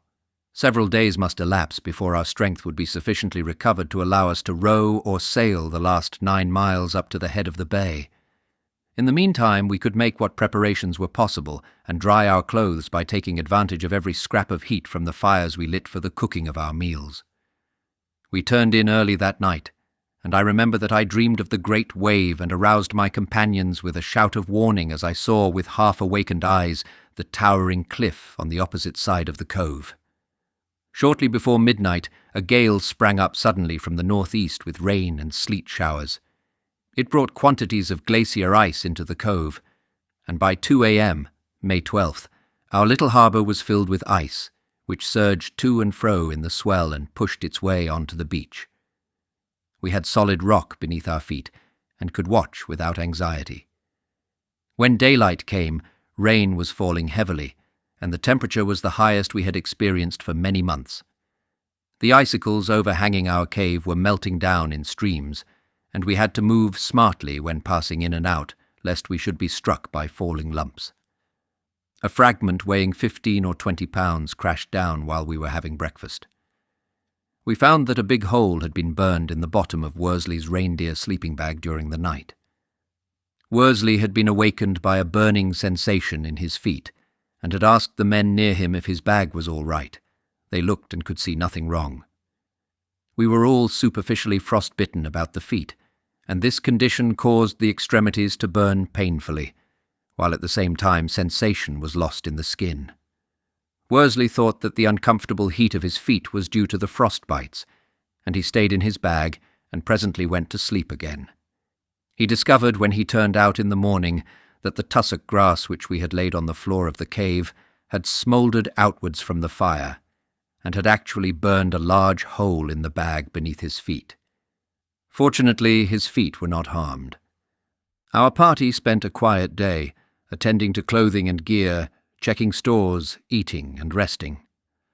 Some more of the young albatrosses made a noble end in our pot. The birds were nesting on a small plateau above the right-hand end of our beach.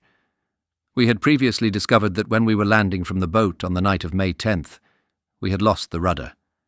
The James Caird had been bumping heavily astern as we were scrambling ashore, and evidently the rudder was then knocked off. A careful search of the beach and the rocks within our reach failed to reveal the missing article. This was a serious loss, even if the voyage to the head of the Sound could be made in good weather. At dusk, the ice in the cove was rearing and crashing on the beach. It had forced up a ridge of stones close to where the James Caird lay at the edge of the tussock grass. Some pieces of ice were driven right up to the canvas wall at the front of our cave. Fragments lodged within 2 feet of Vincent, who had the lowest sleeping place, and within 4 feet of our fire. Crean and McCarthy had brought down 6 more of the young albatrosses in the afternoon, so we were well supplied with fresh food. The air temperature that night probably was not lower than 38 degrees or 40 degrees Fahrenheit, and we were rendered uncomfortable in our cramped sleeping quarters by the unaccustomed warmth. Our feelings towards our neighbours underwent a change. When the temperature was below 20 degrees Fahrenheit, we could not get too close to one another. Every man wanted to cuddle against his neighbour. But let the temperature rise a few degrees, and the warmth of another man's body ceased to be a blessing. The ice and the waves had a voice of menace that night, but I heard it only in my dreams. The bay was still filled with ice on the morning of Saturday, May 13th, but the tide took it all away in the afternoon. Then a strange thing happened. The rudder, with all the broad Atlantic to sail in and the coasts of 2 continents to search for a resting place, came bobbing back into our cove. With anxious eyes we watched it as it advanced, receded again, and then advanced once more under the capricious influence of wind and wave. Nearer and nearer it came as we waited on the shore, oars in hand, and at last we were able to seize it. Surely a remarkable salvage. The day was bright and clear, our clothes were drying and our strength was returning. Running water made a musical sound down the tussock slope and among the boulders. We carried our blankets up the hill and tried to dry them in the breeze 300 feet above sea level. In the afternoon we began to prepare the James Caird for the journey to the head of King Haakon Bay. A noon observation on this day gave our latitude as 54 degrees 10 minutes 47 seconds south, but according to the German chart, the position should have been 54 degrees 12 minutes south. Probably Worsley's observation was the more accurate. We were able to keep the fire alight until we went to sleep that night, for while climbing the rocks above the cove I had seen at the foot of a cliff a broken spar which had been thrown up by the waves. We could reach this spar by climbing down the cliff, and with a reserve supply of fuel thus in sight, we could afford to burn the fragments of the James Caird's topsides more freely. During the morning of this day, May 13th, Worsley and I tramped across the hills in a northeasterly direction with the object of getting a view of the Sound and possibly gathering some information that would be useful to us in the next stage of our journey. It was exhausting work, but after covering about 2.5 miles in 2 hours, we were able to look east, up the bay. We could not see very much of the country that we would have to cross in order to reach the whaling station on the other side of the island. We had passed several brooks and frozen tarns, and at a point where we had to take to the beach on the shore of the Sound we found some wreckage, an 18-foot pine spar, probably part of a ship's topmast, several pieces of timber, and a little model of a ship's hull, evidently a child's toy. We wondered what tragedy that pitiful little plaything indicated. We encountered also some gentoo penguins and a young sea elephant, which Worsley killed. When we got back to the cave at 3 p.m., tired, hungry, but rather pleased with ourselves, we found a splendid meal of stewed albatross chicken waiting for us. We had carried a quantity of blubber and the sea elephant's liver in our blouses, and we produced our treasures as a surprise for the men. Rough climbing on the way back to camp had nearly persuaded us to throw the stuff away, but we had held on, regardless of the condition of our already sorely tried clothing, and had our reward at the camp. The long bay had been a magnificent sight, even to eyes that had dwelt on grandeur long enough and were hungry for the simple, familiar things of everyday life. Its green-blue waters were being beaten to fury by the northwesterly gale. The mountains, stern peaks that dared the stars, peered through the mists, and between them huge glaciers poured down from the great ice slopes and fields that lay behind. We counted 12 glaciers, and heard every few minutes the reverberating roar caused by masses of ice calving from the parent streams. On May 14th, we made our preparations for an early start on the following day, if the weather held fair. We expected to be able to pick up the remains of the sea elephant on our way up the Sound. All hands were recovering from the chafing caused by our wet clothes during the boat journey. The insides of our legs had suffered severely, and for some time after landing in the cove we found movement extremely uncomfortable. We paid our last visit to the nests of the albatrosses, which were situated on a little undulating plateau above the cave amid tussocks, snow patches, and little frozen tarns.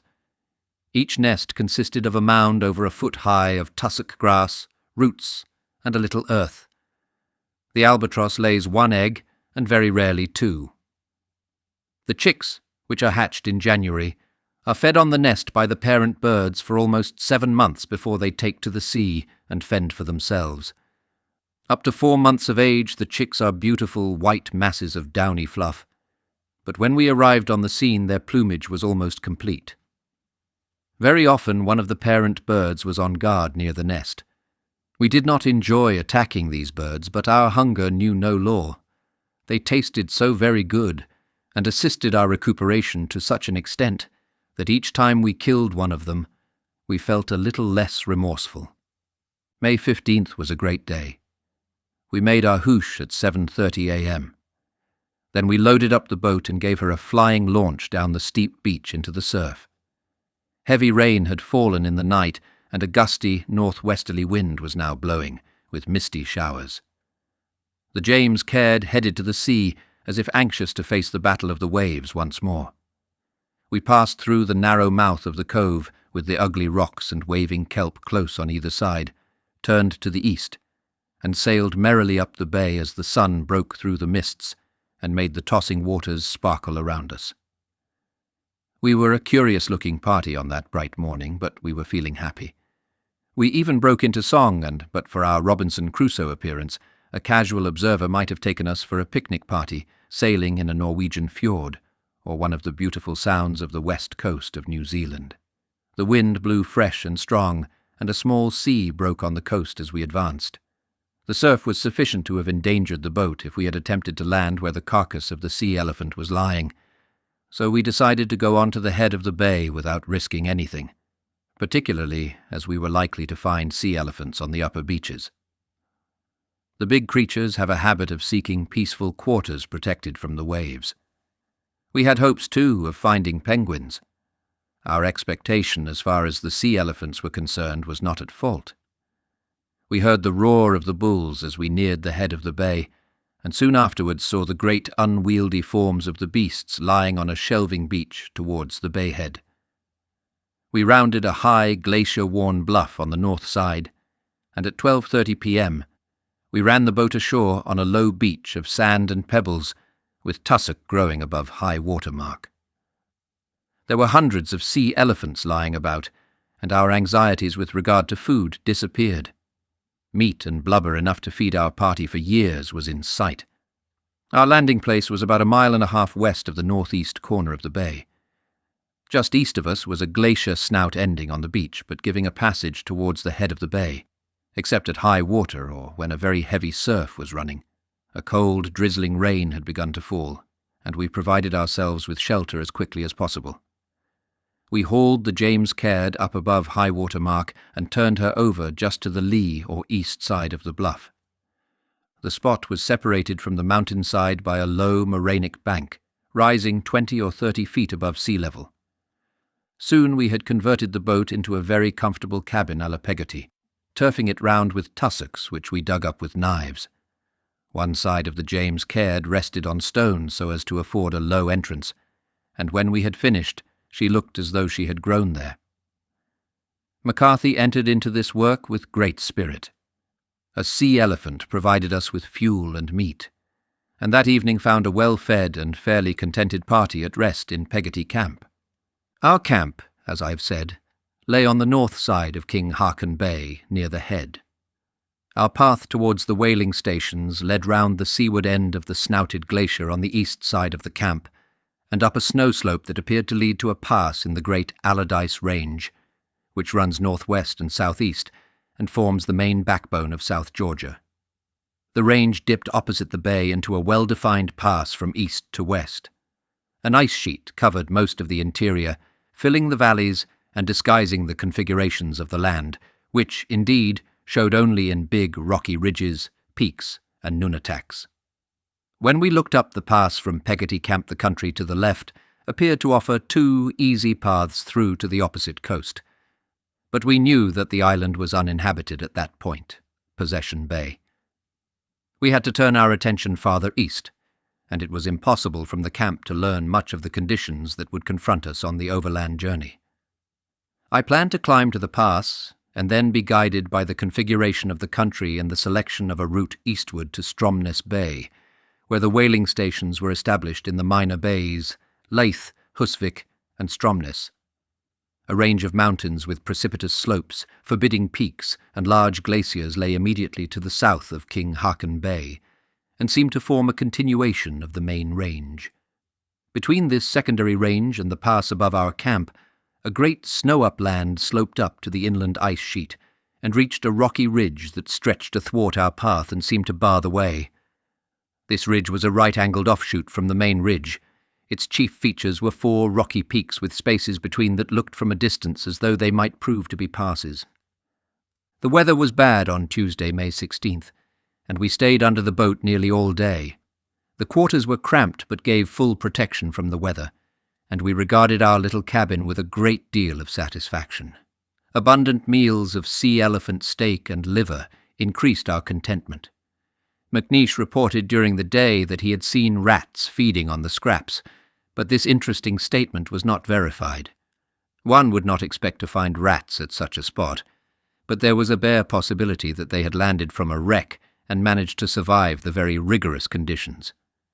A fresh west-southwesterly breeze was blowing on the following morning, Wednesday, May 17th, with misty squalls, sleet and rain.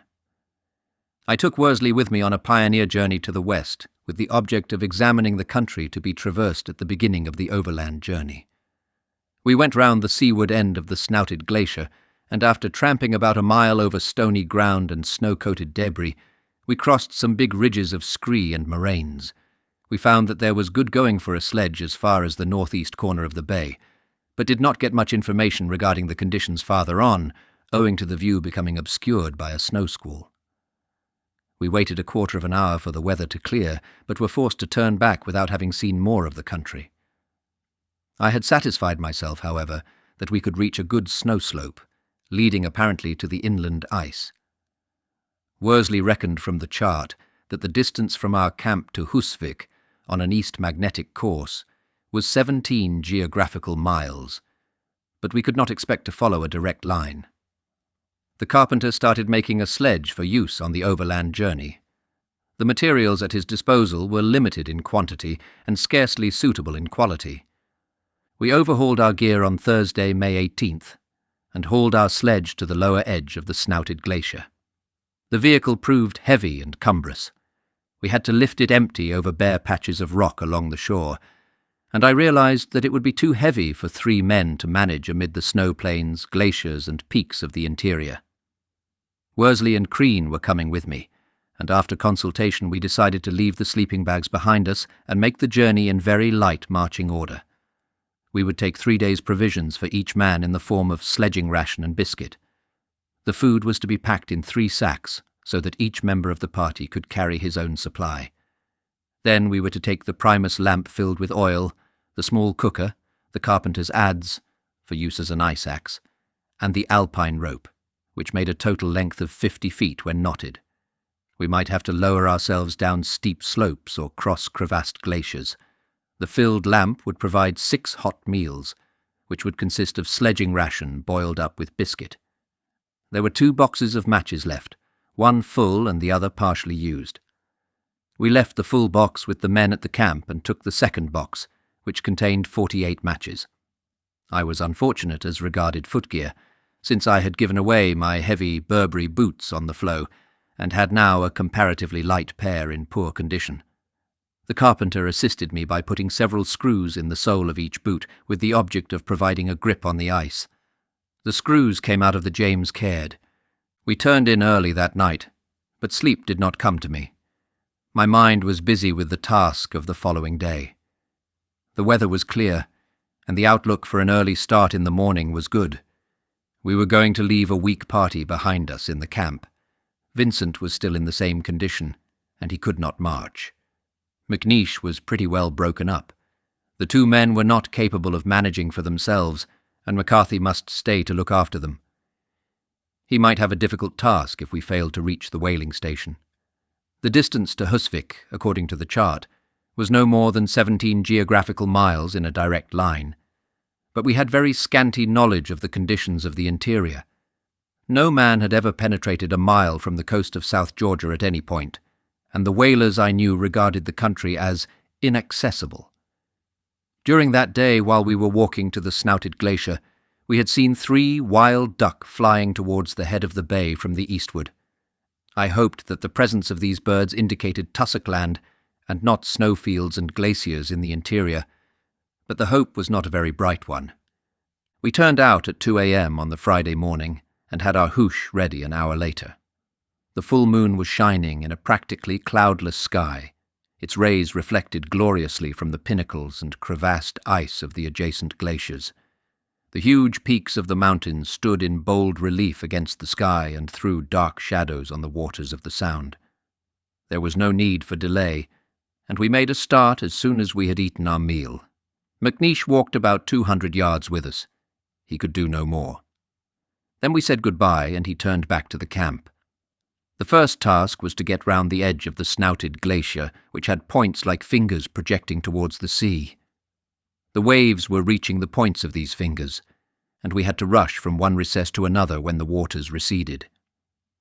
We soon reached the east side of the glacier and noticed its great activity at this point. Changes had occurred within the preceding 24 hours. Some huge pieces had broken off, and the masses of mud and stone that were being driven before the advancing ice showed movement. The glacier was like a gigantic plough driving irresistibly towards the sea. Lying on the beach beyond the glacier was wreckage that told of many ill-fated ships. We noticed stanchions of teak wood, liberally carved, that must have come from ships of the older type. Iron-bound timbers with the iron almost rusted through, battered barrels and all the usual debris of the ocean. We had difficulties and anxieties of our own, but as we passed that graveyard of the sea, we thought of the many tragedies written in the wave-worn fragments of lost vessels. We did not pause, and soon we were ascending a snow slope heading due east on the last lap of our long trail. The snow surface was disappointing.